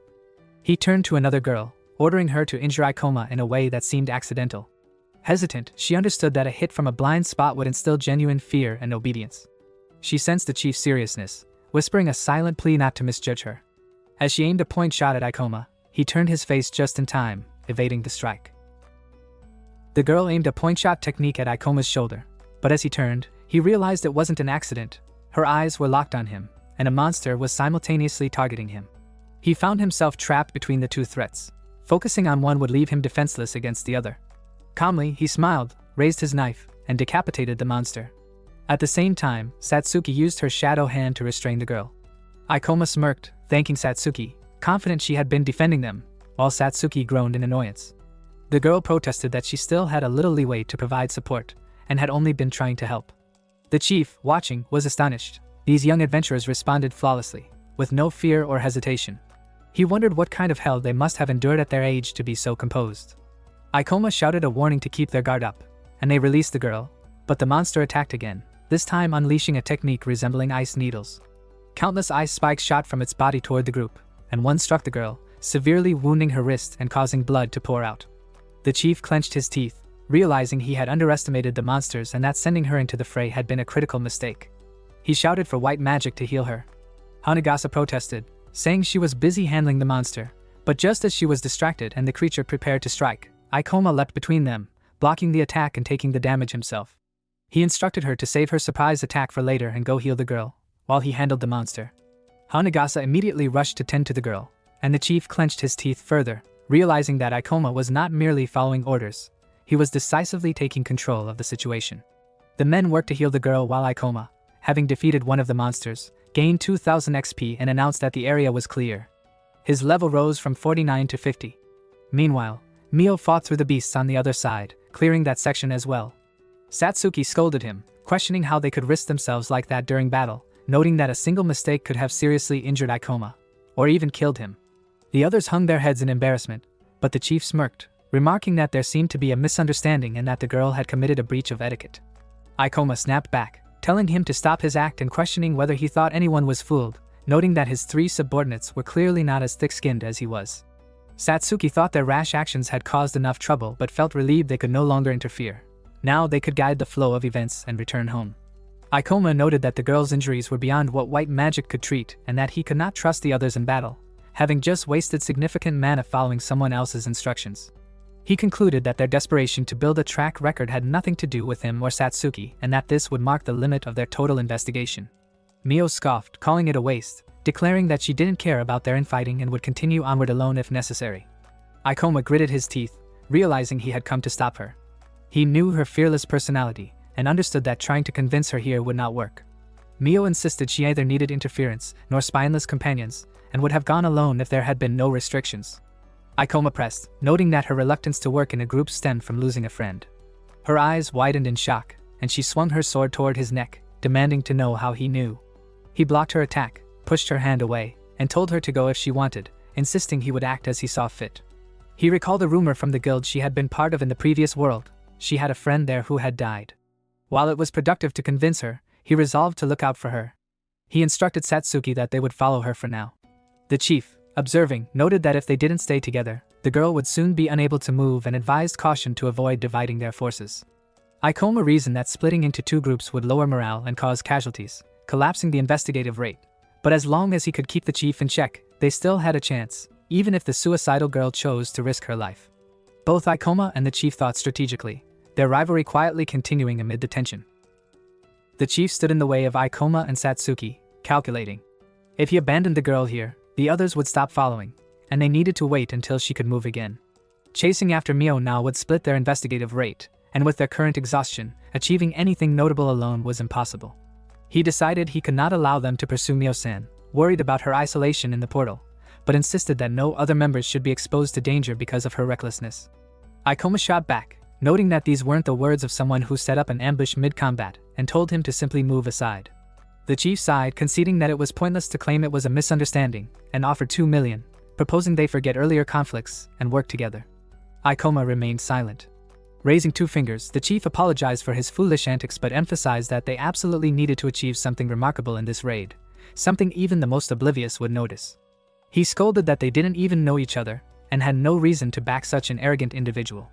When one of the men protested about the 2 million, the chief cut him off, declaring that it was the appropriate value for this raid. He reflected that until an adventurer unit became a corporate-grade military force, it would not reach its full potential. Kuramine represented both a source of funds and a badge of trustworthiness, and he could not afford to lose them here, even at a personal cost. Turning to Ikoma, he expressed interest in his battle skill, offering to borrow his power beyond this raid and proposing that he join in building a national organization.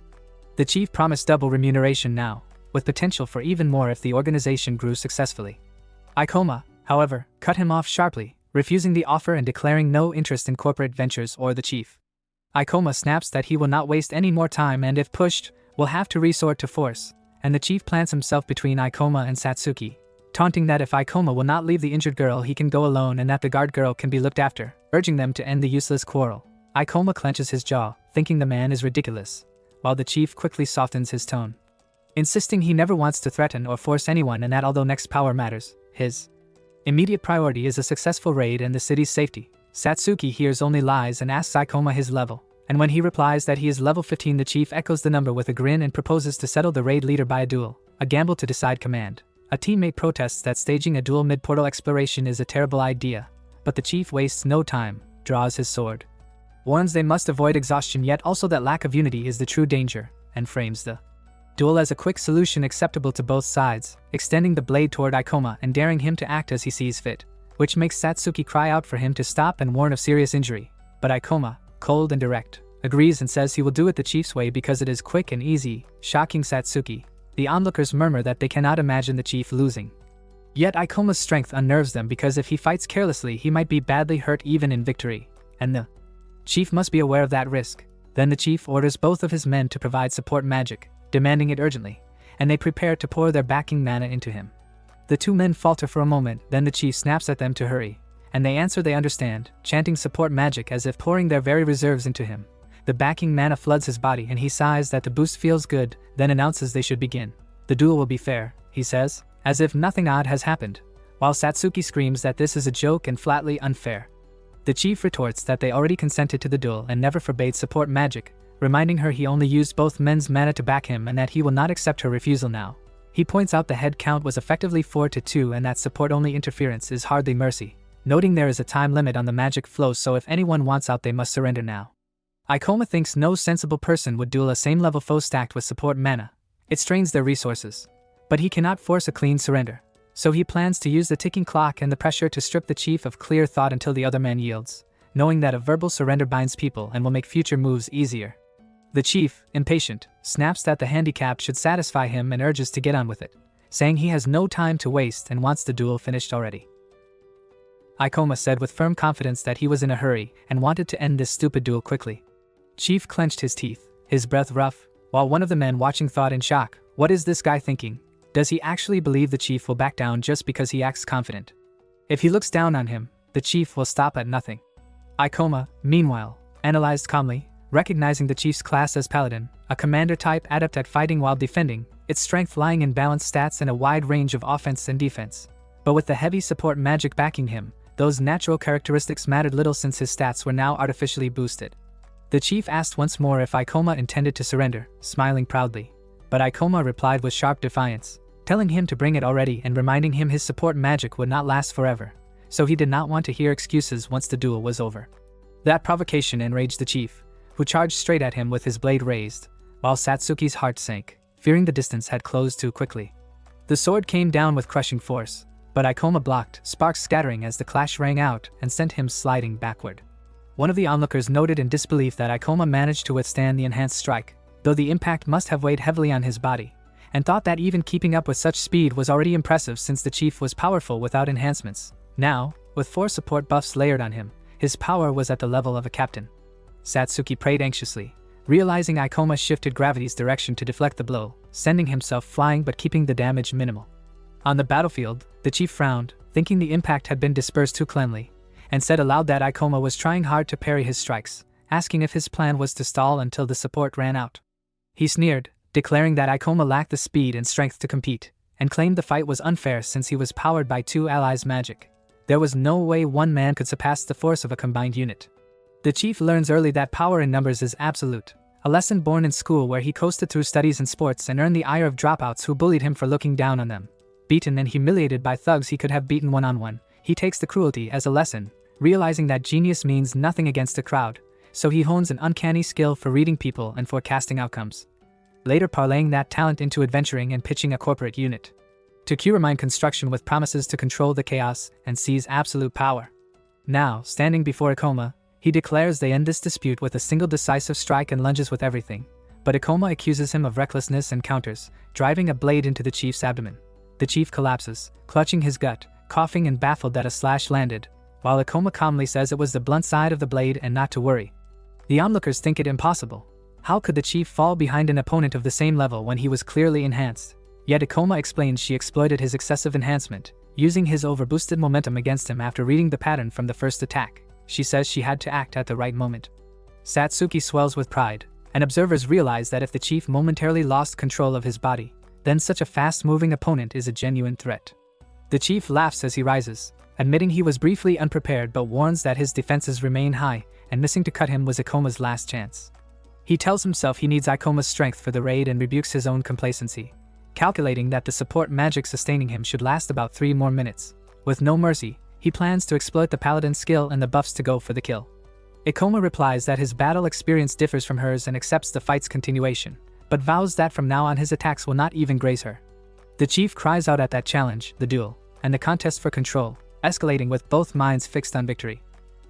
Ikoma tells him she is fine with conquering the pied bird but insists his strikes will no longer touch her, which makes the chief roar in disbelief, while onlookers wonder how his heavily enhanced body is being so thoroughly overwhelmed, suspecting the excessive buffs have ruined his dexterity and exposing a clear difference in raw combat skill. Determined to turn the tide, the chief resolves to use his speed to create distance and hurl a full-force magic assault, channeling every bit of his boosted power into one overwhelming strike, his body glowing with a blue aura as the spell gathers. His allies tense at the sheer scale of the attack and the massive mana fueling it. Seeing no space to evade, Ikoma thinks she could dodge with inverse gravity but cannot afford to waste too much mana, so instead she invokes Gravity Moiety Harper and braces behind the horn of the fallen monster to block. The chief grits his teeth, realizing she foresaw his reliance on magic after losing up close and deliberately fought near the carcass to use its remains as cover, which drives him into fury. He shouts for her to stay away and swings his sword wildly, but she inverts gravity and vaults above, dropping behind him before driving a strike toward his head. As he staggers, dizziness overtakes him, and he realizes gravity manipulation has been cast on him, his over-enhanced body unable to adjust when suddenly made weightless, leaving him helpless. Collapsing, he howls in frustration, bewildered at being toyed with, while Ikoma calmly lifts his chin with her blade and tells him the fight is pointless and a waste of strength. The chief, stunned, cannot fathom how someone with just 2 supporters could still surpass the power of numbers, calling it true genius, while others mutter that it is absurd for 2 fighters of the same B-class to show such disparity, certain he cannot be normal. Still clinging to pride, the chief recalls the raid is vital to future expansion and cannot accept defeat, forcing himself upright to charge again, but Ikoma warns him to stop, pointing out that 500 seconds have already passed and his magic enhancements are gone. With that, she smashes the hilt of her sword into his forehead, dropping him unconscious as he thinks in denial that he cannot possibly lose, and remarks that relying on support magic without even tracking its duration was careless. The man wonders if anyone could even spare a thought while facing a monster like this, yet Ikoma calmly declares himself the leader of the raid and orders everyone to stand clear of the monster, retreating through the portal when possible. Though the man agrees, Satsuki rushes to Aikoma's side, gripping his hand and scolding that he wasted too much mana. She demands a mana drain from the unconscious chief, glaring at Hanakasaki to push him closer. Aikoma intervenes from behind, saying it is unnecessary, after which Satsuki instead heals the chief lightly before turning to restore some of Aikoma's spent mana. He then urges the group to hurry toward Mio, but the chief, barely regaining himself, pleads that with Aikoma he can convince the board and turn next power into something greater. Aikoma coldly refuses, reminding him he has no interest in corporations or his ambitions, privately recalling that even 10 years ahead Chromine adventurers never achieved anything notable. Out loud, he tells the chief that what he seeks is not a comrade but a tool, and that such shallow bonds will eventually collapse, leaving him without support when it matters most.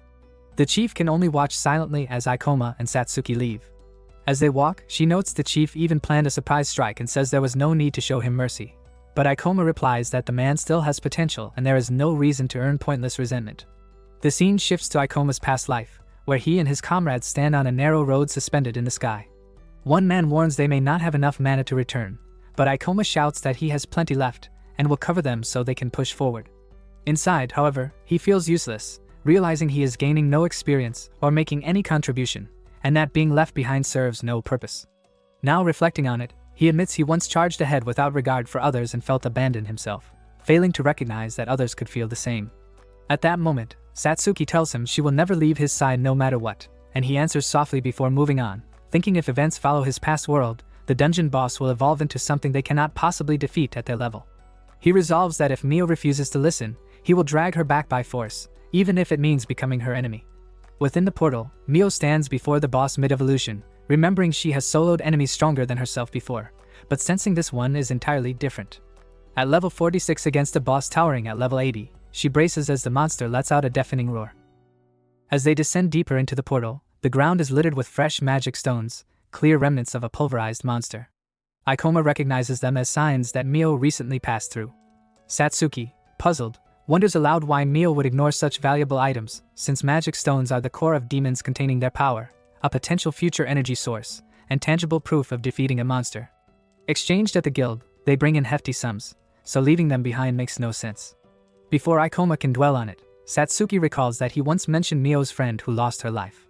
She admits she knows little beyond the fact that about a year ago, when Mio had just begun adventuring, her companion died in a portal. She asks if that's why Mio insists on fighting alone, and he replies it's likely. Watching his reaction, she reasons the bond must have been close, with her distrust of companions rooted in that loss. She presses further, asking when he first learned about Mio's friend, and he explains he gathered details from branches that had served as her base. Surprised, she asks if he went so far just to invite her. He shakes his head, thinking to himself that after Mio died protecting him in another life, he wanted to understand her better. When she teasingly asks if he has feelings for Mio, he thinks this misunderstanding won't be easy to dispel. Choosing to ignore the question, he instead points out the urgency, saying at this pace Mio might already reach the portal boss, and urges her to hurry. Deep within the portal, the boss lets out a piercing screech that echoes through the chamber, as Mio steadies herself, realizing she hadn't expected it to be this strong. When it lunges forward, she narrowly dodges, her thoughts racing that its speed and power are absurd. This is indeed a level 80 portal boss, far beyond the ordinary monsters she had faced. The gap in strength is too overwhelming, proof that it must have undergone evolution, which makes it critical information to report back. Yet as she weighs her options, she knows if she tries to flee, it will tear through the floor and pursue her. Involving the raid members crosses her mind, but she clenches her jaw, refusing to drag them into this. She has already come too far. Defeat is her only path, even if it means death. Her class, Shinigami, thrives on relentless offense at the cost of defense, designed to topple stronger foes, but staring at the level difference, doubt creeps in. She suddenly hears her friend's voice in her mind, softly calling, asking if she is finally coming to her side. For a moment, the image of her lost companion tempts her, but she forces her eyes shut, rejecting it, and reminds herself the only thing that matters is the enemy before her. Snapping her eyes open, she grips her blade tightly and charges, only for the boss to summon enormous glowing orbs behind it. With a sweep of its power, 3 of them hurl straight at her. She twists and slips past them, her mind sharp, realizing their destructive force is immense, but also that their speed lags behind the boss's earlier rush. Even so, the sheer number makes them hard to manage, and she braces herself, ready to withstand the barrage. Mio has no choice but to leap high, spotting what looks like an opening on the boss, determined to strike. Yet the moment she drives her attack forward, a massive blast erupts, forcing her back. Her blade fails to pierce through, and she grits her teeth, thinking that even if her level is lower, her class is specialized in offense and should break through. The boss's eyes flare red, glaring down at her, and she realizes in horror that it's toying with her, leaving openings not out of carelessness but pure arrogance. Fury surges through her as she snarls in her heart that she refuses to be underestimated. She springs forward again, slashing at its face, but the blow leaves no mark. Refusing to back down, she channels her skill Inferno Break, soaring above and roaring that she will show the true power of the Shinigami class. Her sword blazes as she crashes down, the boss finally crossing its arms in defense. The impact detonates in a fiery blast, the ground trembling as she forces her blade forward against its block. Through gritted teeth she taunts that it had no choice but to defend, declaring she is too stubborn to be killed so easily. But inside, she admits she has recklessly thrown away her HP against a foe this strong, knowing that without such risk she could never hope to pierce its armor. Her health plummets to just 67 out of 128, yet she refuses to stop. The boss retaliates, knocking her aside with brute force. She coughs and winces, realizing she's utterly outmatched even at full health, and the move she just used should only be fired twice at most. The boss roars and lunges, its speed sharper, its movements fiercer. Now it has grown serious. When its next strike descends, she raises her blade desperately to block, shouting with all her might, but the impact rips through her. Blood sprays from her lips as the crushing force overwhelms her. Her body is hurled upward, then slammed back down onto the ground, her sword clattering beside her. Broken and bloodied, she lies defeated at the feet of the monstrous foe. Inside the portal, Mio wasn't completely defeated. Her body seemed in shambles. She thought I should be feeling intense pain throughout my entire body, but I don't. I am losing my consciousness. I cannot feel my limbs. Considering our level difference, the fact that I am still alive after that attack is a miracle. However, HP was just remaining 6. She thought my vision is getting blurry. Is this monster still intending to torment the toy with me? The monster was rolling out loud. And then her mind drifted to her childhood. The rain poured heavily, and she, in her uniform, ran toward a room inside a building. 3 guards were around. A man pointed a finger at her, saying, "Why are you here? There is probably a monster still remaining from the flood." "Is there?" She said, "Please let me in. That's my home." She tried to enter, but the man said, "Wait, you should not see that." As she opened the door, what she saw was immensely, brutally triggering. Her parents were laid on the ground. Blood was everywhere. Thinking about this scene now in the present, she said, "You monster, you are always taking away what's precious to me." She stood up, burst with red energy, and shot herself toward the boss, saying, "You let your guard down because I was not moving." She actually used her skill, Shinigami Aura. The Shinigami skill, Shinigami's Aura, allows one to fight irrespective of their HP as long as they have mana points. She said, "I told you I am stubborn.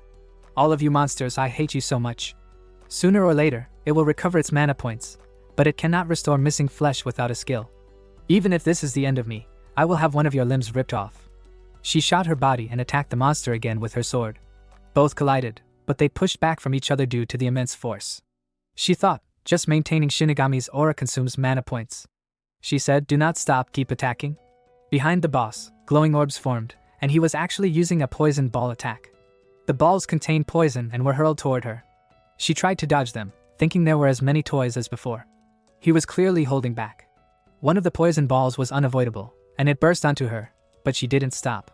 She crossed through, thinking, "I will not stop until my mana points run out." She slashed her sword toward the boss's hand, shouting, "I will break your claw." She pushed her sword so hard against his claws that they began to crack. Excitement surged through her as she thought, "Did I do it?" Then the boss shot her away. She fell to the ground again, thinking, "Did I run out of mana points?" And indeed, her mana was at 0. She closed her eyes, thinking, "I'm going to die now, this is the end." But then her vision drifted to the past again. A voice said, "Mayu-chan, do not drag me down too much. Let's take a break, my legs are hurting." Mio thought, "I hate monsters. I will kill them all. I will go alone from now on if you're going to be a hindrance." Her friend said, "Mio, what?" Her friend continued, "Even though I died because of you, why are you still alive?" Mio's eyes widened as she saw the brutal face of her friend. She said, "No, I'm coming to my friend." Just then, something strange happened. Finally, Ikoma and Satsuki arrived. The monster roared loudly but was entangled from all directions by Satsuki's shadow hand skill. She said, "I cannot hold it for much longer, Ikoma." Ikoma said, "Good job, Satsuki." He turned toward Mio and then activated a grand skill. The entire area began to transform into a space filled with purple energy. He turned toward Mio and then activated a grand skill. The entire area began to transform into a space filled with purple energy. The monster began forming poison balls, its threat intensifying, While behind a rock, Satsuki tried desperately to restore Mio's mana points. She quickly realized, though, that the power emanating from the boss was immense. Ikoma, using his gravity manipulation skill, called out, "Do not worry, I am not running away from the monster. I will be your opponent, pest." Satsuki worked to reverse the mana drain, while Mio muttered that he was underestimating the first queen. This wasn't a fight any ordinary adventurer could handle. The boss lunged toward Ikoma, who first dodged every attack, thinking the creature was driving him against the wall. Using reverse gravity, he slashed downward, levitating into the air and landing directly above the boss's head. Mio thought about the queen curse, noting that even with so many levels above him, he seemed lacking. Satsuki marveled, thinking that she knew Ikoma was strong, but even compared to before, his movements now were different, impossible, almost as if he could see the future. Standing above the boss, Ikoma aimed his sword at its head, but the creature pushed him backward, rolling forward with force. Ikoma recalled, "I dreamed that day over and over again when Mio was in my arms. The better moments with her etched in my mind. I perfectly know what the next move is." From behind, the boss moved to strike again, but he dodged and rose upward once more, attempting to pierce the sword into the boss's head. This time, green liquid erupted from the monster, and Ikoma said, "What's happening? Mr. Level 80, is that it?" Satsuki said, "At this rate, Ikoma may just defeat it." Mio replied, "That's impossible. I know he's strong, but with this level difference he cannot deal any substantial damage. The more MP he uses to strengthen himself, the faster he will run out." Satsuki shook her head. "No way, I'm sure he's aware of that too." Mio thought, "It's getting my MP restored. Could it be that he intended to make me use that skill just now? Far in the future, has he planned this? But it's not an easy skill to land, as he must have known." Ikoma looked toward the boss and said, "I did not want my revenge to come this early, but I am still happy about it. This is also the end of my nightmares. This time, I will kill you without letting you harm anyone," he declared, pointing directly at the boss. Ikoma said, "This is the end of my nightmares. This time I will kill you without letting you kill anyone." The boss unleashed the poison balls again, even more than before. Mio shouted, "There are too many. It's as if it isn't serious with me at all. That thing recognizes the guy who is 30 levels below it as a threat." Ikoma shouted, "Don't think you can just throw them around recklessly and hit me." Mio yelled, "Idiot, why aren't you retreating? Is he crazy?" Ikoma weaved through all the balls, pushing forward toward the boss, thinking, "Curse Queen, for 10 years I've reminisced countless times about our battle." He revolved in red energy and leaped toward the boss with a fierce attack. The battle was furious. Mio muttered, "What a guy, is he really a B-rank adventurer?" Yet the enemy still had immense HP. Its defenses were too strong. Even if some damage landed, it was automatically cancelled. Lots of smaller attacks wouldn't suffice. They needed a single decimating strike. "I will go help him now," she resolved. Standing up, she thought he would soon reach his limit. Satsuki said, "I haven't fully restored your mana points. Even so, I know if you want to assist him in your condition." Mio cut her off, saying she knows what she must do and has enough mana not to worry about her body. She activated Shinigami Aura, her entire body glowing with red energy, her eyes turning red. Satsuki whispered, "This skill, what is it?" Mio said, "It's a unique skill for the Shinigami class. As long as I have mana points, I can fight beyond my limit. He made you restore my mana in anticipation of this skill. I need mana to maintain the aura, but using the skill will also drain it. Every second counts. A single moment will decide the outcome of this battle." She envisioned her friend saying, "Hey Mio, you haven't held back even since I died, right? Will you be okay?" Mio closed her eyes, thinking, "I'm sorry, but these are people who believe in me and are putting their lives on the line. I cannot let them lose their fight." She opened her eyes, standing firmly on the battlefield. The boss lunged toward Ikoma, but just in time, she came with a crimson blade, striking toward the boss. She muttered, "You seem to know a lot about the Shinigami class. Do you think you know it all? As long as I have mana, I cannot lose." He said he also knew about the Shinigami's trump card. She said, "That skill is too slow. I cannot hit that thing with it." The boss began forming another wave of poison balls, but he said, "I'll buy you 5 seconds, trust me." She hesitated, thinking you can't do that against a boss like this. But he ignored her and leaped instantly toward the boss. Dodging all the attacks, she realized there was no place to evade, yet he arrived just in time, holding her and using inverse gravity. Together, they avoided every attack from the boss. He said, "I'll deliver the finishing blow for you." Satsuki used Shadow Bind to trap the boss in place. Ikoma targeted the boss's limb, and Mio was momentarily confused about her role. Ikoma then used Meteoroid Slash, sending huge blasts across the battlefield. She thought, "Curse Queen is locked, I cannot hit it. I can only hit Shinigami's trump card." Her HP was only 3.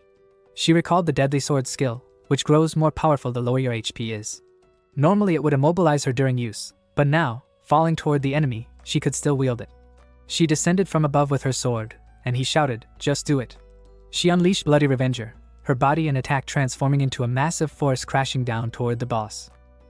She landed on the ground with the Bloody Revenger technique, the force of her strike feeling like a massive dragon crashing down alongside her. She shouted, and the attack caused a tremendous blast across the body of the Cursed Queen, the sword piercing through it. She fell, exhausted, thinking, "I cannot move, I have used everything. The Cursed Queen is down too, did we win?" But the Cursed Queen still had its trump card skill. When struck down, it retaliates the moment the opponent lowers their guard, silently firing a top-speed sword attack, a dead shot. From its tail, the Queen unleashed that attack. Everyone clenched their teeth, hearts racing, unsure of what would happen. Mio thought, "It's coming my way. I'm dead," but just in time, Ikoma appeared and blocked the attack. Everyone held their breath as he aimed at the tip, diverted the trajectory, adjusted the weight of the blade, and dodged the deadly strike. The boss was visibly shocked, thinking that skill had seared itself into memory. Ikoma, standing above the boss, pierced his sword through its head with a Garen skill, finally finishing the battle. He gained a level, rising from 50 to 58. Satsuki exclaimed, "Oh my god, we did it, we really beat it, a monster of such high level." Ikoma thought, "Thank God. I genuinely thought our level wasn't enough this time, but I didn't let Mio die. Her death had been one of my regrets in my previous world, and it had driven me to aim seriously for the top as an adventurer." Mio, meanwhile, looked at her hands, thinking, "Am I really alive? Was I protected? Did I survive again?" She glanced at Ikoma and saw the figure of her friend nearby, but dark thoughts lingered, imagining her friend dying at the hands of the boss. She closed her ears and clenched her eyes, shouting out. Satsuki asked, "Are you okay?" "Your body is broken." Mio replied, "Please do not stand there. I remember that girl. I feel as if the girl who resents me is still watching me, even now." And then, in her vision, the girl appeared again, whispering, "Mio-chan, even today you do not come to my place." Looking at Mio in that state, he thought he finally understood why she took such risks and disliked relying on parties. Even in the previous world, her behavior had always carried a sense of unease, but now everything clicked. He murmured, "If that girl resents you, why do you remember her even when you are protected like this? She didn't die randomly, she died protecting you, didn't she? I know your self-punishing nature, it was easier for you to carry resentment, wasn't it?" Satsuki tried to intervene, saying this is a sensitive topic and perhaps they shouldn't speak about it. But Mio whispered, "That girl." The scene shifted to the palace, where Mio sat at a table, and Momo appeared asking, "Are you quitting school?" Mio replied, "Momo, you're aware of the monster disaster too, aren't you? I have no relatives to rely on, and the disaster relief budget rises each year, but not enough actually reaches the people.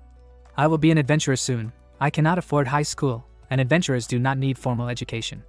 Momo protested, saying, "Then I will also become an adventurer. I will not let you go alone." Mio, shocked, asked, "What did you just say?" Later, as Mio ventured deeper into the dungeon, Momo called from behind, "Mio, wait, we shouldn't go, we shouldn't be going back now." Mio snapped, "Cut it out, that's not becoming of an adventurer. From next time onward I will go alone." But Momo held her hand, insisting, "You're being reckless because you lost your family. I cannot leave you like this." Deeper inside, Momo was gravely injured, and Mio carried her on her back. Momo whispered, "Mio, I am glad you're okay." In the present, Mio collapsed, murmuring that she resented herself. Ikoma said, "You shouldn't distort the sentiment of the dead, even if it makes you feel better. She gave her life to save yours, and now you're using her as an excuse to throw it away, don't you think?" Mio, trembling, said, "You said no one would grieve for me if I died. Even if I say I would, it wouldn't reach you, but I am sure Momo would be very sad, don't you think so?" Mio hushed herself, reflecting on Momo's last words. The vision of Momo came to her, softly saying, "I am worried if you are doing well. You seem capable, but I know you are no good without me. Mio, do not die, okay? Please live well and be happy for both of us." Tears streamed down Mio's face as she thought of her friend, overwhelmed by memories and sorrow. Three of them stood amid the remnants of the defeated boss monster, looking at Mio's weary face. Ikoma said, "You felt guilty for Momo, that's why you were recklessly rushing into battle when you hesitated before." He continued, "But it wasn't meant to torment you. If you explore high-level portals alone, you will eventually die." He bent down slightly and added, "I'd like to ask you again, please join our party this time." Mio didn't refuse instantly. She said, "Give me some time, I want to think about it properly." He nodded, thinking until now they had been adrift at sea, but finally, they had seen land. Later, he carried her on his back as they exited the portal. She said, "I'm sorry, I can't move when my HP gets low." He replied, "Don't worry about it." Satsuki watched them, thinking of them as lovers, and said, I should carry her." He ignored her, focusing on moving forward, thinking if they had a way to restore HP quickly, it would destabilize things a lot. He was confident he could handle Class A portals easily, but irregularities were increasing. Someone with healing as a secondary skill, or a healing item usable even if weak, would be necessary. Looking at him, Mio realized she had always acted solo and hadn't relied on anyone for a long time, but she felt genuinely comforted. She hugged him from behind, saying, "Thank you, I appreciated it." He thought it seemed he had finally repaid the favor from before and envisioned his older self smiling at him. The next day, Satsuki and Ikoma sat at a table with Akasha. She asked, "Did Mio-san contact you after that?" He replied, "Yeah, regarding that," and passed her the phone to read the text. There had been no reply from her. Instead, he was the one who had called and messaged her. She asked, "Did she somehow get happy thinking she was completely leaving you unread?" He said honestly, "I think she's not joining.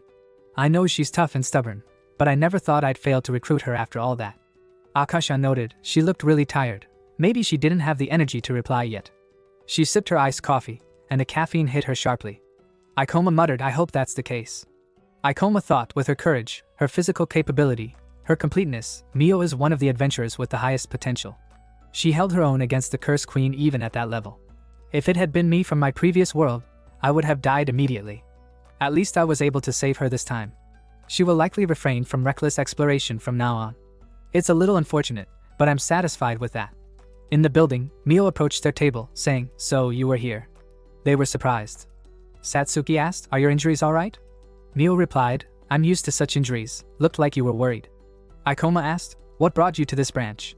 She said, "I'm bad at using the app. I felt it would be best to speak with you in person. I had a question for you. Can I join your party?"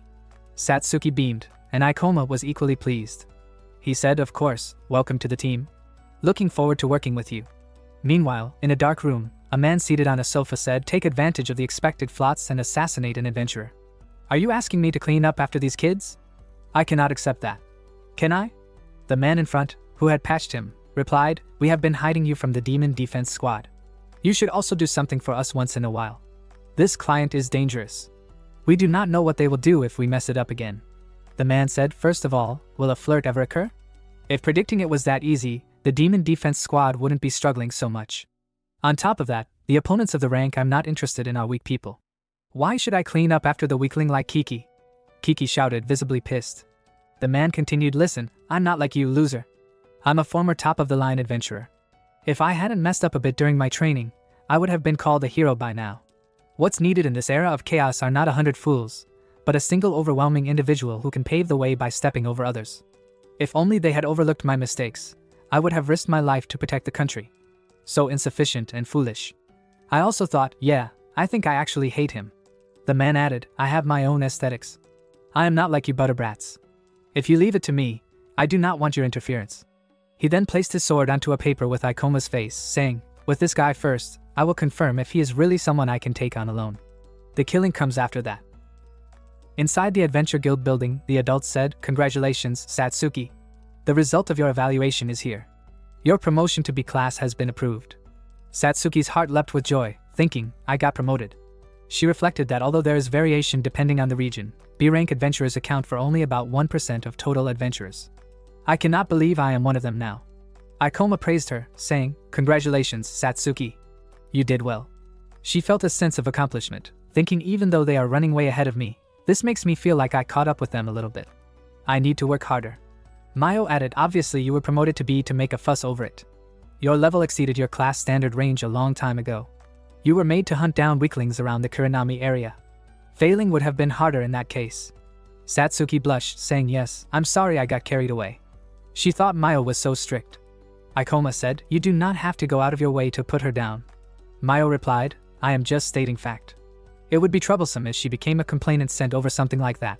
But yeah, it's clearly a well-defined milestone." She turned around, saying, "Come with me." As they walked toward the locker room, she opened one of the lockers. Ikoma said, "Don't get carried away yet. You have put quite a bit of effort into it, even going to the trouble of hiding it in a locker so it will not be found. Celebrating our friend's milestone is also important." He thought she was surprisingly thoughtful. Satsuki said, "I did not prepare anything." Mio replied, "There is no need to get worked up. It's like a thanks for saving my life before. Despite how I look, I did want to thank you. Momo always told me to be more mindful of the people around me." Satsuki felt a surge of excitement, and Mio opened her locker, saying, "It's nothing so fancy. but it's something you can never have too much of. Please accept it. Satsuki thought, I have been one-sidedly considering her as my rival, but she granted this gesture. She said out loud, thank you so much, Mio. Ikoma thought, but a big locker since we are talking about Mio here, is it a spare weapon or something? Then Mio pulled out a huge bunny for Satsuki, saying, it's from the up-and-coming German brand called Kirschbar. It's a limited edition, designed to commemorate the company's 6th anniversary. Satsuki thought, I really might have misunderstood her. Ikoma thought, what the hell, did she not say it's something you can never have too much of? How many of these things does she have at home? Satsuki hugged the bear tightly, saying, thank you so much. How do I carry it home? Mio replied, just stand up. Just then, Ikoma's phone buzzed with a notification about an emergency alert. A Class C monster disaster had occurred in Moriyama District, Tokyo. Please evacuate to a safe place. Another monster disaster had broken out nearby. Satsuki glanced at the alert and remarked that there have been a lot recently. Ikoma noted that the outbreak source was Mizunagi Town, just outside the district, but fortunately it wasn't too far away. Let's head there right now. He thought that if it's a Class C disaster, then it's a portal suitable for adventurers around level 40, so taking it down shouldn't be a problem. Low-level disasters weren't uncommon, so they were not always fully monitored, but he wondered if this portal disaster had occurred in the previous world. It might be worth retracing his memories and comparing the Adventurers Guild public database with the previous world's data. Then another notification came, emergency alert, portal name Spirit Garden. Ikoma shouted the alert out loud, notifying Satsuki about the Class C portal Spirit Garden. Satsuki asked if he knew about it. Ikoma replied that Garden's recommended level is 40, and as the name suggested, it's a portal where many plant-type monsters appear. The problem, however, is its boss, the life tree, Gaikarena. As a portal boss, it's not particularly strong, but no matter what, it cannot be allowed to leave the portal. He emphasized that they should not underestimate it as just a normal C-class portal, and that they should stop this float as fast as possible. Thinking ahead, he decided he should have insurance in place, so he typed a message to Hoshino, saying, I have a favor to ask. As the three of them ran out of the building, a cloaked female watched them closely, typing something quickly on her phone. Meanwhile, the assassin assigned to take down Ikoma muttered in disbelief, wow, that's crazy. He doubted it, but the flood actually occurred. Receiving a message predicting a monster disaster alone would make anyone oblivious. What are they thinking, having me tail some second-rate adventurers? He glanced at his phone, noting that their adventurers were already on the way, and simply sent their location. Cutting the call, he smirked, now then, Ikoma, I hope you can entertain me. Inside the portal, a level 24 boss bear with devilish horns lunged fiercely at Mio, who countered with the Crimson Blade. Numerous similar monsters swarmed toward Ikoma, but he calmly ordered Akasha, do it, Akasha, from above. She unleashed a fire attack, engulfing the monsters in flames.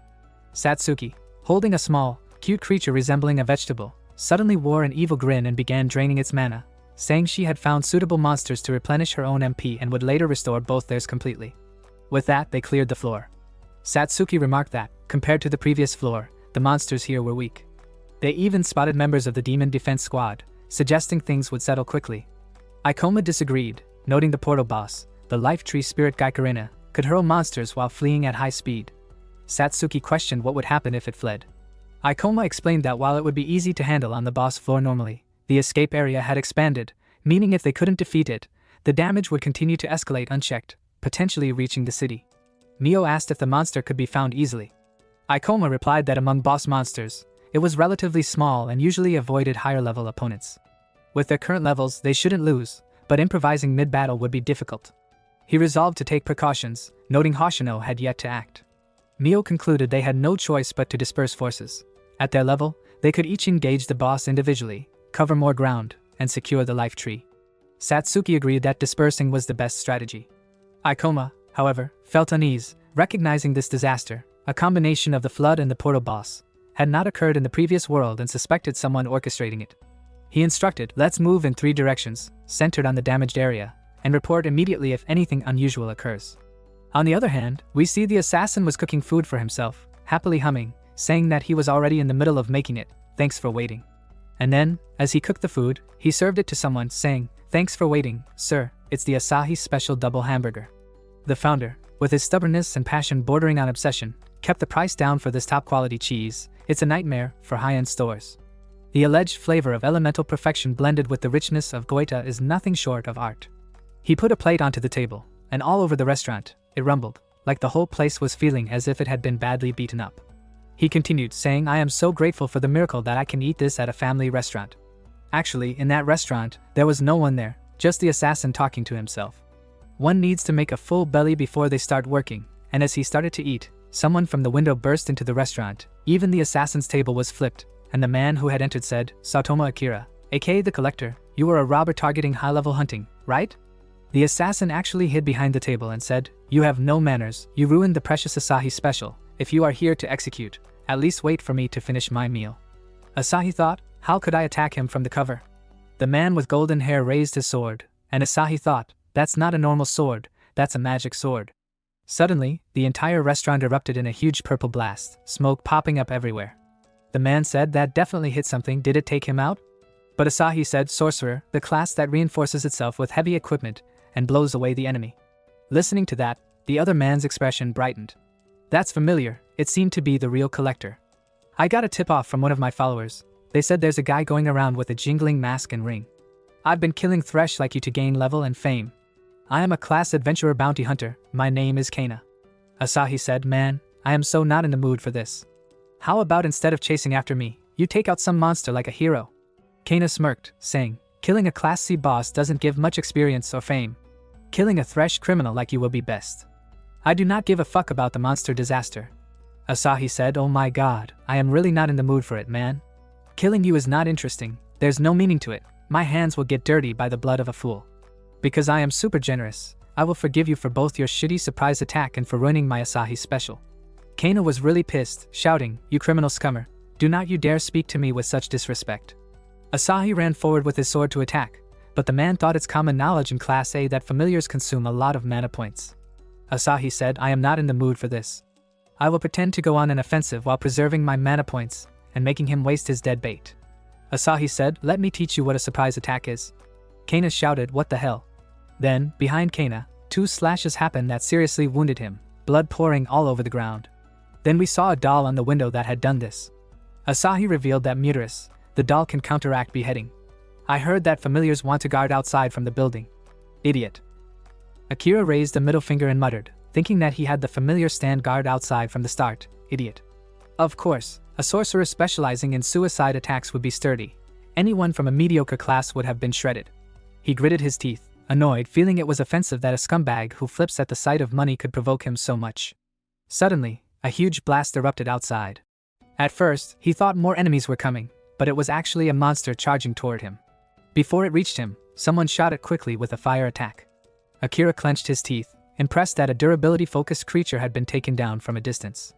It turned out to be the Demon Defense Force. The arrow had been fired by them. The shooter admitted he had hoped for a one-shot kill, but the monster's defenses protected it. Akira shouted in frustration, calling him a fucking idiot, lamenting that everything he had perfectly stored was destroyed.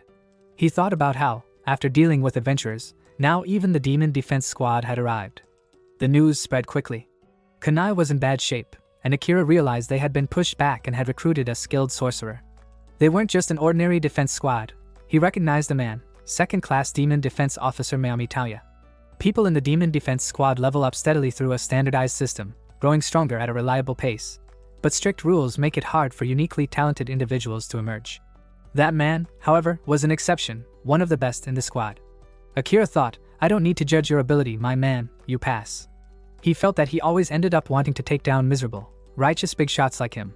But fighting head-on would give him at best a 50-50 chance, and there were 3 others too.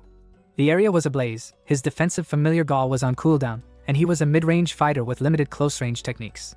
If he acted now, he'd need to separate the man from his team, but wasting too much time and mana here would jeopardize other priorities.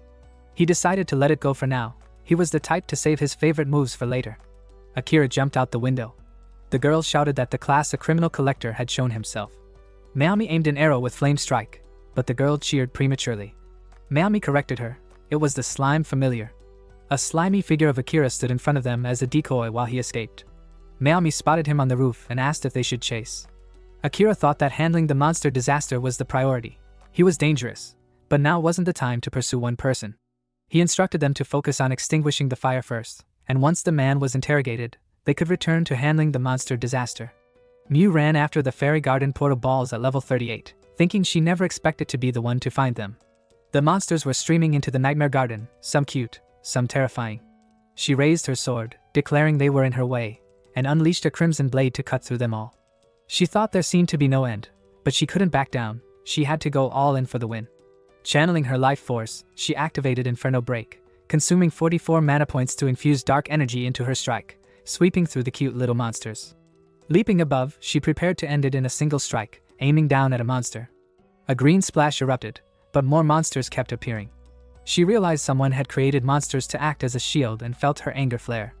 As a dragon-like monster lunged toward her, she drove her blade into it, but seeing the mass of enemies ahead, she thought, this many might be a real problem. Damn it, you stupid slug. Ikoma dashed toward one of the buildings, thinking he couldn't seem to locate it. Maybe a higher vantage point would help, but there wasn't time for that. His phone buzzed. Mio had sent a message. She found it, but it got away, running somewhere nearby, along with a map marking its location. He quickly replied, praising her for marking the area and resetting the designated direction. Smiling to himself, he thought, we still can't afford to slow down just yet, can we? The monster opened its gaseous mouth, attempting to shoot a stream at Ikoma, but he sliced it in one clean strike. The system notified him, you gained 36 XP, then 26 XP. Suddenly, a massive dragon-like beast appeared before him, opening its jaws to unleash a fiery technique, solar thermal light. Ikoma leapt into the air, floating with gravity, and then launched himself like a bullet, punching the monster. The boss fell, granting him 56 XP. Ikoma thought, I knew this, but the XP rewards are pitiful, especially with the level gap. Monster level 25, me level 58. No matter how many I kill, it feels endless. Is it because Kalkarina is spreading monsters? We need to hurry and take them down. Just then, from behind Ikoma, he heard a voice of a man saying he had seen everything, how Ikoma swept away those monsters flawlessly. The man raised his hand into the air, praising the action as truly amazing. Ikoma asked if he was an adventurer sent to help with the monster disaster. The man adjusted his glasses and replied that it was the duty of a powerful adventurer to risk their life for helpless civilians. Ikoma thought the man was peculiar. The man continued, explaining he was an E-class hunter, his class being villager, so he hesitated to call himself a powerful adventurer. Ikoma noted how rare that class was. He reflected that at level 10, a player chooses between several classes, dependent on how skill points were distributed and initial parameters. If one reached level 10 without investing in standard offensive skills, the only option might be a weak class, which the guild advised against. The man admitted he wanted a cooler class, but this was all that was available. Ikoma considered it rare but not impossible, realizing the man's initial parameters must have been low. Then the man asked if he was Ikoma-san, the one with the rare gravity class. Ikoma turned, frowning slightly, and said, you know about me? The man nodded eagerly, adjusting his glasses, and replied, of course. If someone is active in a guild in Tokyo, they will definitely hear about you. All of your achievements are legendary, after all. And besides, you even showed up on Hashinen's stream. Ikoma realized, so he's one of her viewers. The man continued, my female friends love her so much, and I knew you'd be amazing, but seeing the real thing was even more incredible. Man, I wish I could be a cool gravity user like you. Ikoma shook his head and said, sorry, I don't have time for small talk. I need to get going now.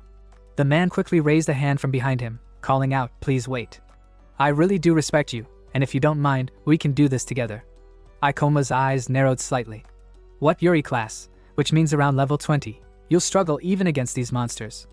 I'm chasing after the portal boss. It'd be better if you focus on rescuing the evacuees. The man smiled, pulling a small stone crystal from his hand. A faint glow spread around Ikoma's body from the crystal's enchantment. He explained, it's a healing crystal. Villager is the only class with a skill to enhance items. If you let me assist, I won't drag you down. Ikoma studied him for a moment, noting the clear intention behind the gesture. He spoke firmly but without malice, it's just. I don't think I need any assistance right now. We need to find Galkarina as soon as possible. I cannot afford to spend time with someone whose level and intention are unknown. Just then, Ikoma's phone rang, and he smiled, saying, here it is, a message from Hashinen. Earlier, he had written to her, asking her to use her frame to track the boss's movement path. It was like a giant slug. She replied with an okay and sent a link to the video. In it, she said, Portal streamer Hashinen here. Right now, the Marioma district is in a terrible state due to the monster disaster. If anyone sees the boss, please tweet your location using the hashtag Hashinen information provision. It would be really nice if you could attach a photo too. Back to back, photos of the boss started appearing on Twitter. She added, it makes me happy that you are searching for it for me, but it's dangerous, so please do not overdo it. Seeing all of that, Ikoma thought since it's disaster information, Hashinen's video tweet has been shared over 10,000 times. Thanks to this, The boss's location is continuously being updated in real time. We can track its movement with our eyes. It may be possible to anticipate its path and be at the location beforehand. This photo is from a place very close to us. If my hypothesis is correct, I might be able to corner it. However, Gawk Arena is quite fast. Now that its escape range has widened, can I really catch and finish it off myself? Satsuki and Bio are also far away. I do not have the time to wait for them. For now, I will share this video with them. That man was still trolling around Ikoma. Turning around, he asked for his name. The man said, "Oh yeah, Vijayama Aki is my name." Ikoma replied, "Okay, Aki, I am looking to subjugate the portal boss Gawk Arena right now. It's dangerous, but would you still like to help?" Aki, get excited. Aki ran alongside Ikoma, shouting, "I am honored. I cannot believe that the person I admire asked for my help. I will do whatever it takes to complete the mission, so please do not hesitate to ask anything from me." Ikoma said, "That's great," but Aki cut him off, saying, "You've been looking at your phone the entire time. What exactly are you doing?"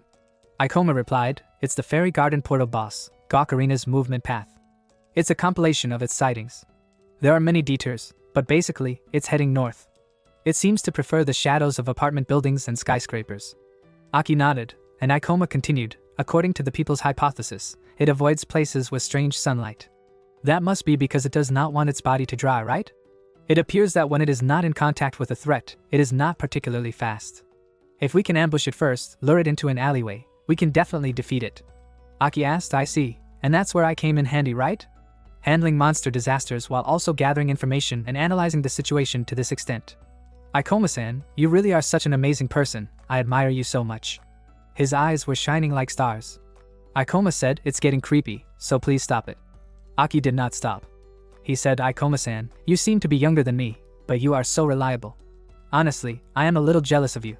Ikoma thought, "That's because I am 28 years old on the inside and especially accustomed to portal-related issues." Aki said, "I often felt that you resembled my older brother. He is clever, has a genius-like aura, and a stronger sense of justice. I have always admired him, but you see, it was so tough being compared to him all the time." With that, Aki started crying. Ikoma thought, "Can I really rely on him?" But he had no choice. His phone rang, and a notification popped up. It seemed the killer Satomu Kira was causing trouble for the demon defense. It was not related to the portal wars, but Hashinen should be careful. Satomu Kira, also known as the Collector, is a criminal notorious for rapidly targeting high-level adventurers to kill and rob them. He wields a rare combat style centered around using familiars in battle. There were so many new references to him that even Ikoma could not picture him fully. In the previous world, the Demon Defense Squad launched an attack on his hideout with 20 people and killed him. During that incident, more than half of them became casualties in Marima. Is Marima District his hunting ground right now, or is it just a coincidence that he happened to be present where the disaster occurred? Were dark organizations involved? Their target was probably the Ring of Wisdom. Is there someone who knows more about portals than I do, controlling their disposable forces from the shadows and scheming something? Seeing Ikoma, Aki asked, "What happened, Ikoma? You're making such a serious face." Ikoma thought, "There's no definite proof for it. I'm probably overthinking." He said aloud, "It's nothing, sorry. Right now we should deal with the problem at hand." Ikoma explained, "It seems there was a sighting of the murderer." Aki's eyes widened, fear overtaking her, and Ikoma added, "The family restaurant where we fought earlier is nearby, so it's better if we avoid contact with him. He is not someone an E-class adventurer can take on. If you see him, you must run." Aki hesitated but finally said, "Okay," her whole body trembling. Another notification came in for Ikoma. He read it and said, "More eyewitness reports of Gawk Arena are coming in."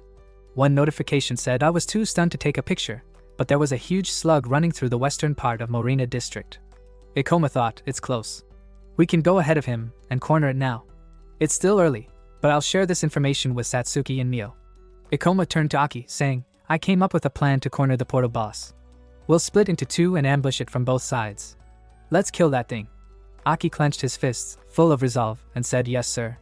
Later, as they walked toward the location, Ikoma said, "It's not difficult to guide it if we take advantage of its aversion to sunlight. I'll take a big detour and drive Gawk Arena into this alleyway. When it reaches the opposite side, I want you to block the road. I can scare it enough to avoid escaping through my side, but can you manage yours? I have several items to maximize the villager class's potential. I've got a lot of cards in my hands, you know. Leave it to me. I'll make sure Gawk Arena cannot pass through."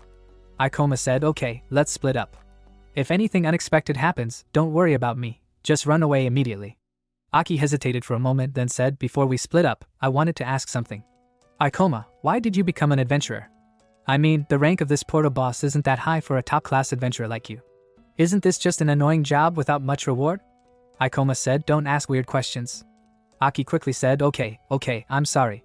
Ikoma sighed slightly but continued, "You're right. The reason I became an adventurer is to know just how much my power can be of use to people. That's probably the number one reason I'm even willing to risk my life. Right now, there are some things only I can do. I believe there are things only I can save. It's more a sense of responsibility than a simple desire to stop a monster disaster." Aki was just looking at Ikoma, his eyes fixed and serious. Ikoma said, "That answer satisfies you. It's not something you can share with anyone else, right?" Aki replied, "No, that's enough. I have to thank you very much, Ikoma-san. I love you even more now." Ikoma shook his head slightly, saying, "We don't have time. Let's split up." Aki nodded, saying, "Okay, of course." The slug was racing forward, moving incredibly fast, even causing cars to crash in its path. Ikoma sprinted behind it, thinking, "I found you, Gaoki Rina." He activated his skill, Garand, and launched an attack toward the slug, but it dodged nimbly and slipped into the alleyway. Ikoma thought, "I've driven it into the planned route. Now it's all on Aki." He stood at the end of the road, completely focused, waiting for the moment to block its path. Ikoma was sprinting across the rooftops, thinking, "At this speed, I can catch up." The slug activated its power, Nightmare Garden, and more monsters began swarming. Ikoma noticed immediately and used inverse gravity to dodge through them, moving straight toward the slug. He muttered, "Too bad for you, you cannot slow me down with something like that." He leaped above, ready to land a strike on the slug, but just in time, another monster lunged at him. Ikoma thought, using a detached monster as a shield against an opponent who cannot adjust midair, just like the advice Mew gave against the gravity user, do not assume an advantage in air combat. He grabbed the head of that monster and slashed it cleanly, then focused back on the slug, preparing to strike. The slug reacted, fleeing rapidly using fight instinct. Ikoma thought, even in an injured state, users can exponentially increase their speed by consuming mana points. This troublesome skill allows escape from enemies, but fight instinct has a long cooldown. It cannot be used again for the next hour. Ikoma glanced toward Aki on the opposite end and thought, with this setup, we are completely prepared to take down the slug. As the slug entered one of the streets, it began to feel a momentary sense of relief, thinking the path was clear, but then it slammed to a halt. At the end of the road, standing firmly in its path, was Aki, visibly shaking, muttering, "I cannot believe it actually went all according to plan." Aki's lips curved into a small, triumphant smile as he thought, to be able to lead a monster this fast into a precise route, even if the entire monster extermination unit were deployed, I doubt they could manage this. I have to do what I promised. Clutching a bottle, he enhanced it with his item skill and shouted, "Take it, red slime mucus," as he hurled the substance toward the slug. The red liquid spilled across the street, and Aki squirmed, recalling exactly what he had heard from Ikoma. The slug spun quickly to avoid it, but it was too late.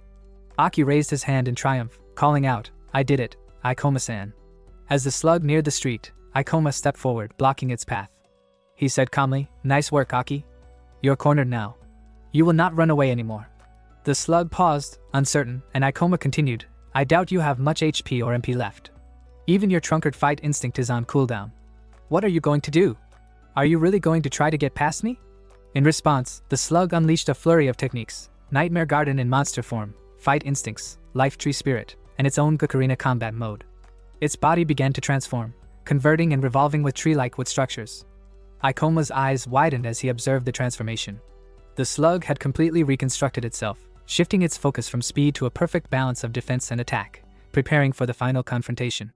The roar was deafening, so much that Aki pressed a finger against his ear, shouting, "I thought the only thing you could do was run, Ikoma-san. We should retreat for now." The slug, now fully transformed into its boss form, locked onto Ikoma and leaped toward him. Ikoma muttered, "I feel like it's getting desperate," and immediately slashed at the monster, not just one attack, but every projectile the slug had hurled toward him. Aki watched in awe, completely amazed. The slug refused to relent. Multiple wooden hands shot out toward Ikoma, but he leaped into the air, thinking, "What's wrong? I'm right here." He swung his sword into the slug while activating his skill, Garand. The knife pierced its body, and purple energy erupted, causing the slug's form to bubble violently. With an agonized roar, it burst all at once. Ikoma earned 1,135 experience points. Aki's eyes lit up, pumping a fist, shouting, "All right." Above them, Akira stood cloaked, silently observing the entire scene. He said, "You've shown me what you're made of. I've seen it, Ikoma. You've passed. As one of my targets, you get full marks. Aki was practically bouncing with excitement, yapping endlessly about what had just happened. Ikoma, however, calmly thought to himself that they had successfully defeated Gokurina. He turned to Aki and said, "Thank you so much for your help, Aki. If I had been alone, Gokurina would have escaped. It's thanks to you that we managed to take it down." Aki laughed, a mix of pride and embarrassment in his voice, saying, "I can't believe I'm being praised by Ikoma. I'm happy, but a little embarrassed. I was worried I wouldn't pull my weight with this class, but now I feel like I can push myself harder. Maybe I can even become cooler and help more people." Ikoma nodded, explaining, "From what I know, fundamentally there's no form of superiority or inferiority among classes. Each has strengths and weaknesses. The real question is whether it suits the user. Villagers have a lot of versatility if they prepare properly. That's why we were able to capture Gokurina. As long as you play to your strengths, you can go much further. Don't forget, you just went up against a portal boss twice your level." Aki tilted his head curiously. "Ikoma-san, by the way, as a gravity user, what do you think is the strongest trait?" Ikoma paused for a moment, thinking, and then replied, "The strength of a gravity user is the strength of the user."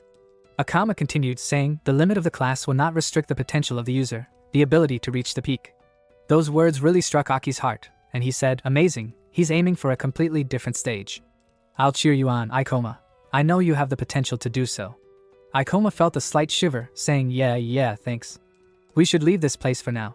There have been witnesses in the area reporting a murderer, but I doubt he would be out in the open like this." I believe that once the monster attack was over, he ran away. But Ikoma knew that Akira had already leaped toward him. In a split second, he turned and dodged Akira's attack, throwing him off. Ikoma thought, I guess he decided to attack the collector. Then there was also doll of Akira. Seeing that, Ikoma realized that's not a monster, it's a familiar. That type of opponent is really troublesome. Akira used the murderer puppet with its doll-E technique, and from the back of the puppet, strings of sharp light shot toward Ikoma. As Ikoma was distracted by them from behind, Akira came forward, trying to slash his sword across Ikoma's neck, but Ikoma dodged again. The sword fell from Akira's hand, and then Ikoma realized that it was not the real Akira, it was a slime.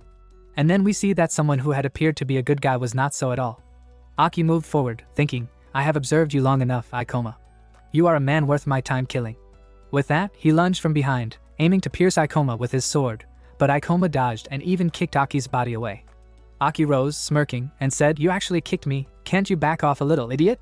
If I were the weak Aki-chan, I would have died from that.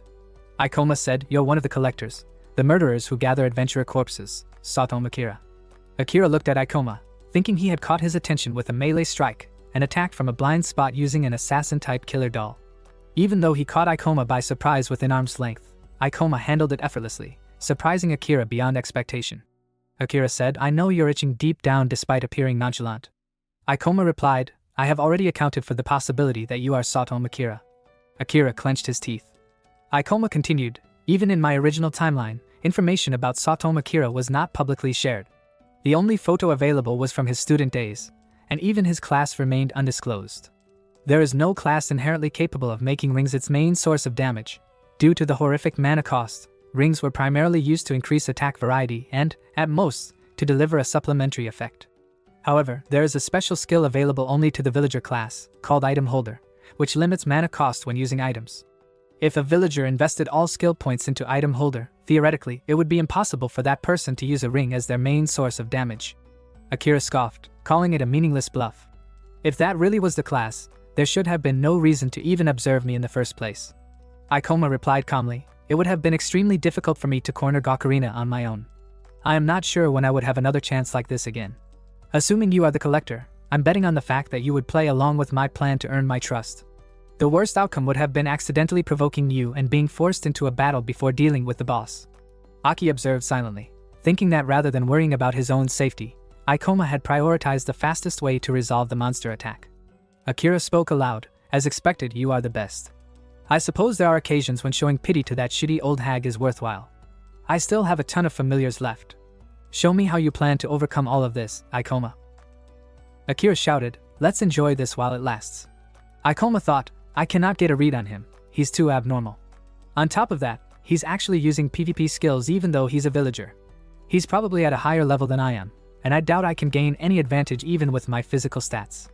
My mana is really low after the Gokurina fight, and I have to watch out for his powerful familiars as well.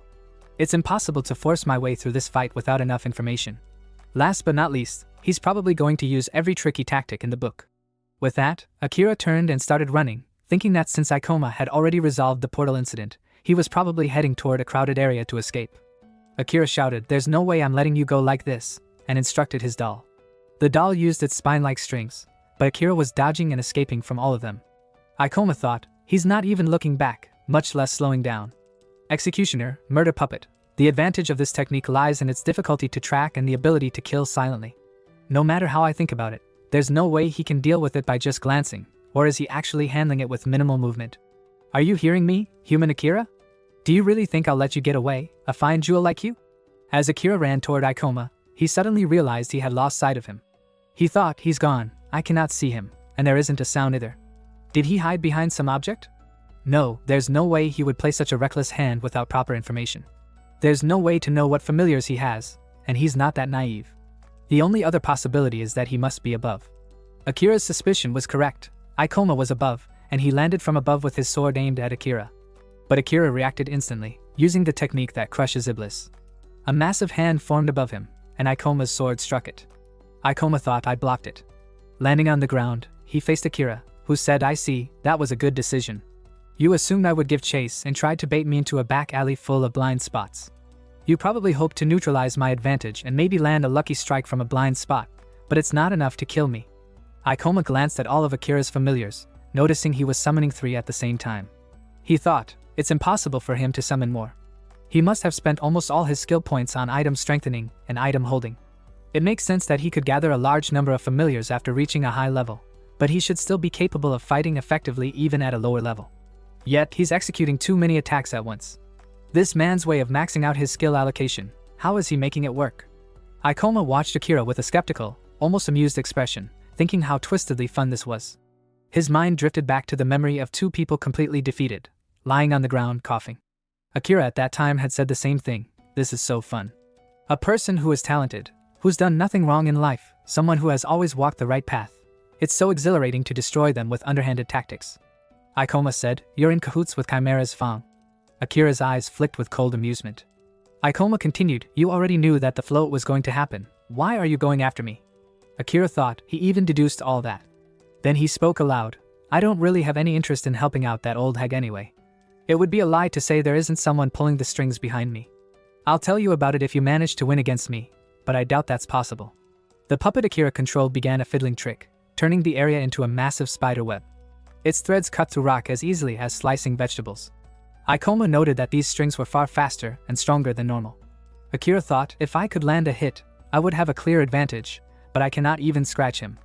Observing Ikoma, he realized the adventurer, despite the overwhelming situation, had not given up, still looking for a way to win. Dragging the fight on was a waste of mana, so he decided to finish it with a single attack.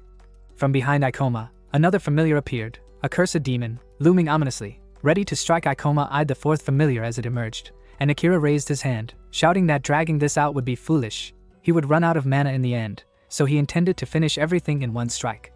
Then the 5th familiar appeared. The cursed god. Akira glanced at the array of familiars, thinking maintaining all 5 at once was beyond his expectation. Moreover, this familiar clearly wasn't built for direct head-on attacks. Still, finally, Ikoma saw the edge of Akira's limits. It was time to counter. Ikoma clenched his teeth, thinking this thing by itself was incredibly troublesome.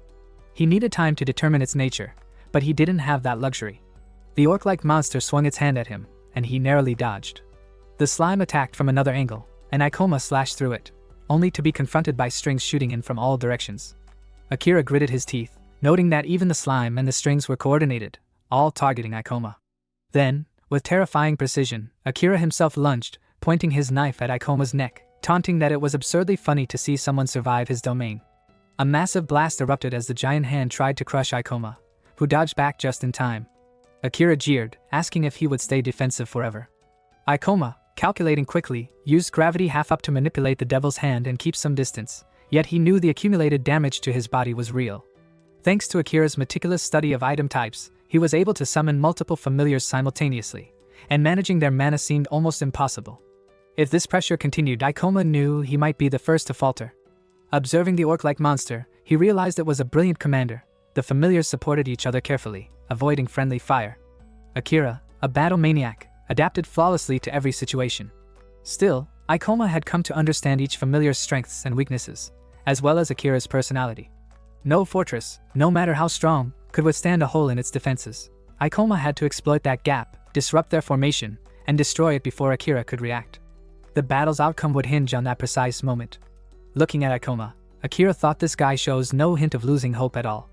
Despite the predicament, is he really going to entertain me even more? One of Ikoma's first moves was to pick up a small stone from the ground and hurl it at one of the familiars. The familiar tilted its head, confused at being struck by such a trivial object. Akira analyzed quickly, realizing Ikoma had manipulated gravity to increase the stone's distance. What exactly is he trying to do? Ikoma threw another stone, observing carefully, and then muttered to himself, "Now I have all the information I need." With that, he sprinted toward Akira. Ikoma thought, so he's chosen to strike first. He commanded, "Crush him, Raguel, the orc." Akira planted both fists firmly and slammed down toward Ikoma. The ground shattered beneath the impact, but Ikoma stepped onto the orc's nose and vaulted onto a traffic light signal, sending the orc crashing to the ground. Akira's eyes widened. It was as if he were watching an acrobat. But in a setting like this, any misstep invites the executioner, murderer, puppet attacks. In aerial combat, numbers advantage cannot be applied, so a cautious opponent would rely on the cursed god, immune to damage, and attack with strings whenever an opening appeared. Now, standing atop the signal, Ikoma faced all the familiars assembled before him. As one familiar leapt, Ikoma raised his sword and activated a gravidia skill, manipulating gravity to crush a targeted area. The monster growled, recoiling as though being burned, reacting to the precise force of Ikoma's attack. Akira clenched his teeth, focusing. He redirected the trajectory of the lightweight, string-fast gravity attacks, manipulating them to crash into Zuffy so that even attacks beyond his immediate perception would register. Those wicked strings from the executioner murderer puppet were notoriously difficult to track, but their greatest weakness was friendly fire. Ikoma had already managed to exploit the vulnerability of two of his trump cards in such a short time. Visibility was terrible, yet Akira had no choice but to adjust his formation himself, accepting the risk. Ikoma, meanwhile, thought, "I've made an opening in the tree. Now it's time to bring down the castle in one swift strike."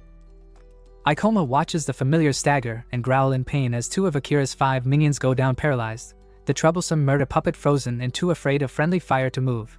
He knows this is the window he needs, the decisive moment to shred Akira's support and break the formation. Ikoma lifts the hand wearing the ring, ready to act, while Akira stares at his puppet and thinks that familiars usually obey the master, but here he has been relying on autonomous behavior. He tells himself he must pin Ikoma down personally and regroup, chastising his own misread of the situation and recalling why the old hag is so desperate to eliminate Ikoma. Ikoma's summoned allies surge forward, one brandishing Zoe's sword and cutting toward Akira, who ducks and meets Ikoma's stare with the thought that these familiars have hidden and waited for the perfect moment to halt him. No matter, he believes he can still recover. Iblis looms above Ikoma, a huge hand poised, and Akira plans to pounce the instant any opening appears, even spitting a curse at the cute Akasha and promising to kill the brat. Meanwhile, Ikoma grapples with a slime familiar, thinking that physical strikes barely register against such a creature and that he must blast it with magic, all the while the battlefield narrows to this clash between hull and repair tactics. Akira tries to force a decisive, mana-heavy finish. Ikoma seeks to exploit the crack in the formation and fell the castle in one swift blow, and now, with two familiars down and the executioner puppet stalled, the balance teeters toward Ikoma as both men brace for the moment that will decide the fight. Just as Ikoma braces himself, the orc suddenly lunges from behind, its massive fist ready to crush him, but he pivots sharply, thinking he knew such a beast would not collapse from that earlier strike alone. He directs his focus to its head, acknowledging its durability while calculating that Akasha's dust will linger for 30 more seconds, more than enough to dismantle Akira's familiars. Smirking, he channels gravity to propel himself upward, riding the massive hand and unleashing an inverse pull combined with a meteoroid slash. His blade cleaves through the giant limb as he balances above it. Then he crashes down with another meteoroid slash aimed at the orc below, felling it in a decisive blow. Turning next to the slime, he steadies himself, thinking a one-on-one is nothing to fear, when a violent blast shakes the ground. Akasha lies collapsed, and Akira, gritting his teeth, shouts that Ikoma is making things far too troublesome. In that instant the puppet is also torn apart, and before Akira can react, Ikoma stands behind him, knife raised high, ready to strike. Akira reels in disbelief, thinking how every one of his trump cards, Cursed Demon, Rogel, Illusionary Malaise, the Crusher Iblis, the Executioner Puppet, the Cursed Doll, and even the God Zufi, have all been destroyed. Ikoma, calm yet firm, says it looks like they are both done with their familiars and now it is time to settle things directly. Akira clenches his teeth, calling him a monster, while realizing the bitter truth. Once familiars are defeated, they cannot be resummoned for a period of time, and with his 5 strongest forces gone along with his drained mana, his chances of victory are crushed. In desperation, he presses his hand onto the ground, and the rings on his fingers glow, summoning a fairy-like figure through a technique known as Purity of a Door Line. Ikoma, narrowing his eyes, wonders if this is truly a trump card, though it hardly looks like one. Akira reassures himself that a door line, a support familiar specialized in healing and buffs, can at least mend his wounds enough for him to escape. Depending on his villager class preference, and the stockpile of items he always carries, he thinks he might be able to buy just enough time to run. Out loud he orders a door line to heal him, but inside he knows the truth: if he flees now, he will never again be able to defeat Ikoma. His tactics, his tricks, all his ambushes and surprise strategies have been exposed. Next time Ikoma will counter him even more easily, and this retreat would mark not survival but utter defeat. Watching Ikoma's steady composure, Akira suspects he too must have spent a tremendous amount of mana in this battle. Now, perhaps, is his final chance to strike a killing blow. Gripping his sword tightly, he shouts to a door line to strengthen him. Light fills the space as the screen declares Angel's Breath and Angel's Prayer. Empowered, Akira holds his weapon and declares he will not run anymore, his fury bubbling as he recalls someone else he despises, someone with a face similar to Ikoma's, someone who achieved everything through pure talent without the weight of guilt, and that memory enrages him beyond control. The clash rages on, sparks flying each time their blades meet. Akira clenches his teeth, thinking that even with his higher level and a door line's physical buff, Ikoma's sword is faster, heavier, and sharper than it should be, proof that he is always chasing from behind. That man keeps a calm face, unshaken, and it gnaws at him. Why is he this strong? As Ikoma drives his blade forward, Akira braces and shoves him back, steadying his thoughts, telling himself to calm down. He catches the faintest signs of weariness in Ikoma's movements, and impatience to finish things. Gravity-enhanced strength must be close to its limit. Ikoma, on the other hand, thinks he should have ended it with that last strike, yet Akira still stands. The fight continues, blades clashing in relentless rhythm. Ikoma notices that while Akira should favor spreading familiars and striking from the shadows with knives, he is surprisingly adept in direct combat, handling the long sword with uncanny precision. His dynamic vision is extraordinary. His movement patterns hone not through dungeon runs or ambushes, but through real martial training. Akira, focused and gritting his teeth, tells himself to read faster, to outpace him. Each motion sharpens as he slips into the zone, a state of heightened concentration born from the thrill of mortal struggle, where every nerve is tuned for survival. Though Ikoma holds firm, Akira's intensity only grows. In that moment, Akira declares out loud that he does not seek justice, praise, or understanding. Nothing matters but victory, unrestricted and absolute. Akira clenches his teeth, thinking bitterly that those who live freely and comfortably while following the so-called right path, backed only by talent, always act arrogantly and put forth their shallow judgments. He will never allow himself to lose to such people. He mutters that he was only doing things out of habit, yet his thoughts drift back to the past. His father's voice echoes, full of praise, telling him how amazing he is, how he scored 3 goals in the last match, how even Yamai-sensei praised him for being top of the class, calling him the perfect example of excellence in both academics and sports. His father even asked what gift he wanted for his birthday next month. But when his younger brother reminded everyone that his birthday was the same day, Akira could only reply coldly that he wasn't interested. That emptiness grew, leaving him feeling more and more miserable. Despite being able to achieve above-average results with little effort, he felt no drive, no direction, even with all the free time in the world. Later, while seated idly, a boy approached him with a plea, saying the kendo club was in danger of closing without more members, and even just lending his name would help. With nothing else to care for, Akira scrawled his name on the membership form, but once he picked up the sword, he discovered a natural talent. For the first time, he realized he could thrive in a world where he wasn't constantly compared to others.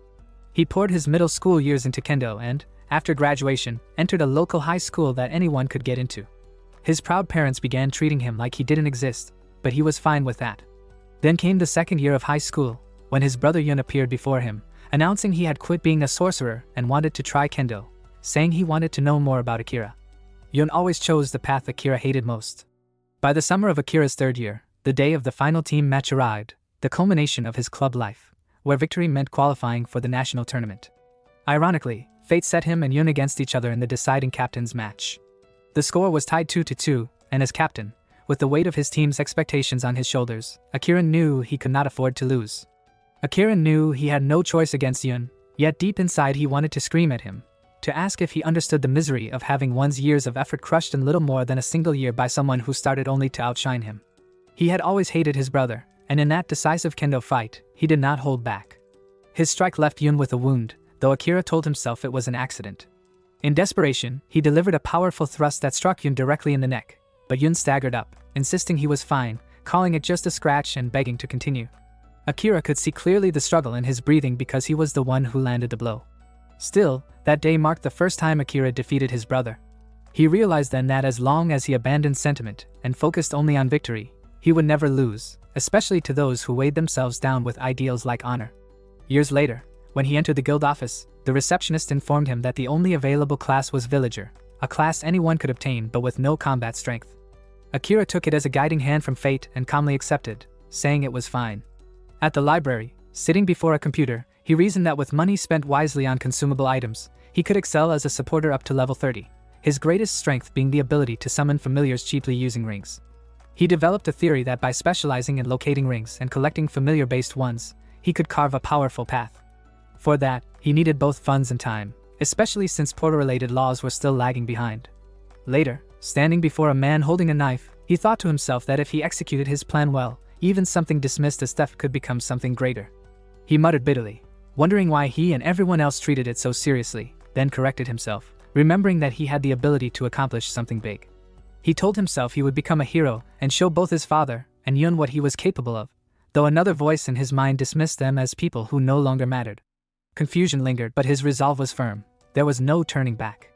In another flashback, he entered a mansion and asked whether a trap had been set for him after hearing there was a suitable adventurer present. Yun turned, saying he was alone and admitting his disappointment, calling it unbelievable that Akira had become the portal thief, and asked if he planned to surrender. Standing across from his brother, now a swordsman, Akira declared with fiery certainty that the stage was perfect, vowing to strike him down, damning him as nothing more than the brother he despised. Yun cleaves a towering orc in half with a single strike, while nearby Akira sits trembling in fear, thinking bitterly that with Ivaris and even Logal at his side, Yun leaves not a single opening. 3 against 1 is nothing but cheating. How strong has this foolish brother become? Out of pity, Yun lowers his blade to Akira's neck and asks if he has any last words, but Akira pleads desperately, saying he will accept prison or any punishment, just grant him a chance to atone. Yun scoffs at his words, but Akira breaks into tears and a twisted smile, admitting he only ever wanted a sliver of acknowledgement. Yun pauses, troubled, muttering that his brother has turned into a bigger monster than he imagined, but in that moment a doll rises behind him, threads lashing out with murderous intent, dragging him down to the ground.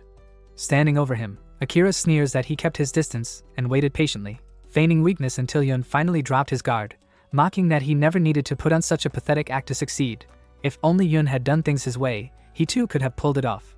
Now, facing Ikoma, Akira recalls how far he has come since that day, leveling up, gaining experience and amassing countless familiars, yet finds himself cornered and snarls that there is no way he will lose to someone like this. Drawing his sword, he tells himself to watch closely and anticipate every movement. Ikoma studies his stance, noting it is a tricky one. Reckless attacks will not force an opening, so he steps back cautiously, only for Akira to lunge with his blade toward his neck. Ikoma realizes his opponent's reflexes are sharper than expected, his gaze still burning with a desperate will to fight on. But to him it looks more like the frantic struggle of someone with no other option. He knows Akira's buffs from Asahi's familiars will soon fade, so instead of rushing in, he steadies himself for a counter. There is no need to force an attack when he can bait out desperation, delay until the buffs wear off, or strike at the perfect moment. He recalls that Akira's class relies heavily on items, suited for diversion and escape, and suspects he will attempt to flee once he accepts defeat. Letting him slip away would be the worst mistake, yet he catches himself, realizing it is not just strategy but his same old bad habit, hesitation in the face of a decisive finish. Ikoma surged forward, heart pounding at the thrill of facing such a strong opponent, thinking how exhilarating it was to test his limits and how much he respected Akira for stepping into the ring with him. He was truly worth the challenge. As he closed in, Akira swung, cutting what seemed like Ikoma's hand, but it was actually his own, severed by Ikoma's precise strike. Akira landed on the ground, cushioning himself, and strangely felt no pain, only a refreshing clarity. Memories surged. He had always wanted to believe that straying from the path could still lead to success, yet he had longed for the brother he admired to shatter that illusion head-on. Maybe, he thought, back then he had wanted to lose his life in just such a confrontation. Ikoma approached, pressing his sword to Akira's neck, demanding he reveal the truth about Chimera Fong and the mastermind behind it all. Meanwhile, a glimpse revealed a woman watching, muttering in surprise at Akira's defeat. This was the boss's recommendation, she noted, and it had been worth observing him. Recognizing the sensory interference skill's weakness, its susceptibility when a fighter is exhausted and tension releases. She aimed a slingshot directly at Ikoma. She was Ruka, a magic gunner, prepared to strike. Pointing his sword at Akira, Ikoma thought about the man's reaction. He clearly knew in advance about the labyrinth overflow. Those two also knew about the Ring of Wisdom. Behind Chimera Fong was someone deeply knowledgeable about portals, capable of acting differently from the First World timeline. Akira said that even the old hang had only dealt with low-ranking subordinates, but he had a lead and never ignored his instincts. Ikoma asked who they were. Akira warned that hearing their names meant no turning back. People like that hated exposure. For someone like Ikoma, already a target, it was nothing new. The Demon Suppression Squad was involved, but not just some lowly subordinate. Ikoma realized he had suspected as much from the start. In the previous world, the research division had lost the Ring of Wisdom, and they were the country's most knowledgeable on portals. If this was true, the enemy's scale was enormous, backed by high-ranking members. Above on the bridge, Ruka observed, noting how Chimera Fawn had gained enough power to manipulate politics in the First World. She recognized that splitting too much information could still work in her favor. Ikoma was the primary target. Letting him escape would endanger Chimera Fawn's future. Ikoma muttered that it was a meaningless rant and asked for proof. Akira began to reply but then sensed something behind him, quickly standing and moving forward with his knife. Ikoma anticipated Akira's attack and drew his sword, but before he could react, Akira was struck by a slingshot and collapsed fully defeated. Ikoma thought, the magic gun, was I the target? Did he provoke me just to draw fire away? Akira coughed, covering all bases, saying that if Ikoma left it to him, no interference was needed, then fell silent. A notification popped. Level increased from 58 to 61. Turning his attention to the girl, Ikoma assessed the situation. Class Magic Gunner, Long-Range Combat Specialist, exclusive skills required, and with no cover, his depleted mana made him vulnerable. Retreating would be suicidal, so he resolved to push forward and apply pressure. He sprinted toward Ruka, who clenched her teeth, doubting he had any mana left. She fired at him, but dark energy hands swirled behind her, grabbing and pulling her down. She tried to shoot Satsuki, but missed completely. Surprised, she realized Satsuki was Ikoma's ally, underestimated, and struck back, only to be ambushed by Mio, who sliced at her with the crimson blade. Ikoma, amazed, thought the timing worked perfectly. Calling Satsuki and Mio after the Gukurina battle to anticipate Akira's moves had paid off. Ruka, stunned by their strength, could only exclaim she couldn't handle it, just as a huge blast enveloped the foggy battlefield. Satsuki pointed out that the outfit belonged to Chimera Fong and asked if they had been taken down, but Mio replied no, there had been no impact. While Ikoma silently thought they had either escaped or rather it was better that they did, since Satsuki and Mio were near their limit after handling the labyrinth overflow and his own mana was completely drained, realizing that if they fought now, even capturing the enemy would cost lives. So he told them they were safe. Satsuki pressed him, asking what in the world was going on, and he explained that the main road was a shooting gallery for the magic gunner and urged them to move for now, while elsewhere Ruka staggered forward badly wounded, biting his teeth in frustration, cursing the woman who caused the mess and vowing to repay the debt one day, though he admitted that with his injuries he could not pursue any further. Recognizing that a magic gunner was weak against multiple opponents, and that remaining any longer carried no risk now. That the disaster had finally settled. A week after the Fairy Garden Labyrinth overflow was resolved, the volunteer restoration work reached a stopping point, and at Senna's suggestion, they held a celebratory gathering. Senna cheerfully approached Mio, telling her she's heard about her and complimenting her beauty before asking if she wants to appear in one of her videos. Mio bluntly replies that she is not interested and then asks who it was that called her beautiful. Satsuki gets flustered, suggesting that Mio must really like Ikoma-san, but Mio quickly tells her to stop linking everything to romance. Satsuki then comments to Ikoma that Senna seems more cheerful than usual, and he explains that she received an award from the guild for her contributions. Satsuki notes that Ikoma was also invited but declined, and he thinks to himself that he would have gone if Satsuki had wanted to appear. He reflects on how Senna used her popularity to assist with evacuations, an activity that was widely covered in the news and made her happy as she wants to inspire people as a portal streamer. A few days prior, she had been excited that even her old videos were getting views, shouting money, though Ikoma thinks there are other factors to her happiness.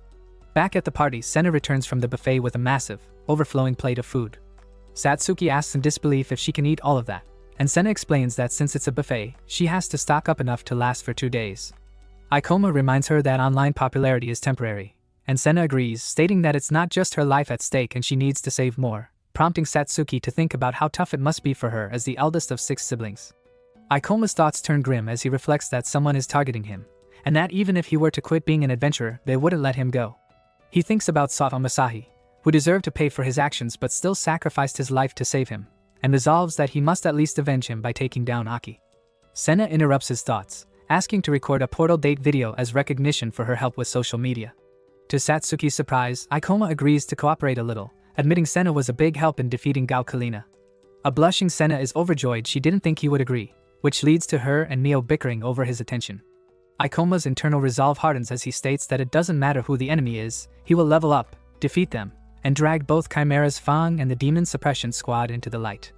Elsewhere, a shadowy figure thinks that Chimera's Fang was a failure and a useless weapon that he was prepared to discard from the beginning.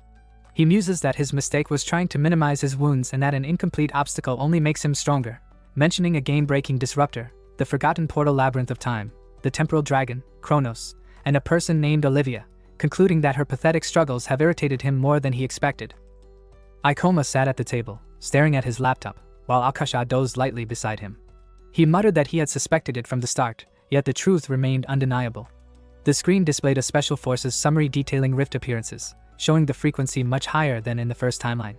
The graph climbed rapidly, and Ikoma noted that the upward trend continued. Rift numbers increased every year, and the threat of catastrophes jumped sharply in September of the previous year. He recalled picking up his phone to check the date, and realized it was the same day the timeline reset occurred. Although he did not want to dwell on it, the more he analyzed his role in this timeline, the more he saw a connection with the rise in rift frequency. Akasha sleepily opened her eyes, and Ikoma wondered how she might be connected to this. She reached out to touch his hand and murmured something quietly. Taking his notebook and pen, Ikoma examined her notes carefully, considering this a potential new lead.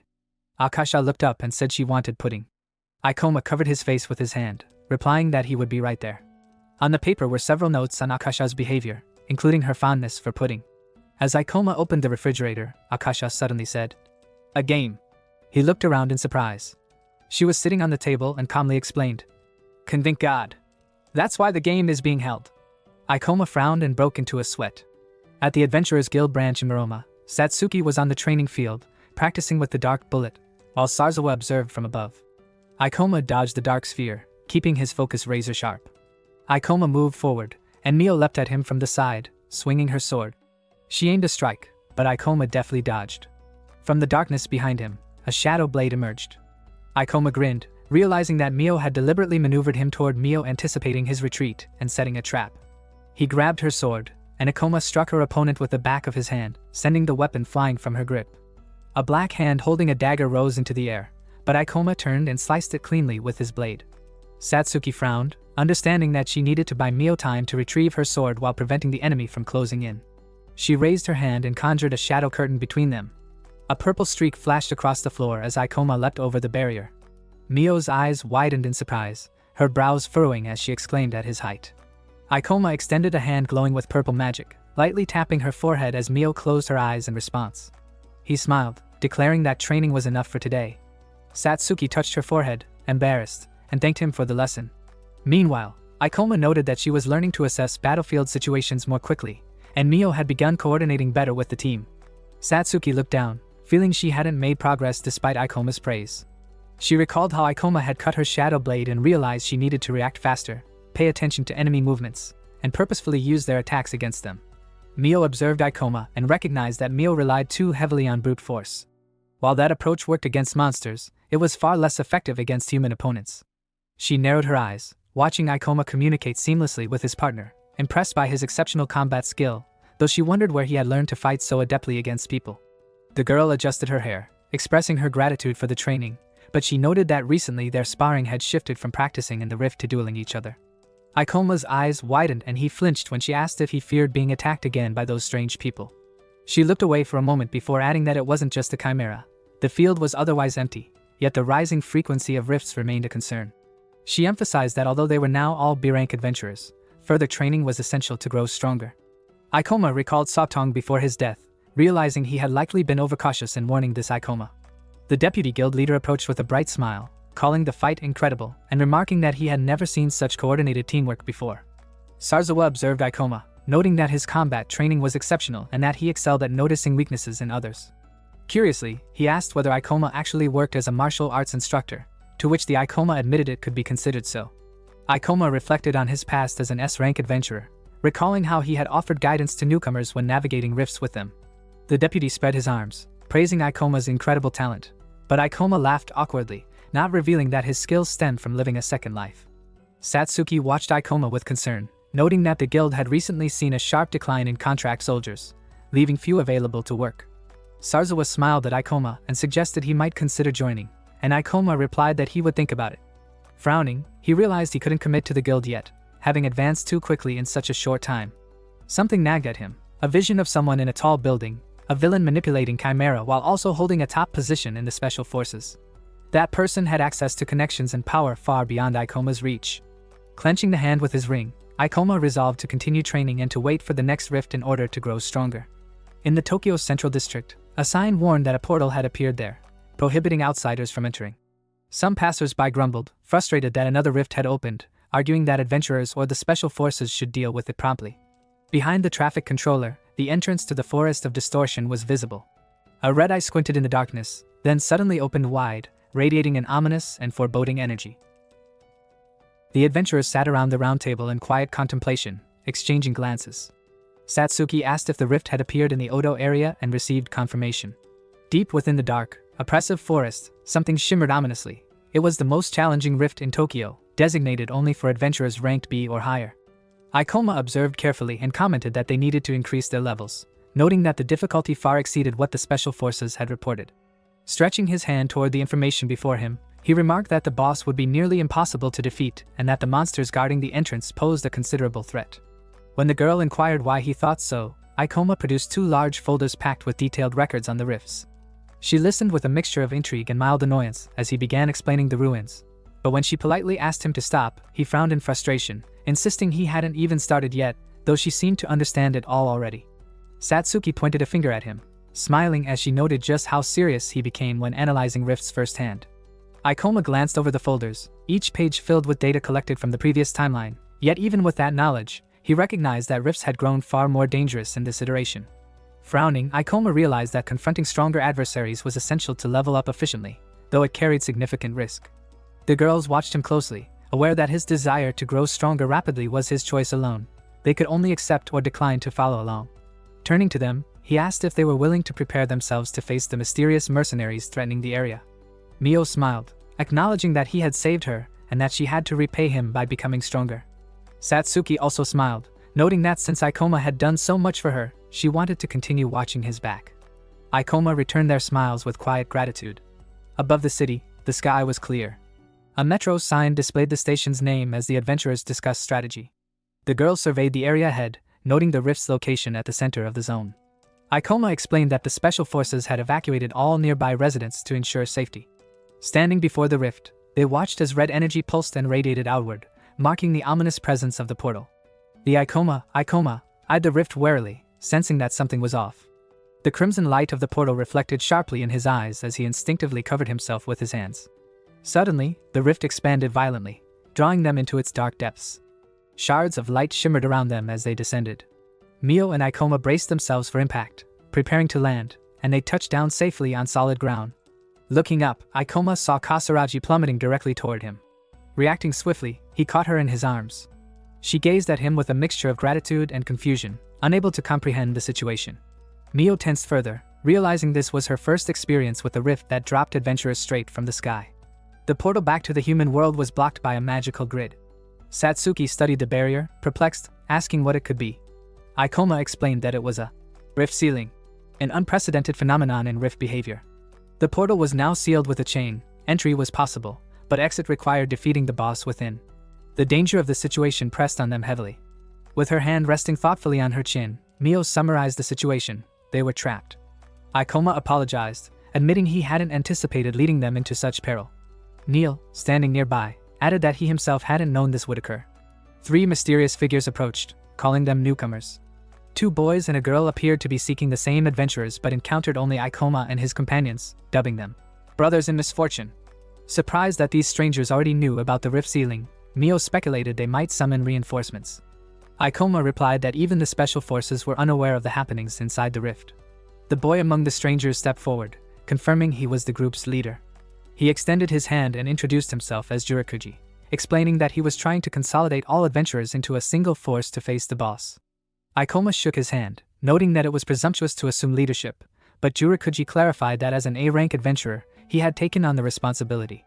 Standing before a sparkling stained glass window, Jurikuji revealed that his class, Sage, specialized in both white and dark magic, excelling in support and offensive spells. Yet he frowned, acknowledging that his sole vulnerability was his defense.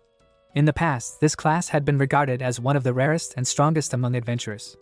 Jurikuji turned to the group and suggested they cooperate to escape the rift more efficiently, checking if everyone was willing. Ikoma studied him carefully, impressed by his composure and calmness, qualities befitting an adventurer of his rank. Mio observed the leader intently, noting his charisma had already earned the trust of the other members. Ikoma nodded, agreeing and expressing that he would be glad to work alongside him. The group faced each other as Jurikuji called out the names of all 3 newcomers to ensure he hadn't made a mistake. Behind him, 5 more adventurers stood, making 9 in total. The boy smiled warmly, hoping that they would join forces willingly. Satsuki looked at him curiously, asking whether he considered himself a capable leader. Jurikuji glanced at his phone, noting that the rift ceiling had appeared only 5 hours prior. He realized that the special forces had not yet sounded an alarm due to the short time and poor connection. The other adventurers were taken aback when he explained that assembling enough force to clear a rift of this magnitude could take several days. The boy anxiously wondered aloud about how they would manage food and drink over that period. Observing the situation, he noted that they hadn't yet encountered any monsters, though the danger continued to rise. Satsuki pressed her hand to her mouth, realizing her dry rations wouldn't last long. The boy decided to consult the group leader, Jurikuji, who acknowledged that in typical situations, it might indeed take special forces several days to resolve.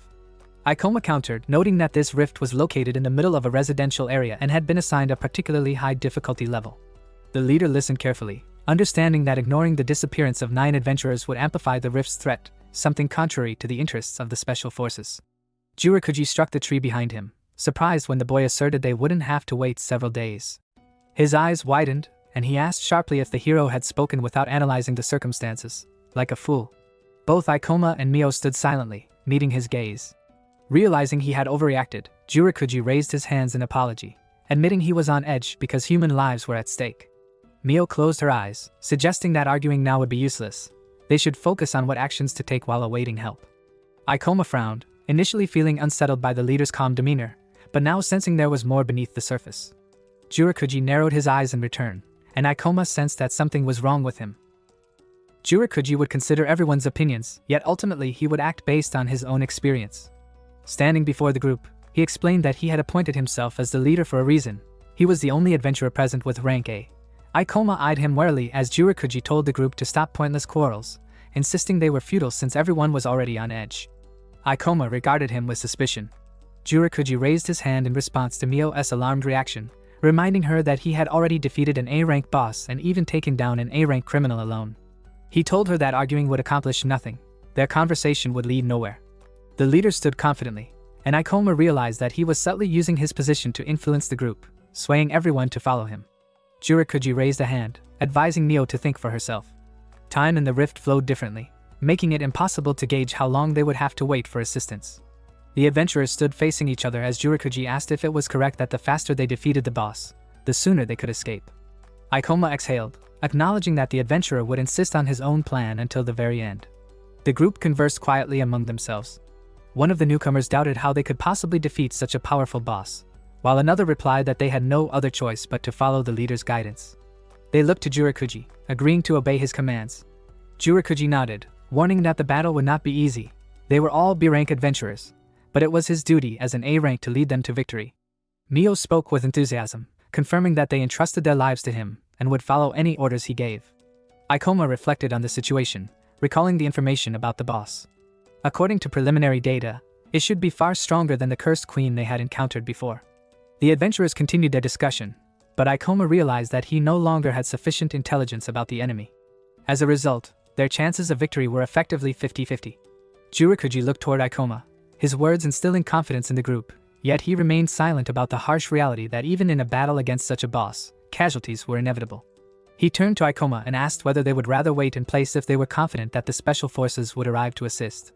The girls listened carefully, considering that they could move with the group while leaving the Gravity Master to act alone, taking into account her class potential.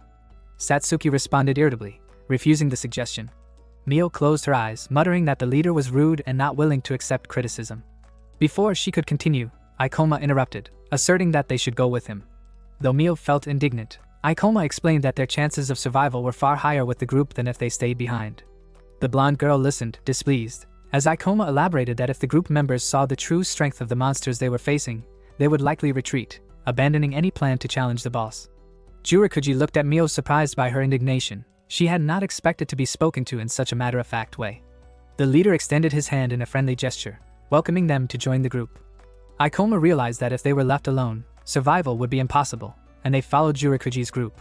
He intended to demonstrate the danger to ensure they would return to the exit while waiting for the special forces. The blonde girl held onto the leader's arm, surprised that Ikoma did not waver, even when the group members challenged him. Jurikuji regarded Ikoma with some displeasure, disappointed that he had not been able to leave them behind, but he resolved that he would still hold it against him. The Gravity Master looked forward with serious focus, clearly the smartest among the group. They discussed the futility of starting a fight at this moment, noting that help would arrive the next day. Casualties were inevitable, and there was no certainty that they could defeat the boss. Jurikuji smiled wickedly, realizing that it would be far more entertaining if the group members perished while he claimed the reward for himself. The leader, dressed in a kimono and holding a fan, proposed a deadly game, wondering if Ikoma could prevent the others from rushing into slaughter. The Ikoma spun around in alarm, noticing strange sounds like cicadas chirping. Drawing his sword, he understood that the threat had arrived. Multi-eyed flying monsters were descending toward them, each one classified as a level 62 abomination. The party tensed, bewildered that all these monsters were over level 60. Jurikuji smirked, curious to see how the sharp and perceptive Ikoma would handle a true fight. Meanwhile, at the Special Forces headquarters, members sat in the conference room, expressing gratitude for the adventurers' presence. A girl with papers in hand reported that no adventurers had emerged from the new rift after 5 hours. She explained that the rift was sealed from the inside, and the investigation was ongoing.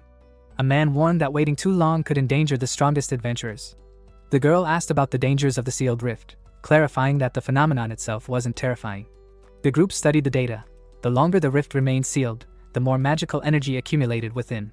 In rifts with this phenomenon, a certain percentage of energy transformed creatures into evolved versions of the local boss. The man expressed outrage that an action would allow the boss to emerge, endangering many innocents. Kurabi crossed his arms, speculating whether this was caused by an artificial portal disaster. The girl with the papers stated that a squad could be sent immediately. Local authorities prepared for the worst, requesting assistance from foreign adventurers. Around the table, discussions focused on forming 2 squads to minimize casualties. But if the situation worsened, the area might be completely destroyed. The man grew tense at the thought of responsibility for the operation. Tokushima stood, volunteering to handle everything himself, noting that he was the head of the 1st Special Forces Corps. The man, skeptical, asked how Tokushima planned to save the city from yet another disaster. Tokushima explained that he required permission to use the Starry Sky key stored in the Special Forces lab. The man bristled, questioning whether he understood the consequences of using such an artifact. Assessing the request, the head deemed it reasonable and granted approval. Folding his arms, he instructed Tokushima to enter the rift, use the Starry Sky key, and in return, he promised to cover up the entire incident. The man regarded the situation seriously, insisting that he could be relied on because he excelled at handling the dirty work. Suddenly, wooden blades clashed as the group practiced wrestling.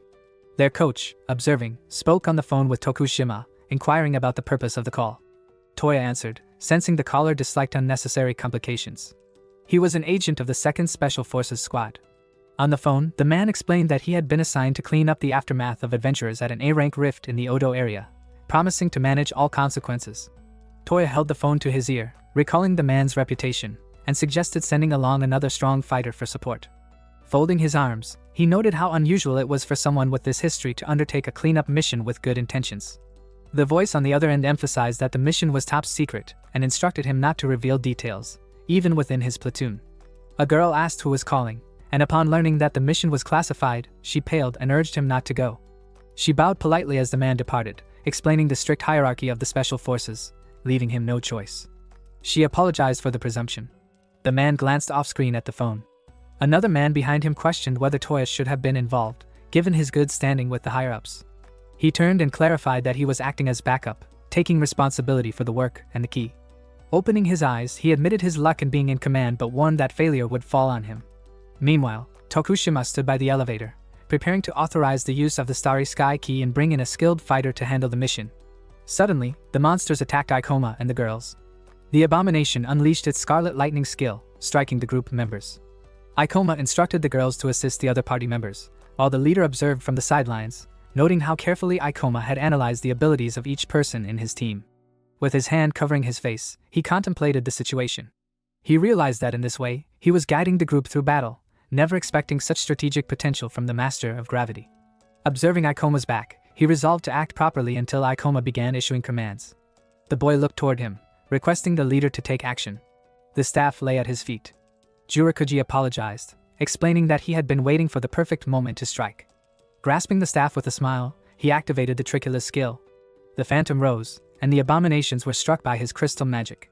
The girl watched the fallen monsters, impressed. Jurokuji maintained a careful stance, aware that he had only 3 ice charges, and studied the enemy's movements to determine the right moment to attack. He smiled, mentioning that he also wanted to conserve mana for the upcoming boss fight.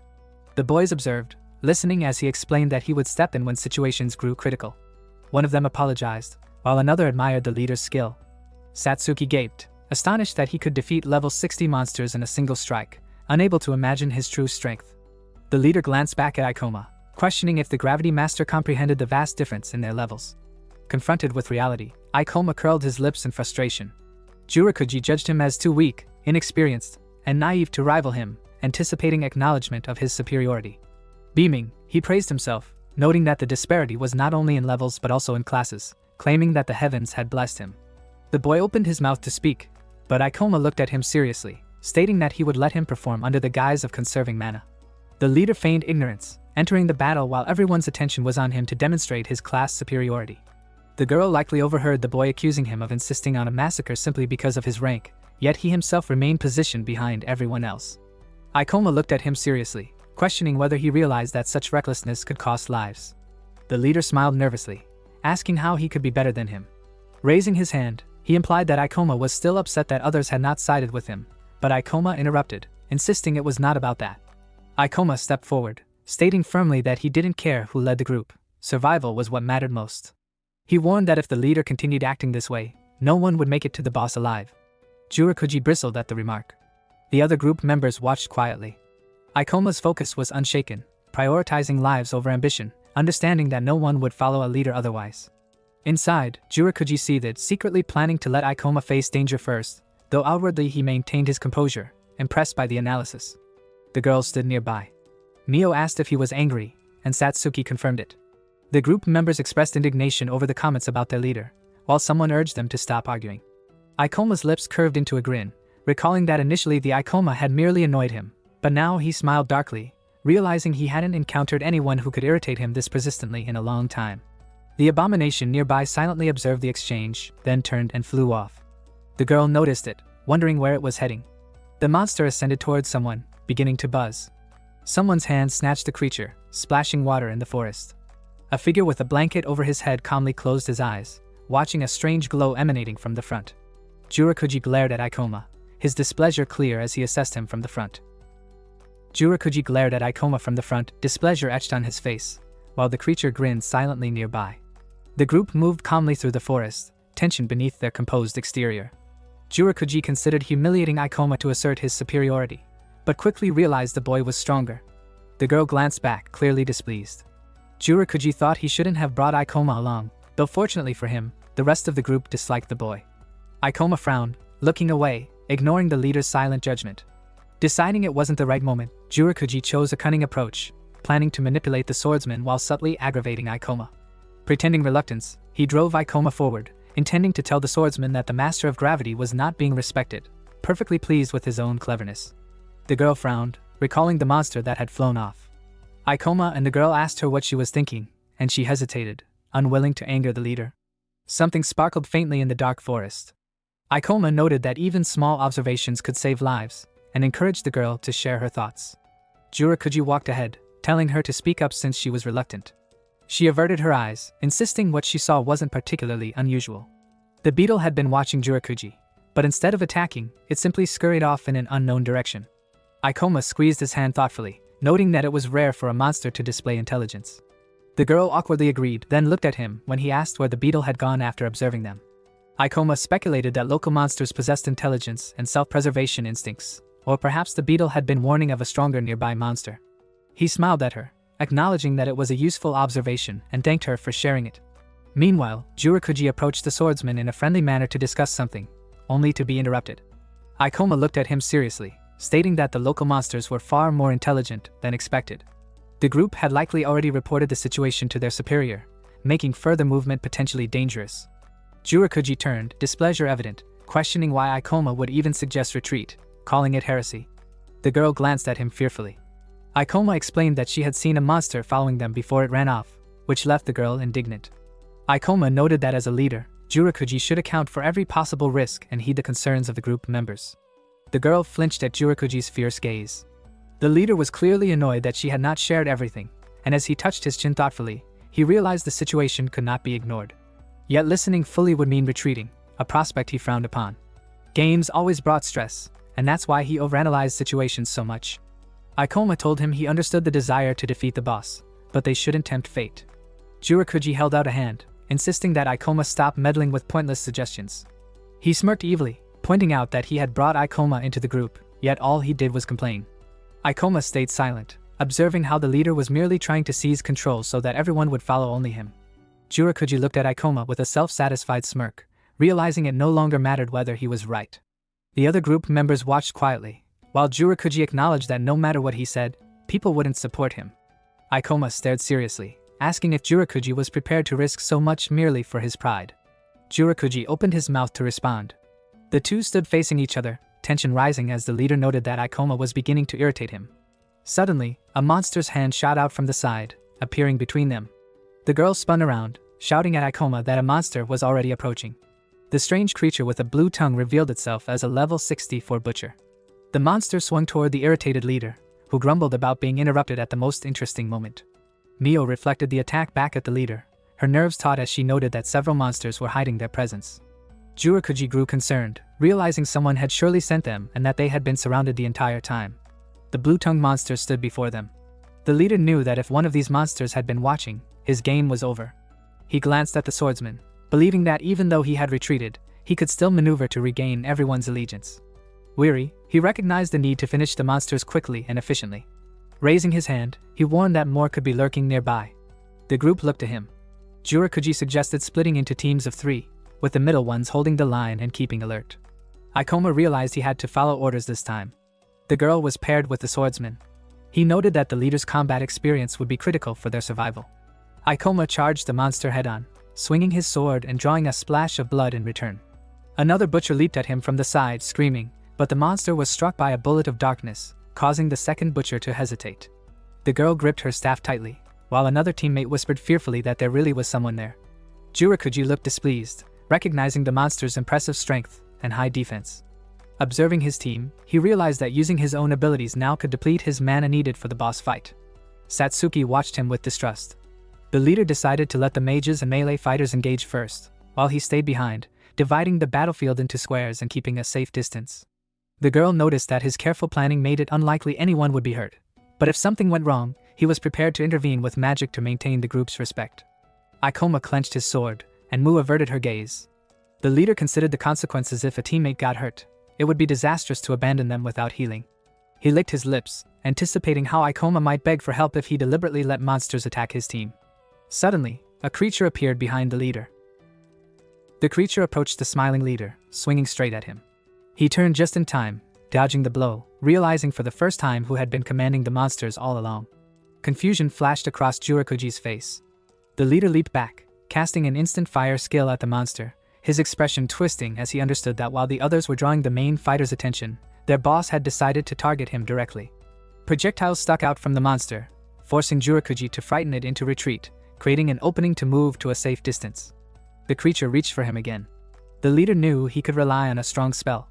Stretching out his hand, he focused, conjuring a shield that blocked the monster's grasp. He smiled.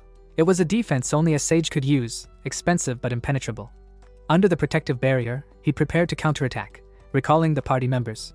He realized that slaughtering the ordinary monsters while facing the boss alone would be impossible, and engaging without a vanguard was unwise. Jurokuji grinned, taunting the monster to enjoy itself. Suddenly, the creature produced an item, a poisonous mead that nullified all magical effects.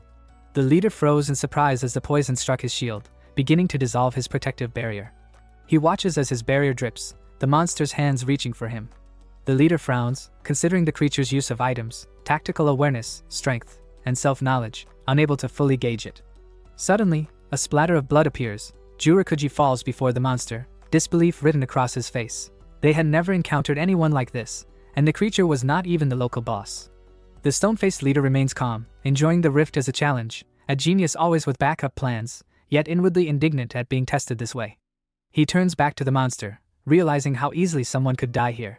Then a hand grabs the monster's, and he sees Kasaragi restraining it with magical ribbons, freezing its movement.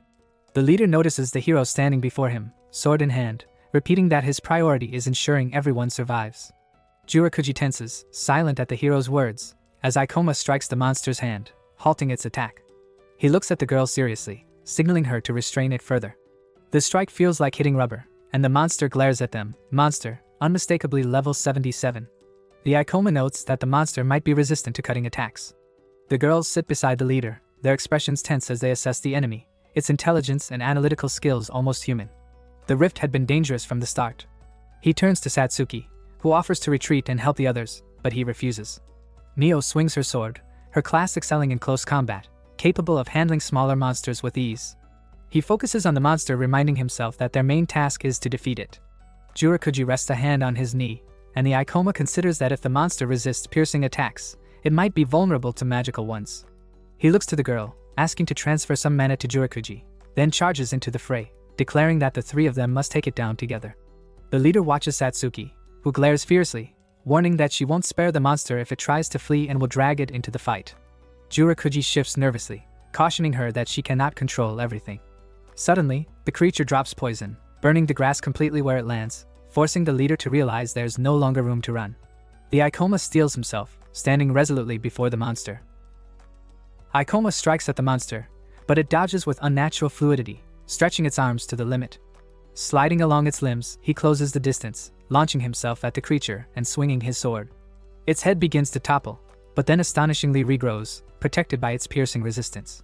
Ikoma watches seriously, realizing its resilience, while the leader behind the youth calmly analyzes each movement, discussing strategies in a detached, almost theatrical manner. The girl stands behind Jurokuji, noting his tactical suggestions, and senses the youth's composed and terrifyingly deliberate demeanor. Sideways and serious, he embodies controlled strength, prompting the leader to acknowledge him as truly formidable. The girl struggles to follow the leader's proud, almost showy commentary, but tenses when the monster turns toward them, a silent warning of the danger. Jurokuji instructs her to use weaker spells, letting the youth absorb the brunt of the attack. Satsuki clenches her fists, realizing the youth's apparent foolishness was only a mask for his strategic mind. The master shifts his tactics mid-battle, a rare sight against a normal monster, adjusting to its strength and abilities. The monster extends its arms again, and the leader notes that deeper into the rift, they will face more of the same challenges. The youth nimbly dodges its strikes, while the monster raises another jug of poison, now floating in the air, leaving the boy astonished at its eerie precision. Ikoma stood firm with his sword, recognizing that a grim but effective tactic was now necessary. The monster lifted a jug above its head, unleashing its storm skill and showering the boy with the contents. An empty, desolate forest stretched ahead, the battlefield stark and foreboding. The leader watched closely, acknowledging the challenge the boy faced. The monster blinked in surprise, failing to locate its opponent, until a voice from behind questioned its gaze. High in a tree, the boy in yellow adjusted his stance and used reverse gravity, swinging his sword like a falling meteor. Blue energy crackled around the monster, and Ikoma observed intently, noting that the opponent was still very much alive, as expected. The girl glanced at the leader, who admitted the boy's cleverness, impressed by how skillfully he evaded the deadly poison. He frowned, internally uneasy at the Gravity Master's evident talent and the competition it represented. The monster, pride shining in its posture, raised its hands, fingers clasped, before lifting 2 more jars of poison into the air. The boy leapt back as the jars hurtled toward them. The girl quickly raised her staff, casting a bullet of darkness that absorbed the falling jar, then glanced at the leader, asking if he could move. He instructed her to maintain mana flow, warning that any unnecessary movements would alert the monster. Satsuki scowled, irritated by the restriction, but understood the necessity. She shouted from behind that she had already given him enough mana, but the leader insisted he needed the strongest spell in his arsenal for the fight. He looked at the boy seriously, explaining that the enemy was disoriented, giving them a chance to strike, but if he lacked sufficient mana, that opportunity would be lost. The hero clenched his hand, signaling that he was ready to unleash the spells he had prepared. The monster formed a ring with its hands, radiating malevolent energy. A wind slash shot toward them, and the boy jumped, kicking the monster's poison jug so the liquid splashed over its face. He glanced at it with satisfaction as the monster grimaced, holding his face. The leader raised his staff, knowing the moment to strike had come. The phantom fighter appeared, and the leader summoned the tri-shell again, crystals rising sharply to pierce the monster. The girl shouted that the creature was attempting to flee. Jurakuji's eyes lit up as he called out, asking where the monster was going and instructing the tri-shell to use the trident. Crystals erupted from the monster, and the girl clenched her fist, relieved that they had managed to defeat it thanks to the boy. The leader, however, believed it was all due to his magic. The monster glared at the spikes, and Jurakuji noted that they were sharper than its own strength could withstand. The monster closed his eyes, head thrown back, screaming as the monster split in two and bolted. The boy intercepted its path, Satsuki screaming his name in fear. He faced the creature seriously, casting a spell and asking if it had finally decided to fight him head-on. The monster struck the ground, but the boy leapt back, reappearing in the air behind the monster. Flames blazed in his eyes as he shouted Grant, drawing his sword and piercing the monster. The creature screamed, a massive purple flash erupting as its stone mask flew aside. When the fog cleared, the boy stood victorious, gaining 16 skill points, 22,200 experience, and leveling up from 61 to 64. Mio sheathed her sword, commenting that it was clear, while Satsuki praised her, saying she had done perfectly on her own as expected. The sky darkened rapidly, turning completely black. The boys approached the leader, seated on the ground, quickly tending to his wound, though he waved off help, insisting he could handle it himself. The blonde offered aid, but Jurakuji refused, explaining that no one had been hurt, and the hero said they needed to discuss something. Jurakuji remained silent, looking away, as the boy confronted him, angrily repeating that he had promised to protect everyone, but their survival was thanks to Akoma. Others approached, curious, questioning why Jurakuji stayed quiet.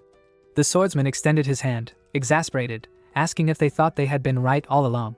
He shouted that they had initially relied on him, and the only fools were the group members because it was the leader's decisions that had saved them. The blonde chimed in, noting that they defeated the masked man thanks to their leader, and if anyone had complaints, they could take them elsewhere. The boy noticed the split forming among the group and realized this quarrel could have been avoided, though it was never what he wanted. He and the girl instinctively defended Jurakuji, understanding from the start that he had been trying to protect them. The swordsman turned to the girl, asking whose side she was on, and she awkwardly poked her fingers, admitting she followed the majority's opinion. The boy frowned, asking if she had her own thoughts, and she apologized, folding her arms as she explained that falling into the rift had left her seriously injured and scared she might not survive. Jurakuji sat before her, the one who had saved her, and she clenched her teeth, displeased yet aware that everyone could speak poorly of him. Determined, she shouted that she would always stand by his side. The leader, however, admitted that the master of gravity had been right all along, shocking the blonde. The boy asked if he was only now realizing it, and Jurakuji quietly asked for forgiveness, acknowledging that admitting defeat was necessary. He placed a hand to his face, realizing that unity was the key to defeating the boss, and facing even ordinary monsters had made him understand this fully. The boy and girl listened, stunned, as the leader suggested calmly waiting for the Special Forces squad instead. Ikoma and Satsuki glared angrily, almost ready to strangle him, but the leader urged them not to quarrel, promising to address complaints once they reached safety. Suddenly, the boy was pulled gently by the hand. Jurakuji held it amid a halo of flowers, admitting that the hero was truly remarkable. The girl stared at the glow, confused, as the leader explained that he had never belonged to a group, only taking his share in raids before returning home. The group was astonished. Jurakuji recognized the boy as the first adventurer before whom he could openly admit defeat and show admiration. The boy, caught between shock and fear, met his sparkling eyes as Jurakuji, smiling, offered to abandon the girls and form a group with him as soon as they escaped. The boy waved the idea away, and Akoma turned, urging that they needed to hurry back to the exit. He was sick of this man. The boy and girl felt crushed, knowing how long he had been trailing them. Another girl muttered that he could not be saved. Toya walked toward Tokushima, not far from the fault line, as Mayumi and girl watched him. The man began searching for something, noting that the operation was about to begin, but he wanted to discuss a matter in person that he couldn't reveal over the phone. He handed over a key, instructing Mayumi to use it for this mission. The girl's eyes widened in surprise as they explained that it was the key of the starry sky, perfect for a secret mission. Mayumi studied it seriously while the girl, bewildered, asked what was going on. The key sparkled, encircled by a rainbow arch, a special artifact capable of causing overpopulation in the rift and lifting the seal. Indignant, the girl demanded they wait, warning that using it would only invite a new catastrophe to the city. The man and his subordinates smiled faintly. In response, he told Mayumi he was sending a strong fighter, not a reckless girl. The others grinned at her, and she awkwardly turned away. Naomi closed his eyes, explaining that in such rifts the boss evolves and disasters follow. Doing nothing would mean death. From behind the man, the girl protested that they needed to kill the boss, but he replied that a failed attempt would only provoke a stronger, evolved version, causing large-scale devastation. Toya listened seriously, realizing that overcrowding would force the boss to appear, and with careful action, they could fight a weaker version with minimal risk. The man and his subordinates exchanged confident glances, treating this as a low-risk operation driven by profit. Agents were stationed throughout the area, positioned at exits, ready for the monster. Toy glanced back at the girl who had mentioned the Special Forces tasks and realized that in this case, they themselves were creating an imminent disaster. She folded her arms, indignation written on her face, but he calmly said that the Special Forces were just a system. The girl, wanting to live fairly, could become an adventurer, but only others would die like flies. The man patted Agneta on the shoulder, pleased with his words. Tokushima, glum, offered to start the operation, while the man looked at the doubtful girl, his subordinates, and Naomi, promising to help the adventurers fulfill their heroic duty. The magical hand clenched the monster into a fist. The abomination only buzzed in response. Everyone stared at Satsuki, who was drawing mana from the monster, pleased that nearby foes had turned out to be useful. Her mana was now fully replenished. The boy looked ahead, realizing that thanks to her, they could recover and defend themselves even if the Special Forces were delayed. They had 2 packs of food, not enough to fully satisfy their hunger, but enough to survive. The girl and boy, previously the source of most problems, calmed their nerves despite their earlier frustration. The boy's irritation flared as Jurakuji raised his hands, sticking out his tongue and teasing about forming a group later, the only one annoying him. His enthusiasm faded quickly, and he fell silent. He awkwardly asked the Master of Gravity to remind him of his name, admitting he had forgotten it. Jurakuji adjusted his hat, calling people by their class instead of names. The boy assumed he was just too lazy to remember. The girl defended him, insisting he couldn't be so careless, then smiled and asked if it was true. Jurakuji awkwardly poked his fingers, assuring her he would never forget her. They faced each other as he teased the blonde, calling her a thief despite her name being Anna. Jurakuji leaned toward the boy, asking him to remind him of his name so he would never forget, but Kisaragi pulled him back, eyes blazing, telling him to stop clinging. He asked if she considered him a rival, but they both looked away, noticing something approaching. The hero saw Satsuki and realized these weren't monsters, they were people. The man and Naomi appeared, and Tokushima led a squad of adventurers. The girl beamed, recognizing them as the Special Forces. Jurakuji scowled, displeased they arrived so early, wishing to enjoy surviving the rift with the coma. The hero's expression hardened, realizing they had come far too quickly. Barely a day passed. Tokushima commanded the squad, and the boy noted with certainty that they were Special Forces. A small icon glowed above them, level 64, while clearing the rift required level 80. Such individuals were rare in Japan. The silhouettes of the squad hinted at a mix of talent and mediocrity. The Special Forces sometimes hired rank adventurers for serious missions. The boy watched the wave of the hand, told not to worry, still doubting there were actual adventurers among them. The girl instructed them to go to the rift's entrance and wait until it was cleared. The boy stayed silent, listening to the anomaly's disturbances, understanding they were asked to avoid fighting the monsters whenever possible. The party members, relieved at their arrival, asked if the work was finished. The swordsman turned to the girl, asking if security was expected, and she explained that all forces were focused on clearing the rift. The man looked at the boy as he hesitated to ask a question, wondering if they were a combat unit or a research team tasked with investigating the anomalies. Tokushima frowned, displeased, and the subordinates glared at the boy, hinting he was talking too much, strongly advising him to head to the exit. The girl whispered that the soldiers were unnerving and suggested leaving, but Jurakuji looked at the boy, questioning his reluctance since he had wanted to wait for the Special Forces. Now it was no longer their concern. He began apologizing to the soldiers while the girl thought no one had asked for it, and Jurakuji tried to pull the Master of Gravity away from the tense scene. His eyes flashed, sensing something was wrong, wondering why they refused to answer him. The silhouettes of the man and soldiers moved away. The girl stared at Mayumi in front of her while Toya walked calmly with a sword behind his back. Her lips twisted as unease crept over her, and she turned to shout warnings to the boy, who stopped to listen. She held her hands out, explaining that the rift was unstable and anything could happen, urging the adventurers to escape immediately once the entrance opened. Satsuki noted how unsettling the Special Forces were, though the girl appeared kind in contrast. The boy looked away, realizing the rift remained poorly studied and that the adventurers and soldiers were acting on differing interests. Important information had prompted the dispatch of combat units, yet no A-rank adventurer had been hired to provide protection. The girl shouted again for them to leave when the rift opened. The boy frowned, confused by the warning, reasoning that after defeating the boss, they would naturally exit the rift safely. The boy turned, and the girl noticed, understanding that the rift's instability made the caution necessary. The man turned to Ikoma regarding the key of the starry sky, his gaze widening as he repeated his question.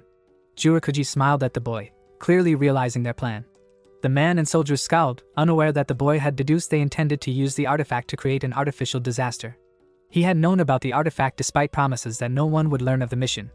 Tokushima frowned, questioning whether he should eliminate the boy immediately. Mio turned to look at the boy, guessing from their reactions that they truly intended to use the starry sky key, while Satsuki stared, confused by what he meant. The key pulsed with purple energy, necessary to remove the ceiling that caused monsters to grow stronger and more aggressive, either evolving them or causing overpopulation. The boy glared at the man and soldier, asking if they planned to remove the ceiling with overpopulation. The girl, hand on her chin, realized that the special forces aimed to deliberately create an artificial rift disaster. The man's anger flared, unable to comprehend how they had discovered everything. Phones were pointed at the key, and although the adventurers had uncovered it, it was supposed to remain a secret. Information leakage was deemed impossible. Panic set in as the special forces realized an ordinary adventurer had deduced their plan. Tokushima understood that denying it further would only make the boy press harder, a terrifying thought for him. Members of the group were shocked, appalled that the forces planned to create a disaster and release hordes of dangerous monsters into the rift. Other adventurers seethed at the idea of deliberate overcrowding, recognizing the immense danger.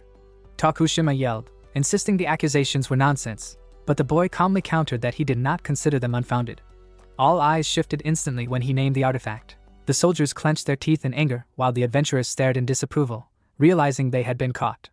The soldiers' expressions grew menacing, and the girl looked at the boy, terrified and puzzled at how he had uncovered everything, recalling how she had warned them to be careful, fearing it was her fault.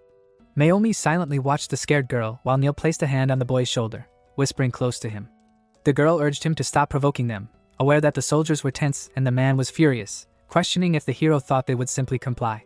Her thoughts flickered to her murdered parents, teeth clenched in silent anger.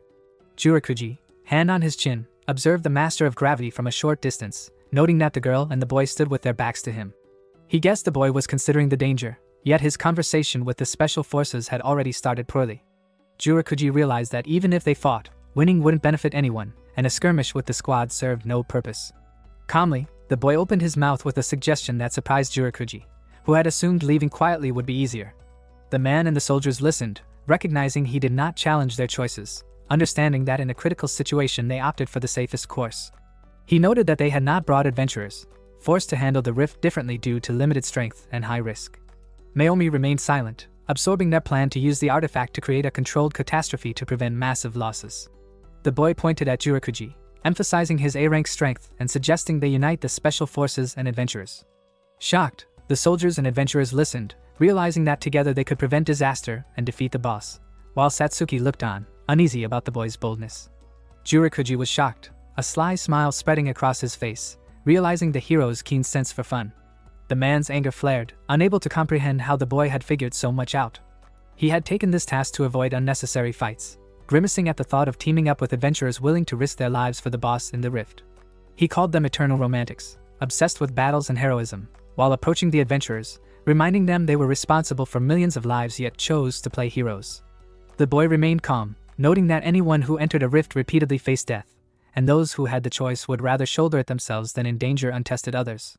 The girls watched silently as he moved toward his comrades, understanding that the special forces sought the best outcome in an empty city piled with corpses of humans and monsters.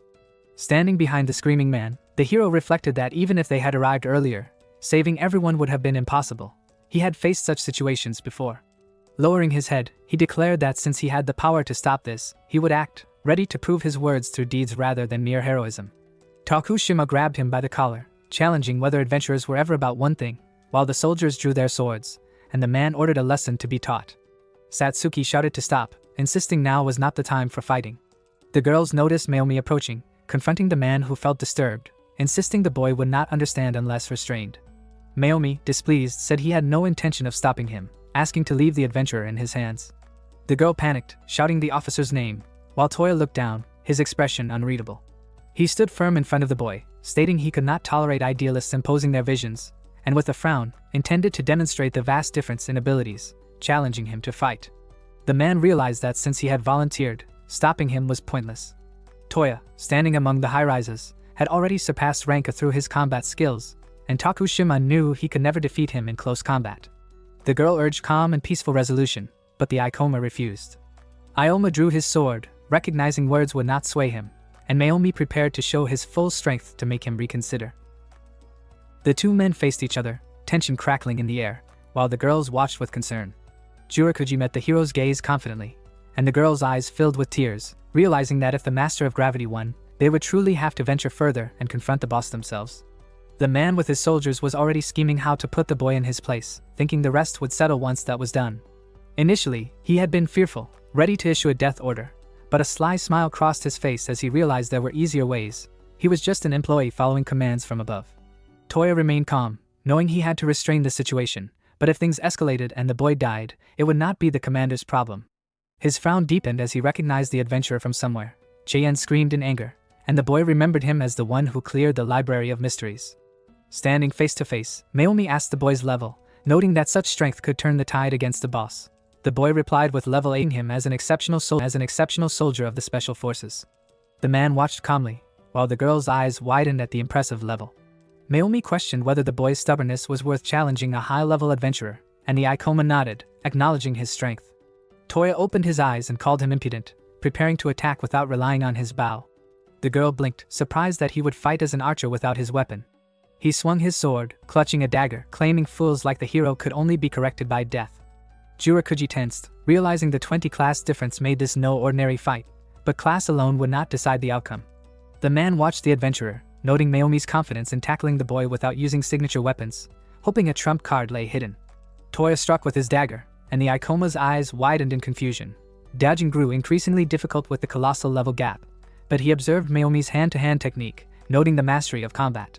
The boy anticipated an opening and counterattack, narrowly evading blows, his eyes sparkling with fascination at the rare skill of one so adept in unarmed combat, which proved just as lethal as weapons themselves. Naomi kicked, but the boy only leapt back a few meters effortlessly. Toya surged forward, moving with a surprising lightness that left the hero puzzled why he hadn't struck sooner. A dagger flew at him, and the boy realized he couldn't dodge a direct hit. He countered with his own knife, deflecting it off to the side. Grabbing the boy's hand holding the sword, Naomi's expression hardened, recognizing that though the fight had dragged on, the outcome seemed predictable. Every maneuver Naomi made revealed a style honed through countless battles, combining multiple techniques with strategic finesse. He prepared to throw the boy with his free hand, but suddenly the boy glowed, shifting the trajectory unexpectedly. Toya froze, sensing something was off. This was no ordinary opponent. The boy dodged incoming knives, striking back with his knee to Naomi's head, asking coolly how that felt. The girl's mouth dropped in amazement, witnessing an ordinary adventurer catch a seasoned officer off guard. The man averted his gaze, silently observing. Toya wiped sweat from his face, acknowledging that the fight had just begun, warning the boy not to complain if he died next. The hero remained calm, knowing his opponent understood his abilities. Next time, counterattacks wouldn't be so simple. Sword in hand, he prepared to conserve mana, but this battle demanded full effort. Toya's irritation grew, and they clashed, swords swinging fiercely. Naomi sneered, refusing to lose to an adventurer clinging to ideals, while the boy watched calmly, finding the claim oddly amusing. Toya's eyes widened at the remark about relying on heroes with lousy ideals, snapping the officer's patience. The boy moved behind him, standing on a tree with composure, noting the officer's constant irritation at inefficiency, hierarchy, and careless words. Each strike and parry revealed a man frustrated by rigid systems, yet precise and deadly. The boy's calm gaze met Naomi's clenched fists. He had become the embodiment of everything that agitated his opponent. The boys clashed, swords and daggers flashing. Toya swung a leg to strike, but the Ioma dodged nimbly, leaping back while considering the stakes. If he failed to defeat the boss, all of Japan would be at risk. Calmly, he answered with percentages of rifts where monsters had evolved, noting those stopped before evolution. Even so, he understood that evolution was inevitable. Assessing the squad scent, he realized the special forces were still weak, yet Toya insisted he wanted to kill the boss regardless, warning of the sacrifices required. The boy's calm acknowledgement signaled he understood, and he promised to show exactly how he would defeat the boss. Naomi gripped his dagger, recognizing its futility. Toya's incredulity grew as the boy remained unmoved, rushing forward with purple rings of energy trailing behind him, moving straight for the enemy. The officer's indignation spiked as he noted how his mana. The Ioma's hand shot out, stripping the enemy of his weapon, and Naomi was thrown back. The airborne knife glittered in the light, revealing why the hero frustrated him so deeply. The officer's gaze hardened, realizing his opponent had preserved every advantage he had renounced, while the boy stared back with fire in his eyes. Nearby, a smoking room door bore a sign, and a man asked if Naomi had really abandoned a promising career to join them. 5 years ago, Toy had answered affirmatively, offering help during a disaster the previous month, only to be told not to intervene. His eyes widened at the revelation that the work had been done by adventurers. An older man, cigarettes in hand, explained that their policy was to support only adventurers. The boy wanted to object, noting they were ordinary civilians, while others clutched posters commemorating the Rift disaster. People realized they had no choice but to fight back. A video circulated online about Rift research, showing adventurers acting recklessly despite caring about human lives. The Icoma tensed, listening to how the Special Forces, as official employees, were expected to take control in such situations, helping people while recruitment for the Adventurers Guild continued.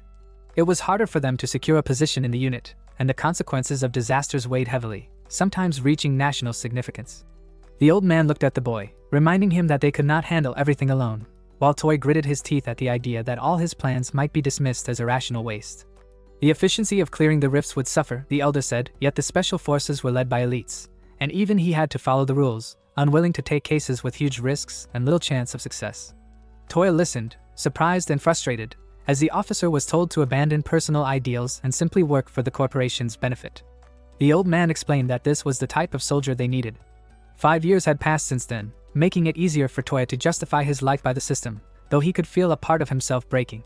He looked at the girl, realizing his path was one of survival within rules, and yet he faced the Icoma, questioning if he could prove his strength. Drawing his bow, Toya answered negatively at first, knowing the fate of the area hung in the balance. The man pulled the string, prepared to risk his life to convince the boy. The girl watched nervously as he readied his class weapon.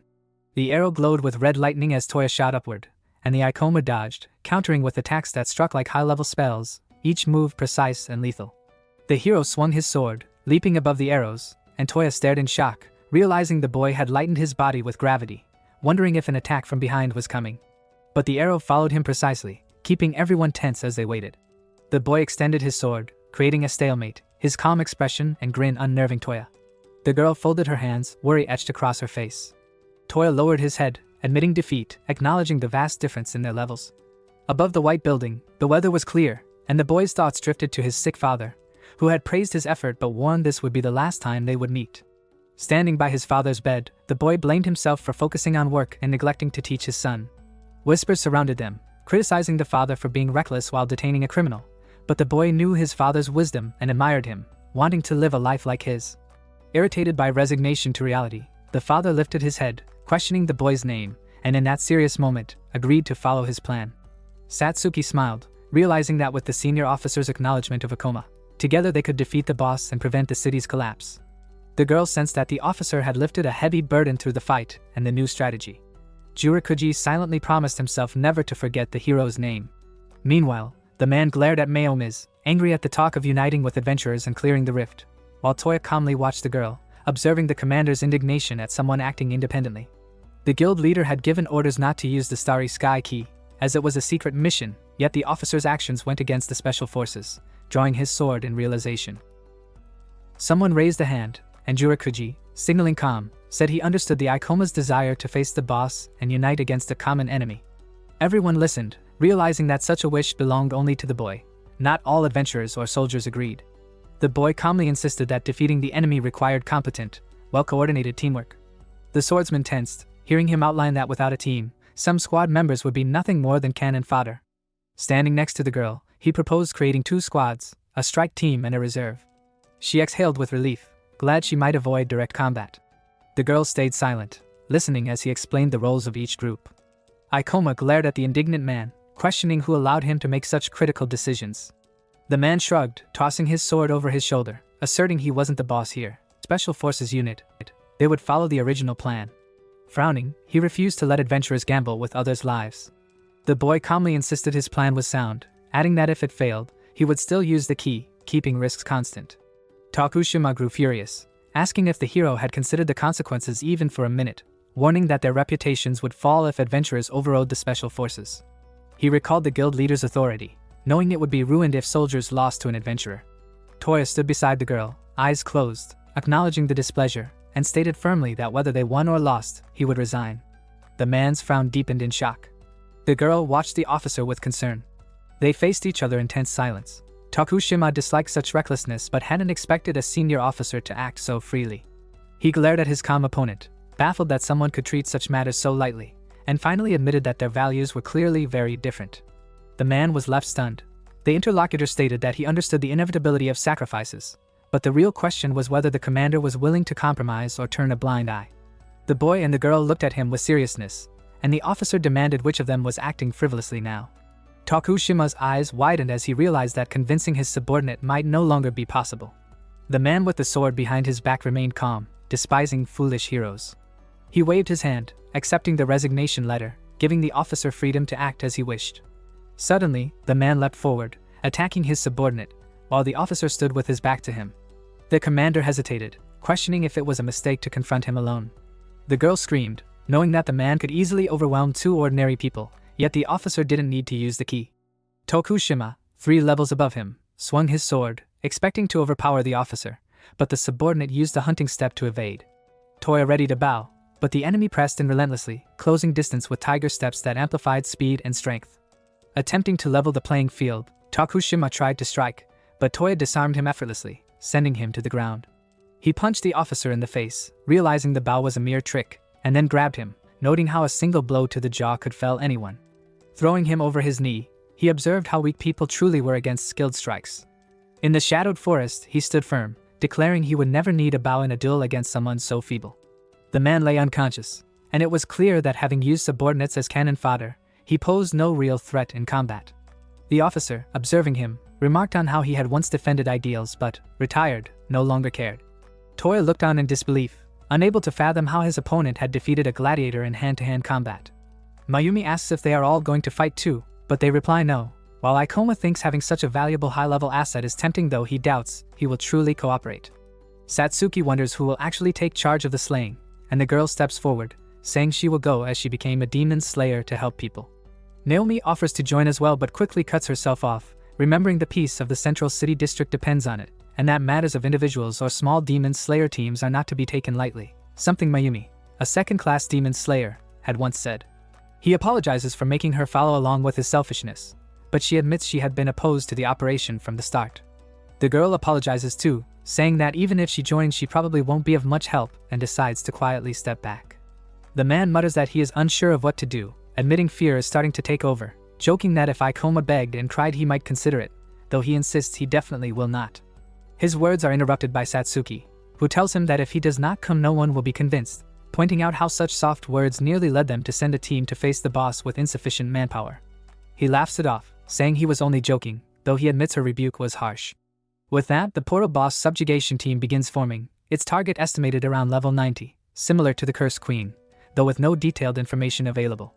Regardless, the task will be carried out, and since Ikoma was the one who raised the matter, he now bears the responsibility of leading it through. As the battle settles, Satsuki begins recharging everyone's mana points. While she works, Suzuki, the Tokishima, raises his hand, saying he wants to go next because he intends to shoot Tarishura. His malicious intent is obvious, and Satsuki knows it well. Ikoma apologizes, reminding him that even the standby group needs mana too. Mayumi then speaks up, saying he has something to discuss about team formation.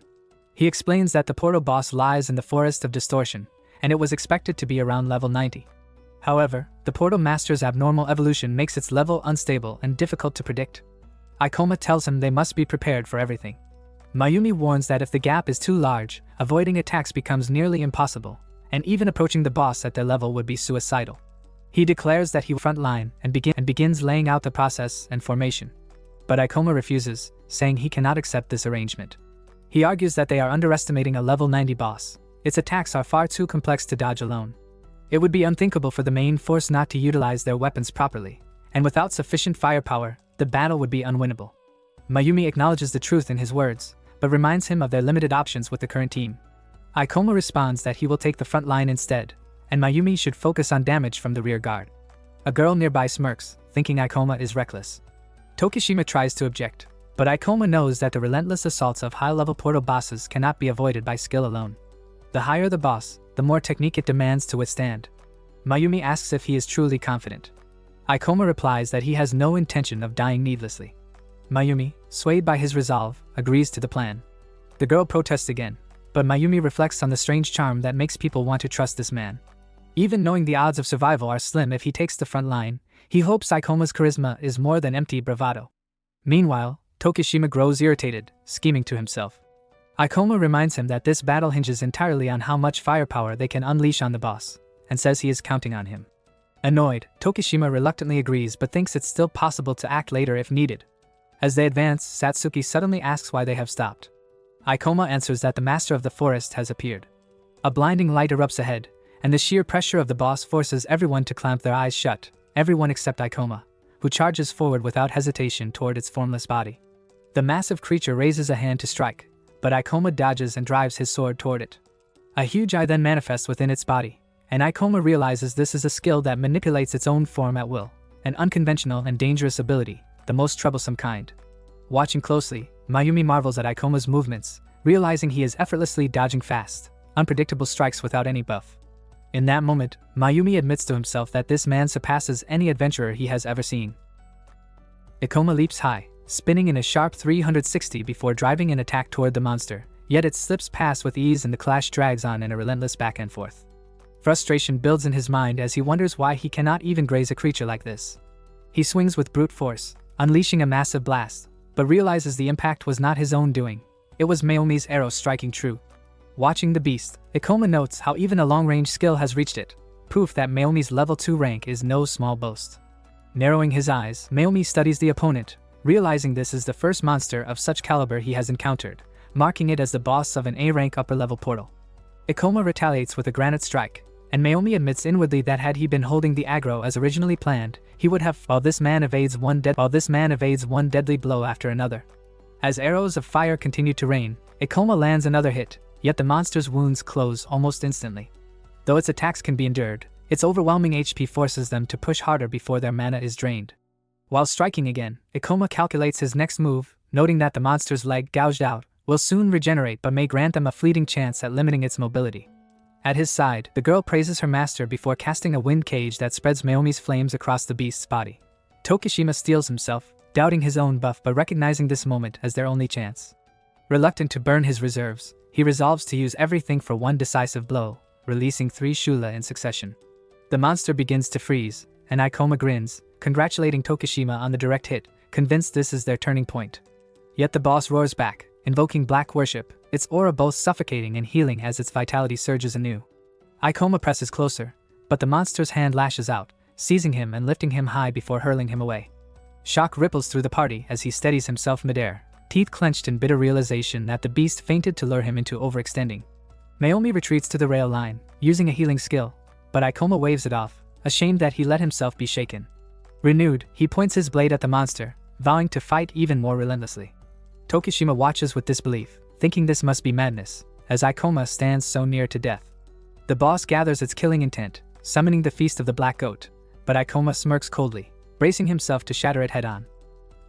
The monster lets out a thunderous roar and unleashes the Black Goat's feast. Aikoma senses the danger, thinking it is preparing something massive, and the ground itself trembles as fumes erupt upward. From the smoke, another creature emerges, gluttonous Black Oath. Aikoma leaps onto a tree branch, realizing the boss has summoned an additional monster. He quickly unleashes Inferno, a blazing strike that bursts into the sky, birds of light scattering outward. Mayumi gauges the situation, recognizing that the newly appeared sidekick is level 69, and her heart sinks. She dashes toward the boss, slashing with her crimson blade to divert its attention, pushing herself to keep it distracted. Aikoma calls out praise for Satsuki and Mio, then descends just as the boss lunges, its hand aiming to pierce him. He evades with precision, remarking that it failed to flank him, before springing up and delivering a kick to its head.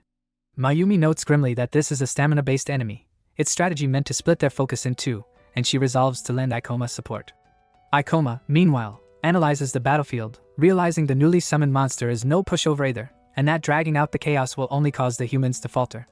All forces except him must bring the beast down as swiftly as possible. He taunts the creature, daring it to face him one-on-one, but the monster erupts into another frenzy of roars. Mayumi looses a fire-tipped arrow, while Aikoma shouts to bring it down quickly so they can regroup to his aid. The boss retaliates with a devastating strike, forcing the group to form a protective shield. Tokishima, straining under the burden, casts the shield spell. Satsuki thanks him, but Tokishima is lost in thought, despair creeping in as he worries he will soon have no mana left. Ikoma continues to hold off the monster, but the damage he inflicts is minimal, and the group bleeds mana on the colossal brute. Frustration builds within Tokishima. This reckless charge by the Demon Slayer squad has thrown them into needless peril. He tells himself there is no reason to risk his life here, but then recalls Ikoma's gaze and his words, his desire for everyone, including him, to survive. He raises his hand one more time, summoning a shield as he calls out to Ikoma. Locked in battle, Ikoma analyzes the monster's movements, deciding he must trust his teammates completely. The girl announces that one enemy has been taken down, and Mayumi urges them all to hurry and provide support. Turning to Tokishima, Ikoma repeats firmly that he wants everyone, including him, to make it out alive. The boss pivots toward Ikoma as he steadies himself, feeling the thrill of battle return. Finally, he is drawing close to the true fight he has been waiting for. Just then, the ground erupts again, and a star-like object shoots upward like a rocket. Satsuki gasps that the portal boss has returned, while Mio, stunned, asks what it could be planning. They are right. The portal boss reemerges, towering with fresh intent. Mayumi raises her bow, arrow drawn, and observes that it is using a skill to evade attacks while safely casting a healing spell. Ikoma smirks, his confidence hardening. Even against weaker foes, its persistence is infuriating, but this time it will spell its downfall. With that, he lifts his sword and spins into a devastating 360-degree motion, invoking the meteor report and gravity inversion, cleaving through the weight of the battlefield as he drives his attack straight into the monster. Ikoma unleashes the meteoroid slash in a final attempt to end the monster's reign, the strike exploding with immense force and sending dust billowing across the battlefield. As the haze clears, the boss remains alive though battered, its body scarred yet still standing. Ikoma realizes it shielded its chest with its wing and arm, lessening the fatal blow. The damage from its fall is severe, but the resistance of a level 80 portal boss makes clear it will not be defeated so easily. With a guttural roar, the creature releases another shockwave, shaking the ground. Mayumi sees the opening, thinking this is their best chance to end it. He uses Mocking Shadow while Ikoma gauges the situation, noting the enemy's health has dropped to 40%. Its body is ravaged, yet given time it will regenerate, and if they fail to strike decisively now, the battle will be lost. Satsuki turns sharply toward Tokishima, her voice edged with suspicion as she demands whether he intends to burn his remaining mana and flee. He chuckles, admitting she is perceptive and blunt, confessing that the thought had crossed his mind, though something about Ikoma's resolve convinces him this is the decisive moment. Satsuki bristles, clearly unsettled, but then forces herself to relent, declaring that she will trust Ikoma's judgment. Tokishima sighs, muttering that despite his doubts he has no desire to see Ikoma fall in this forsaken place. Though he jokes half-heartedly about safer choices, like dyeing his hair instead of fighting here, the truth is clear, abandoning now would mean losing more than just the battle. Satsuki shakes her head, remarking that he sums things up neatly, but warns him firmly that this is no bluff, and Ikoma is the one holding everything together. The girl calls forth a skill named Follow Wind, her voice cutting through the chaos as she shouts that they now have a tailwind while the enemy faces a headwind. With its leg already crippled, she believes this interference will shift the battle. The man praises her effort, urging that it is time to drive the attack home. Raising his staff high, Tokishima summons a storm of frozen peaks that crash down over the boss, piercing its massive frame. He thinks grimly that with this spell, both he and the young sorcerer will be completely drained, yet it must be done. Ikoma steadies his breath, his thoughts clear. The rest lies on him, the rest lies on them. Their mana reserves are nearly gone, the enemy's HP pushed low yet still sustained by its regenerating pool of mana. Analyzing quickly, Ikoma predicts the beast will lash out with its tail to topple them all at once. He calls out to Mio, asking for an opening, and she charges fearlessly toward the monster, striking to disrupt its stance. Ikoma braces himself, deciding to pour the last of his mana into a single decisive strike. His sword vibrates in his hands, glowing with a deep purple light as he charges forward.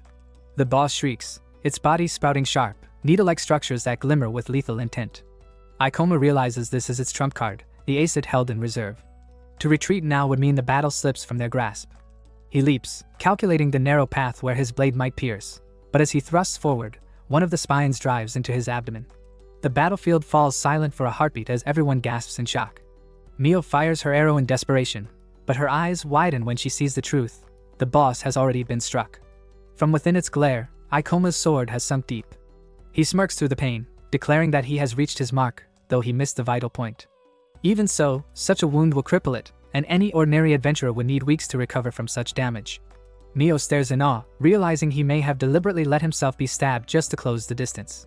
Relief floods the party as Ikoma, still smiling, calls this the end. Channeling the last of his strength, he activates the skill grantee, and from within the monster's eyes, light bursts forth, tearing into it as radiant streams of power flood outward in every direction. The boss falls and Ikoma gains massive EXP and 18 SP, leveling to 67. He smiles while a girl approaches Mayumi to celebrate, but Mayumi watches Ikoma with quiet awe, thinking an adventurer in his 60s slaying a level 40 portal boss is extraordinary. He thanks Ikoma and asks him to join the demon slaying squad. Tokishima checks on Mayumi and warns that his bear-like superior will not let this pass, but Mayumi grins and says he can handle convincing him. The next day Akasha eats vegetables while Ikoma recovers in the hospital. Satsuki, Mio and even Hashinan visit, and Ikoma watches Hashinan's live stream, bored and unsure what to do. Mio asks if the fruit is a gift from a sage. Ikoma agrees and suggests the sage's long-range firepower and white magic healing would fill gaps in their party, though he decides he will not team up with Zen because Zen's temperament feels untrustworthy. Satsuki asks what's wrong and Ikoma says the labyrinth seal is resolved but the demon slaying squad's fate is uncertain. Someone seems to hold a grudge against Taya. Later at Demon Slayer Squad headquarters, Taya demands to know what's happening, but men surround him and announce he is under arrest by order of a first-class officer, accusing him of forcibly using emergency measures. Taya lashes out, claiming the squad only works because of people like him, and draws his sword, but a man vanishes and a massive burst of energy slams Taya to the ground. Kurovijin appears, the feared living weapon among the three demon generals, bending close to tell Taya they are not needed simply because of loyalty but because dirty work was convenient. He scorns Taya's self-image, calls him a victim of Hao Zhao's dictatorship, and warns that even the greatest contributors will pay if they privatize power and sow chaos, leaving the chief demon slayer to answer for this mess. Mayumi sits across from Kuroiwa over coffee, voice tight as he admits he wants to leave the demon slayer squad and worries if he can actually do it, and Kuroiwa eases him with quiet understanding, saying he knows why Mayumi is disillusioned after the last incident, how the higher-ups shift blame and shield themselves while presenting steady profits and falling casualty numbers to justify everything. He warns that people exploit the squad's name under that cover and promises to expose the corruption, asking for someone he can trust and pleading for Mayumi's strength, leaving Mayumi silent and simmering with anger. Later, Goma returns home to Akasha's warm welcome and pets her briefly while thinking about an urgent reason to hurry. Adventurer and Demon Slayer systemization has advanced. Japan has avoided major portal disasters recently, but a nightmare portal is coming that could overturn everything. Marking the calendar, Ikoma stares at a report of a bizarre portal that defied all prior logic, the kind a large A-rank team failed to clear and which sparked the worst labyrinth overflow in Tokyo, an event people later called the Year of Chaos 110-1111. If that had been the first cycle, he admits he would have stood no chance. But now he has been leveling rapidly in the Forest of Desolation. Portal levels and hazards vary by cycle, yet none appear later than expected, and as far as he can tell the next one will arrive soon, so they must prepare. This time, if someone is resisting the world's chance, he vows to intervene directly, to drag out whoever is causing all this and stop only once the truth is pulled into the light. A man scrolls through his phone, sending a picture and receiving a reply that Kamuro has been located inside the preserved portal, along with an image of Ikoma, Satsuki, and Mio seen from behind, and he mutters that humans do have their own tactics, glad he asked the fan community for help. Glaring at Ikoma's face on the screen, he recalls the loss to that criminal adventurer, the one said to have defeated the collector, and fumes that his own reputation has plummeted, vowing to capture Ikoma, prove his skill, and clear his name since there is no way a B rank could defeat such a foe. Inside the dungeon, he slices through weak monsters with growing frustration, teeth clenched until the ground shakes with an earthquake, and his eyes widen when he spots Satsuki, Mio, and Ikoma, who crouches over a deep depression in the floor asking Satsuki for a mana replenishment. She warns him that Grantee is not something to be used so often, not with the mounting fatigue, especially in such dangerous terrain. Watching, the man thinks of how little A-rank explorations advanced in the first cycle and how a gravity user has vast untapped potential, his instincts as a former S-rank confirming it, and when he hears a faint sound, he follows it while Mio notices and asks if something is wrong, to which he says a monster may have fled. Hidden, he admits that even with all his firepower focused, his strength cannot compare. Realizing this power goes beyond a fraud of B-rank and wondering if Ikoma truly felled the collector by sheer skill. Unwilling to back down now, he tenses, but then sees purple light spilling across the mountains, relief flooding in as he thinks the best survival tactic for an adventurer is knowing when to cut losses, choosing to retreat. On the other side, Ikoma apologizes for dragging the others into this, and Mio assures him it is fine while glancing at him and Satsuki, her expression faintly puzzled.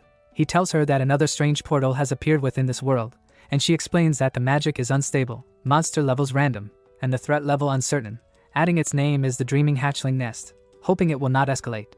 While he remains silent, staring ahead with thoughts he does not share. Ikoma pores over his computer, reviewing the portal's classification as B rank, though he knows its unstable mana makes it far more dangerous, perhaps even capable of disaster. Memories of a past cycle resurface. When this very portal overflowed and ravaged Tokyo, misery etched into every rescue effort, and he recalls that records demand at least an R-rank adventurer to face it. A part of him seeks only to prevent such destruction, but another burns stronger. If he can defeat the calamity-bringing boss at his current level, it will be a victory that reclaims the fire he once held, the passion of a man who once accepted death for his party. The next day at the Adventurers Guild, Mayumi approaches the counter with Mio and Ikoma, stating they are there for a promotion exam. The receptionist checks their files, confirming their branch and requesting the recommendation letter. Quietly, Ikoma recalls the stages of the A-rank test, written exam, interview, and practical trial, while Mio notes that he has finally reached this point, only for him to mutter that passing is not certain yet.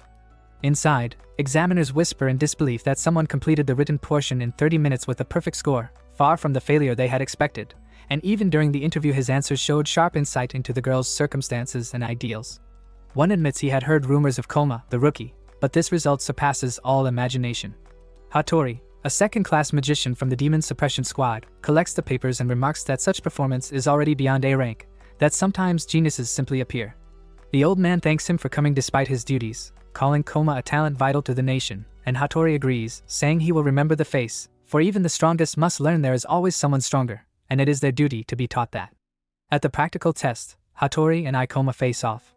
He warns the point is not necessarily victory but to prove he can fulfill his class role. Even landing one effective strike is enough, yet with a sharp gleam he declares he will fight seriously and expects Ikoma to attack as though intending to kill.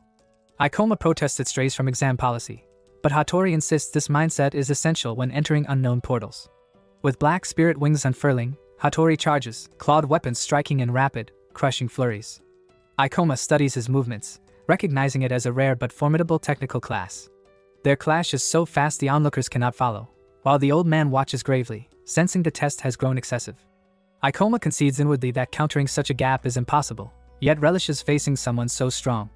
Hattori, realizing he may have gone too far, thinks only defending at this difference makes no sense and considers resetting. But just as he resolves to pull back, Ikoma appears before him and drives a fist into his abdomen. Stunned by the clean strike despite the gulf in power, Hattori falls, and Ikoma calmly asks if the exam continues. Students erupt in cheers, while Hattori, laughing through the pain, admits this cannot be bested and that someone extraordinary has arrived. Later at the reception, Ikoma learns he has passed, but Mio reminds him their true goal lies ahead, the conquest of the dreaming hatchling nest, and as he clenches his teeth, Ikoma steels himself for the challenge to come. At the portal, a guard warns them that despite its B-rank classification by the Demon Suppression Bureau, this portal is riddled with anomalies, unpredictable and impossible to define, so if anything happens they must retreat immediately. Mio mutters that a portal with so many abnormalities could easily trigger a dangerous overflow, exactly what Ikoma had anticipated. Without hesitation, they enter the nest of dreaming cheats. Camps line the entrance where guards provide support, even preparing white magic for the injured. Mio remarks on how noisy it feels inside, and Satsuki notes that the Demon Suppression Squad seems heavily invested in the investigation. Ikoma observes 7 adventurers already at the entrance, meaning more must be deeper inside, and advises avoiding unnecessary contact since the inner parts of portals are practically lawless. Just then, a rough adventurer snarls that they are in the way, calling them weaklings chasing special rewards. Mio scowls at his rudeness, dismissing him as nothing more than a thug. A guard intervenes to ask if there is trouble, but the man waves him off, muttering not to interfere as he grumbles away. Satsuki sighs, grateful the squad was present. As they move deeper, Ikoma's thoughts linger on the encounter. He wonders about the man's true purpose. If theft or robbery was his goal, acting so conspicuously in front of the squad makes no sense. Perhaps he was scouting, though he did not seem to recognize them. Still, Ikoma cannot shake the feeling there is more to the man than meets the eye. Elsewhere in the dungeon, the man slashes through wooden doll-like creatures with a blazing formation, scoffing that they are barely C-rank and hardly worth his time, while wondering if he lost track of the target he sought. Then his sword glows with an ominous purple energy, and a system screen flashes, curse of purple, equipment effects nullified for a period. He curses under his breath, realizing his stat bonuses are gone, but reasons that if only weaklings appear ahead, he can manage with his own skill. Yet given the portal's strange nature, there is no guarantee a high-level monster won't suddenly spawn, so he reluctantly decides on a temporary retreat. Before he can leave, however, a monstrous screech echoes, and a level 68 Vicar man, towering and wooden, emerges. Grimacing, he mutters that he hadn't asked for such a monster but has no choice but to fight it. Meanwhile, Satsuki glances around nervously, calling the place creepy, while Mio jokes that it would be worse if the portal looked cute. Satsuki smirks in agreement, but Ikoma notices the imbalance here is strange. In the previous cycle almost no one survived, leaving no useful records, so predicting anything in this portal is nearly impossible.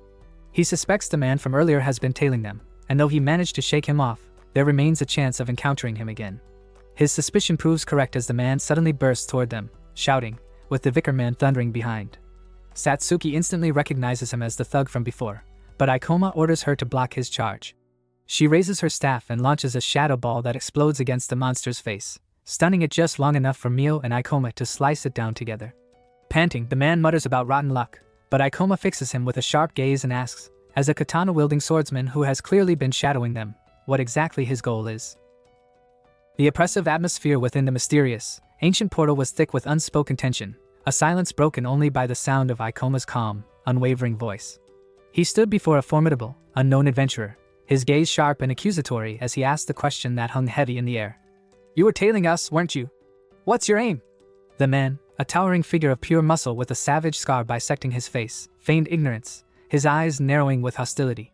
Satsuki, sensing the dangerous edge to the man's pride, quickly moved to Ikoma's side, whispering for him not to anger the A-rank adventurer any further. She knew that anyone confident enough to venture into such a high-level portal alone was not to be trifled with, and his quick-tempered, confrontational nature had been evident from the start. But Ikoma's mind was racing far beyond the immediate threat. He stared at the man before him, but his thoughts were on a much larger, more terrifying possibility, the chilling realization that there was someone else, another player in this deadly game, who knew about the first loop of the world.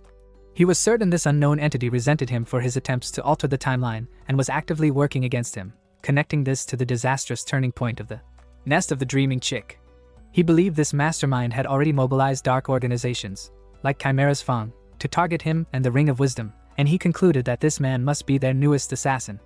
The A-ranker, bristling at the memory of a previous encounter where Ikoma's party had intervened, snapped that they shouldn't be so arrogant. If not for a cursed trap, he never would have needed their help and could have outrun his foe easily. His lack of gratitude infuriated Mio, who found his attitude insulting, but before the argument could escalate, Satsuki stepped between them, her hands raised in a placating gesture as she insisted that antagonizing each other would do no good. In a shocking and dramatic turn, the hostile adventurer suddenly fell to his knees, bowing his head to the ground in a profound apology. He admitted that his petty pride had gotten in the way after being saved, and that forgetting such a debt would mean the end of him as a person. The sudden shift from pure hostility to tearful gratitude left Ikoma and his companions momentarily speechless. Pressed again by Ikoma about his true purpose, the man offered a flimsy excuse about wanting to offer, kindly, advice to young adventurers, a story so transparently false that it only deepened their suspicion. Finally, he relented and introduced himself properly. He was Anuwara Whale, an A-rank adventurer of the rare samurai class. He confessed that he had been tailing them, but not as an enemy. He revealed that this portal, a vast and treacherous place with unclear levels, was the target of a ruthless and ambitious clan known as Golden Dawn. While the portal was open to all high-level adventurers, the Demon Suppression Bureau had also commissioned this clan to systematically clear it. Anuwara explained that Golden Dawn had a dark reputation for indiscriminately recruiting problematic but skilled individuals, using threats, poaching, and collusion to bolster their strength, all in service of their leader's insatiable ambition. He revealed that he belonged to a rival clan and had come alone to investigate their activities, warning Ikoma that Golden Dawn wanted to clear this portal for themselves and would eliminate any outsiders who got in their way. As Ikoma listened, the name, Golden Dawn, sent a chill down his spine. He remembered them from his first life. They were the very clan whose failure to clear this portal had resulted in a catastrophic portal disaster. Realizing the immense danger they were all in, he thanked Anuwara for the warning but declared that he had no intention of backing down, knowing what would happen if the clan was left to its own devices. Seeing his unyielding resolve, Anuwara let out a hearty laugh and declared that it was the role of an experienced adult to protect reckless kids, and that he would join their party. As this new, uneasy alliance formed, the scene shifted to the members of Golden Dawn already deep within the portal, their faces alight with predatory smiles. Their orders were clear and chilling: eliminate all adventurers outside of their clan, no exceptions. As they delved deeper into the dungeon, Ikoma noted that while their mission was to clear the portal, they might run into unnecessary trouble from other adventurers. Anuwara replied that conflicts inside a portal were tricky. Any hostility could become meaningless rumors outside, and powerful, politically savvy clans like the Golden Dawn would exploit such incidents to their advantage. He explained that while the Demon Suppression Squad preferred to avoid involvement, the best approach was to mediate and make others back down, as few adventurers actually sought to kill each other, and his imposing presence helped maintain order. Ikoma thought Onawara had an intimidating face, but he had no idea how strong the man truly was. Onawara added that even being a source of information was appreciated, and when Ikoma questioned him, Onawara glanced at Mio, explaining that his weapon had merely been cursed and that human combat was not his primary duty. Ikoma accepted this explanation, while Onawara, thinking of Mio and Satsuki, resolved not to let anyone look down on him. Satsuki reflected that he didn't seem like a bad person. As they advanced, dozens of small, cute Minohuan beasts appeared, level 20, and Onawara took control, shouting at them as he sliced through their ranks, thinking how pathetic the monsters were and that defeating them would not earn any real reputation. Satsuki asked if she should drain their mana points, but Ikoma declined, preferring to avoid unnecessary damage even from weak opponents. He noted the intense variation in monster levels, and Onawara mused that clearing them was easier than expected but worried it would frustrate the Golden Dawn, who would likely try to take credit for the portal's clearing despite the low-level threats. Mio remarked there was only one left and moved to finish it, while Onawara hoped for a bit more challenge. Suddenly, the air thickened, and a screen appeared announcing, "God of Wars is coming!" Recognizing the danger, Onawara shouted to Mio to be careful as the same small monster launched a crisscross strike at them. Onawara quickly intercepted the attack, shielding Mio and taking the blow himself. Ikoma clenched his fists, realizing the strike was far too deliberate for a normal monster. Mio asked if he was okay, and Onawara admitted frustration at failing to finish it properly. At that moment, a man appeared, claiming it was partly Ikoma's fault for interfering, and confessed he had intended to help but was thwarted by Onawara's intervention. Onawara immediately recognized the man's attire as that of the Golden Dawn and realized they were facing the notorious Royal Guard members, Inoda Ryogo and Bard Masaki Kannon, numbers 3 and 4 of their clan. He recalled that despite their talent, their lack of restraint and extreme skill in human combat made them far more dangerous than the clan leader, and that even 4 experienced fighters would struggle against them. One of the women giggled, recognizing Onawara's face from the Wind Forest Fire Mountain clan and accused him of interfering with their work. Onawara dismissed her, explaining he was investigating the strange portal out of personal interest, but warned that attacking other adventurers carried consequences for the issuing clan. The woman laughed, claiming any incident would be considered an accident and that the guild would back them up. Onawara countered that injuries should quietly retreat and that the portal clearing was the responsibility of their clan. Such accidents could not happen again, and next time, the consequences would be far worse. Satsuki called out that they should avoid clashing, but Ikoma interjected that he wanted to clear the portal before any irregularities arose, and he had no time for formalities or interfering outsiders. He challenged them directly, stating that if they hated outsiders, they should come at him with full force. The woman smirked at his boldness, while the man warned that Ikoma would regret speaking so casually. Onawara shouted at Ikoma to beware, reminding him that these were human combat professionals whose skill coordination was lethal and that the immortal duo of the Golden Dawn never missed a healer, always cornering their targets. Even with numbers on their side, fighting humans was entirely different from fighting monsters, and anyone inexperienced would be crushed. Ikoma thanked Onawara for protecting Mio and promised to return the favor. He moved forward, instructing Mio and Satsuki to stay back so he could conserve his stamina, confident he could handle the confrontation alone. The men jeered at him, calling him a brash little kid, but Ikoma's gaze remained fixed on them, assessing their every movement, unwavering and focused, ready for the imminent clash.